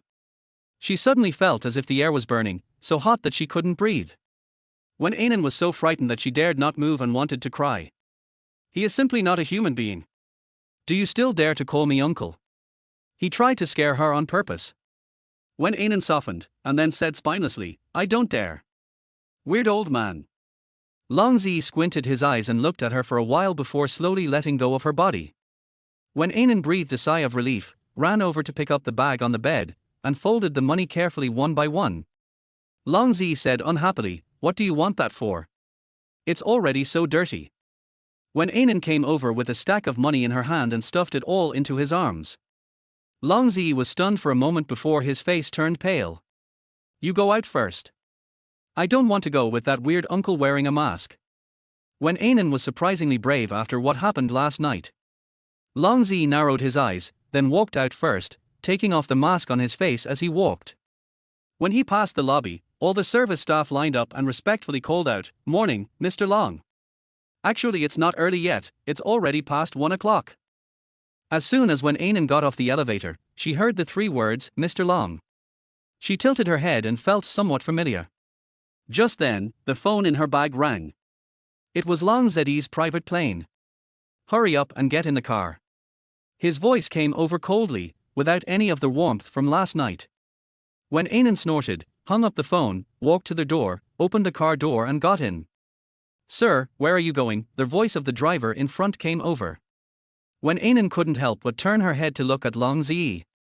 He had put on the mask again. He said slowly, send her back first, and then take me to the company. Should I thank you for not throwing me away immediately after using me? Wen Anan held his forehead, sitting in the spacious back seat, feeling so angry that he was about to die. Long Zi glanced at her calmly and said, if you want, you can get off now. Before she could speak, his voice continued to sound coldly, I will have someone follow you and watch you walk all the way back. Long Zi was very displeased by her obvious distraction. He hooked his finger under her chin and said, go back, have lunch and take a nap. She left his body, leaned back in the back seat and smiled, Uncle, you're old. Long Zi ignored her and opened his notebook to look through today's schedule. Wen Anan bit her finger and said, Uncle, why don't you look like this elite when you are in bed?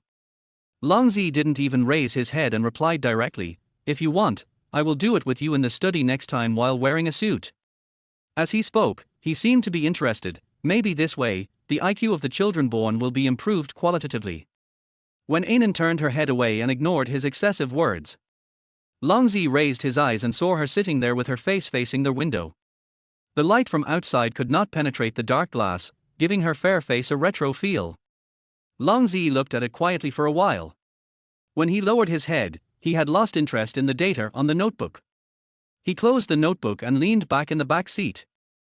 Wen Anan thought that he would leave after sending her back, but she didn't expect that Long Zi followed her out of the car and walked into the restaurant. He did not sit down.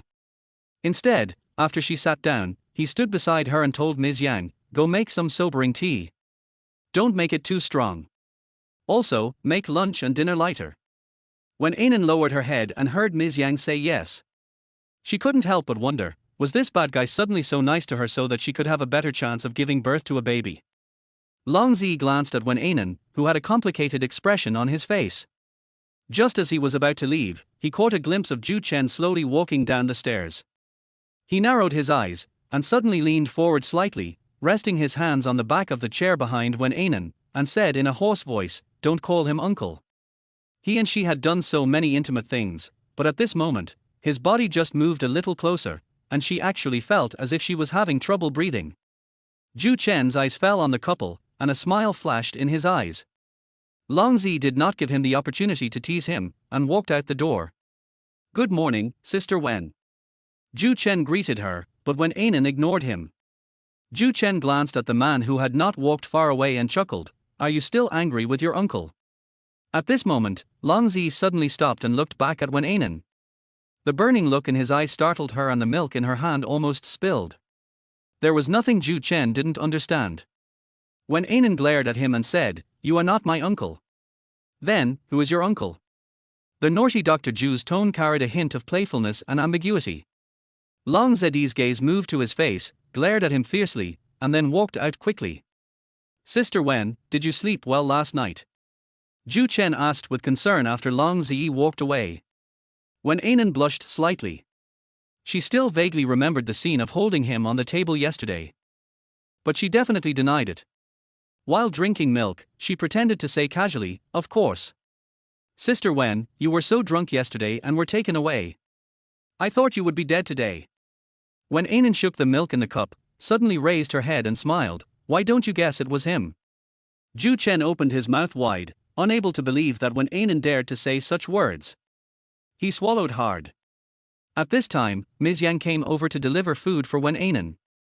When she heard him ask this, she looked at him with some disdain, Dr. Zhu, are you always so gossipy? Zhu Chen immediately entered doctor mode, I am concerned about his physical condition. He blinked at Wen Anan with an ambiguous look on his face. Wen Anan drank the soup calmly. After a while, she raised her eyes, looked at Dr. Zhu, and asked softly, do you really want to know? Dr. Zhu nodded vigorously. Ms. Yang couldn't bear to watch his lewd look and left immediately. Zhu Chen moved his chair closer to Wen Anan, and his voice became a little hoarse, Sister Wen, we are not outsiders, right? I am his doctor. You know, although these things are private, there is no need for me to keep them secret. Wen Anan smiled faintly and continued to drink her soup. Ju Chen looked at the delicious black chicken soup in her jade bowl with jealousy. The girl's face was rosy, and it was obvious that she had been well nourished last night. The girl was enjoying herself drinking soup here, while he had been feeding mosquitoes in the pub for half the night and didn't even have any saliva to drink, let alone soup. In order to retaliate against Longzer's unfair treatment, he must dig out this inside information. Wen Anan looked at the mean look on Dr. Ju's face for a few more times. He thought she was going to give in, so Wen Anan said calmly, "You and him are not outsiders. He kidnapped me to give birth, and you are an accomplice."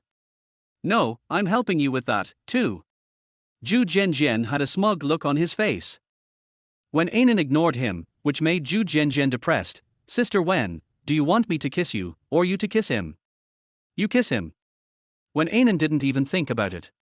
Ju Chen was dumbfounded. He suddenly felt that it was a good thing that Wen Anan was captured by Long Zi to give birth to a child. If they really lived together, Long Zi would be in dire straits. Wen Anan finished her meal and stood up leisurely. With Ju Jinjian's puppy-like expression looking at meat and bones, she slowly turned around and stretched out a finger. Just once. Ju Jinjian obviously didn't believe it. Wen Anan walked over, put one hand on Ju Chen's shoulder, then leaned over and whispered in Ju Chen's ear with a smile. Ju Chen's face twitched, and he saw her walking upstairs. Chapter 37 Kiss. Xiao Lele, you are still the best. Unlike Longzer and his little girl, they don't care about my feelings. Ju Zhenjian was sad and hugged Ms. Yang's arm, acting coquettishly and cutely. Ms. Yang did not push him away. A sneer appeared on her usually serious face. "You are shocked." Ju Chen was deeply insulted. He pulled her into his arms with force. Ms. Yang struggled hard but couldn't get free, so she slapped Ju Chen quickly. Ju Chen didn't try to dodge and his face was hit to the side. When he turned his head, he even smiled at her angry face, then lowered his head and kissed her lips fiercely. Her punches and kicks were of no use to him. Long Zi walked into the company, and Secretary Tang immediately stepped forward and said, "President, the meeting will start soon." Long Zi nodded, took the documents from Secretary Tang and walked towards the meeting room. Secretary Tang wanted to call him from behind, but after hesitating for a while, he didn't dare to do it. In the conference room on the 22nd floor, Long Zi sat in the first seat, with his chin propped up, listening to his subordinates report on their work and some plans, while Secretary Tang took notes. When Long Zi held a meeting, it was always serious.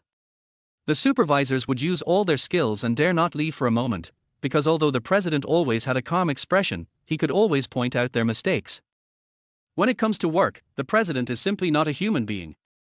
Today, the conference room is still filled with those executives wearing haute couture, but there is an absolute warmth in the air. The president was obviously distracted. After several executives finished speaking, the president didn't find fault. Also, that red spot on the president's neck, is that a kiss mark? So with Long Zi taking the lead in deserting their posts, the supervisors' reports became worse and worse. Secretary Tang couldn't remember anything and couldn't help looking at Long Zi's neck. The meeting went on for 2 hours in confusion. Finally, Long Zi stood up and said to the supervisors as if relieved, "Reorganize all the documents in your hands. The meeting will continue at 8 o'clock tonight. I hope to see a satisfactory summary." After he finished speaking, he walked out straight away, leaving a group of executives waiting. Long Zi walked back to the office, threw the documents on the desk, and walked to the sofa and sat down. Secretary Tang brought him a cup of coffee and said, "President, Mr. Liu is here." Long Zi was a little surprised. "Liu Wei?" His face was slightly frowned, with a hint of displeasure. Secretary Tang knew clearly in her heart that Ms. Liu was definitely not the woman in the president's bed yesterday.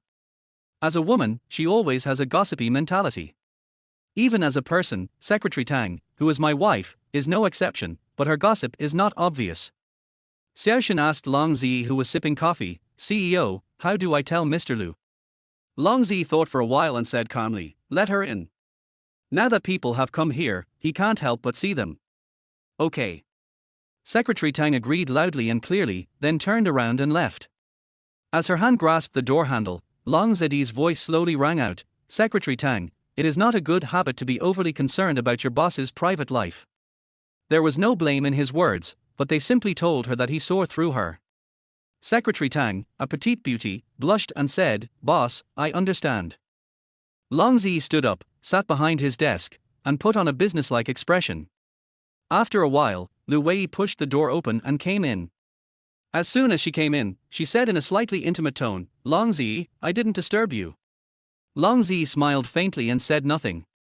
Lu Wei felt a little embarrassed. His attitude told her directly that her arrival was unexpected. "It's okay.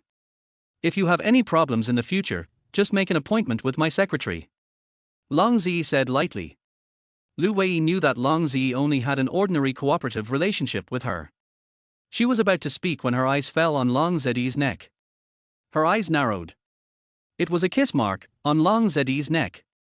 Long Zi was displeased by Lu Wei's long gaze and asked calmly, "What's wrong?" His questioning made Lu Wei feel a little uncomfortable. After all, she tried to please Long Zi not only to preserve her and Lu Yang's status in the Lu family, but Long Zi himself was also a big reason. He was a rare man she had met who was very self-disciplined, with almost no scandals and a clean private life. She really wanted to marry him.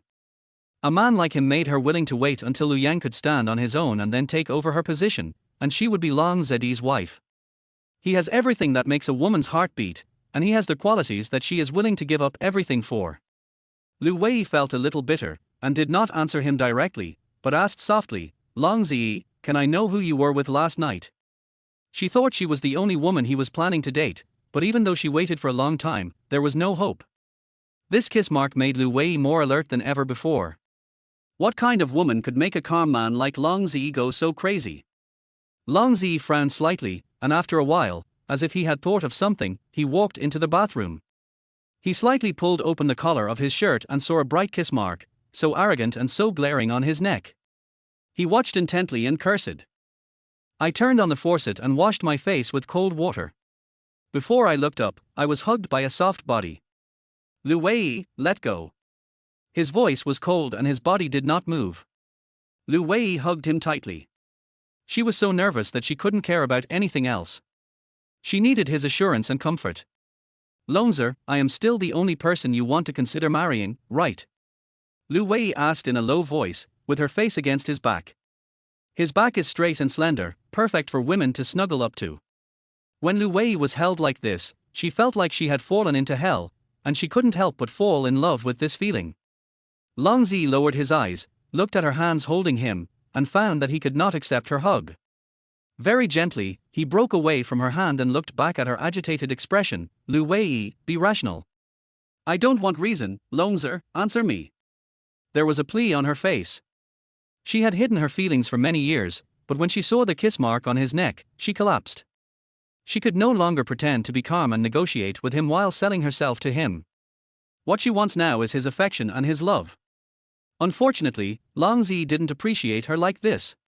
He frowned slightly. "Lu Wei, I don't remember what I promised you. But, the old man said that sooner or later I will be the daughter-in-law of the Long family."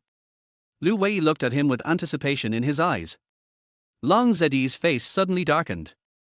He stared at Lu Wei and said word by word, "If you want to get married so badly, you can compete with Ning Xin. Maybe you can become the old man's new favorite." Lu Wei's face suddenly turned pale. She couldn't believe he would say that. Long Zi still felt it was not enough, and continued coldly, "But the old man may not like a woman who is too smart. Ning Xin is vain, materialistic, and easy to please. She is the favorite of rich old men and can be well taken care of as long as there is money." Lu Wei trembled as she looked at Long Zi. At that moment, she understood a fact. If she wasn't his junior, he probably wouldn't even give her a chance to work with him. In his eyes, she was no different from Ning Xin, the woman who specialized in warming the bed for rich men. She shouted angrily, "Longzer, I am different from her."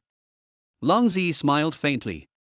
He stretched out a finger to hook her chin, and his handsome face approached. "Lu Wei, don't overestimate yourself. There is no essential difference between you and her. You both want to achieve your goals by sleeping with men. It's just that you are more greedy than her. You want feelings after getting benefits." He spoke word by word.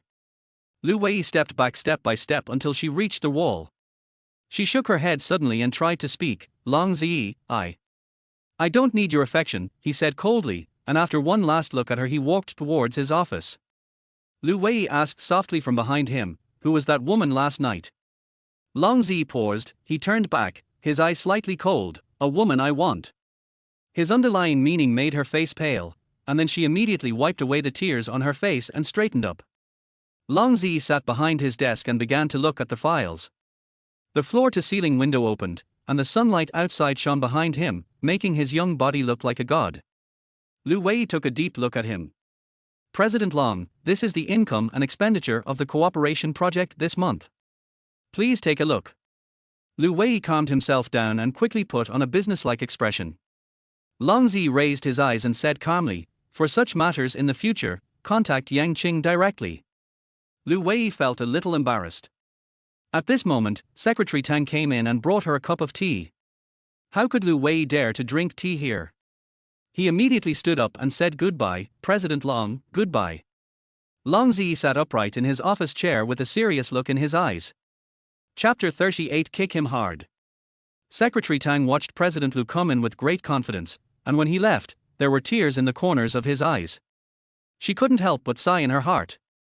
She had heard that the president was not kind to women, and it turned out to be true. Ms. Lu is also a beauty and has great abilities, but the president is not tempted at all. She couldn't help but look at the kiss mark on Long Zi's neck, and wondered what kind of girl could climb onto the CEO's body. However, she didn't dare to look any further and immediately retreated. At 12 o'clock in the night, the senior executives of Long Corporation were severely beaten up and did not even have the strength to drive when they got off work. After seeing the president off, he carefully asked Miss Tang, the secretary beside the president, I heard that Mr. Lu came here this afternoon. When Secretary Tang heard this, he knew they had misunderstood. She raised her hand, I can guarantee that the one who made the hickey was not Mr. Lu. Stop kidding. The executives were all cold and didn't dare to think about it anymore. Long Zi sat in the car. He didn't let the driver take him, but drove to Holly's villa by himself. Late at night, the silver sports car glided through the dark night like a stream of light, and when it arrived at the house, it was already 1 o'clock. Long Zi got off the car. Ms. Yang prepared a midnight snack for him. He ate something casually and went to the bedroom on the second floor. As soon as I opened the door, I could smell the faint fragrance of a young girl. At first glance, I saw Wen Anan lying on the bed, sleeping soundly. He came back and turned on the light, but she didn't notice anything. Long Zi put on a mask and walked over. He stood beside the bed for a while, then suddenly reached out and picked her up. Wen Anan suddenly woke up and struggled. Don't move, it's me. He patted her little butt, his voice hoarse. The lights in the corridor were dim yellow, and she looked so cute and flirty when she woke up. In such a quiet night, his heart was unusually calm, yet unsatisfied. Although Wen Anan couldn't see his expression, she wondered why he was carrying her to the study room so late at night. The door was kicked open, then closed again, and her body was pressed against it. Long Zi squeezed her behind the door and looked at her with burning eyes, Don't you want to see me calm down? She looked at the beast in front of her, her head resting against the door. It's nighttime now, not your working hours. It's time to go to bed, I know. He said in agreement, then he grabbed her hand, ripped open his collar, and said dangerously, Wen Anan, what do you mean by leaving this on me? Wen Anan was not fully awake yet. Her eyes widened slightly, and she did not react for a moment. After seeing the kiss mark, she subconsciously asked, Are you sure it was not left by another woman? Long Zi narrowed his eyes and pinched her chin with one hand, I haven't had any other women in this month. He is not a lustful man. In fact, he hasn't had a woman for a long time. Wen Anan said innocently, Maybe it was left by a woman named Shirley, and you forgot. Shirley. Woman. Long Zi's eyes were deep and he stared at her carefully for several seconds before he suddenly chuckled. I promise, it's not that. He laughed softly, kissed her lips, and said in a low and hoarse voice, Wen Anan, now concentrate on having a baby. Wen Anan's mind went blank, and she lay limp on the door, letting him kiss her. She drank a lot yesterday, but she didn't drink today.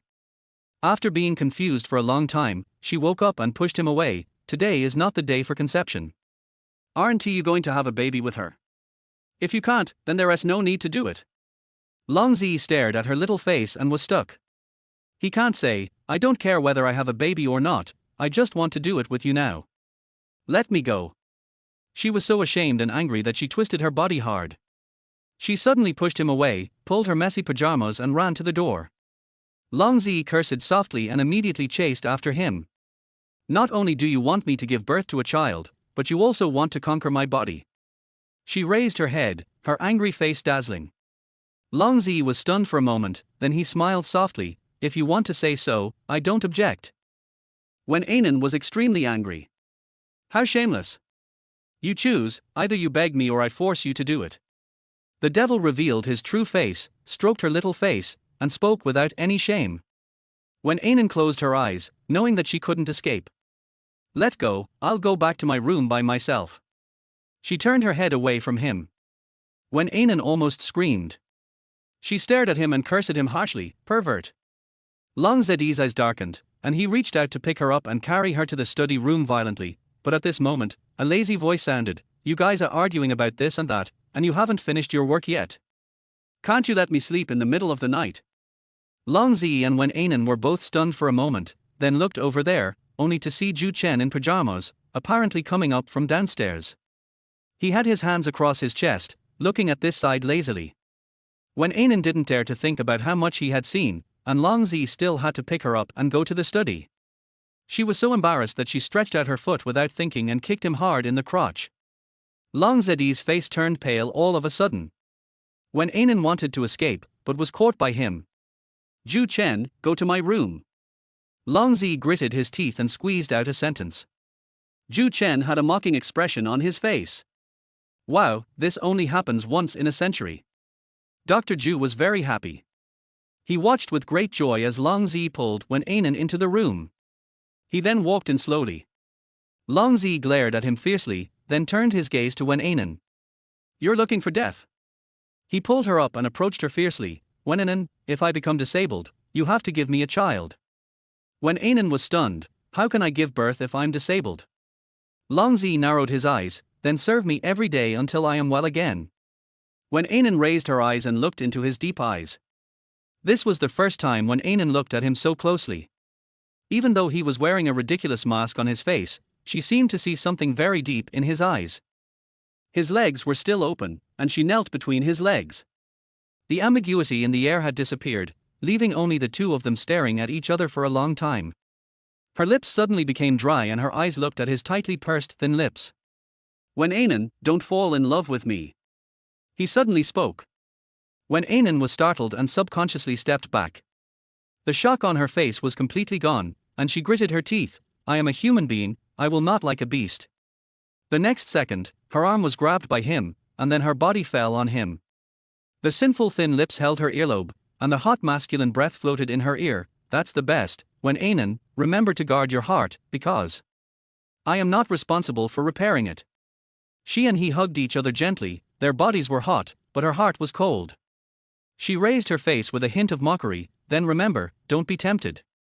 Long Zi stared at the little thing in his arms with burning eyes, and raised his sexy lips slightly, then let's wait and see. Wen Anan snorted coldly and tried to escape from his body, but was grabbed by his big hand. Should I do something else? She moved her lips to his ear and chuckled, Uncle, in order to keep your heart, it's best not to be too obsessed with my body. She smiled at him. Tonight, I'll sleep next door.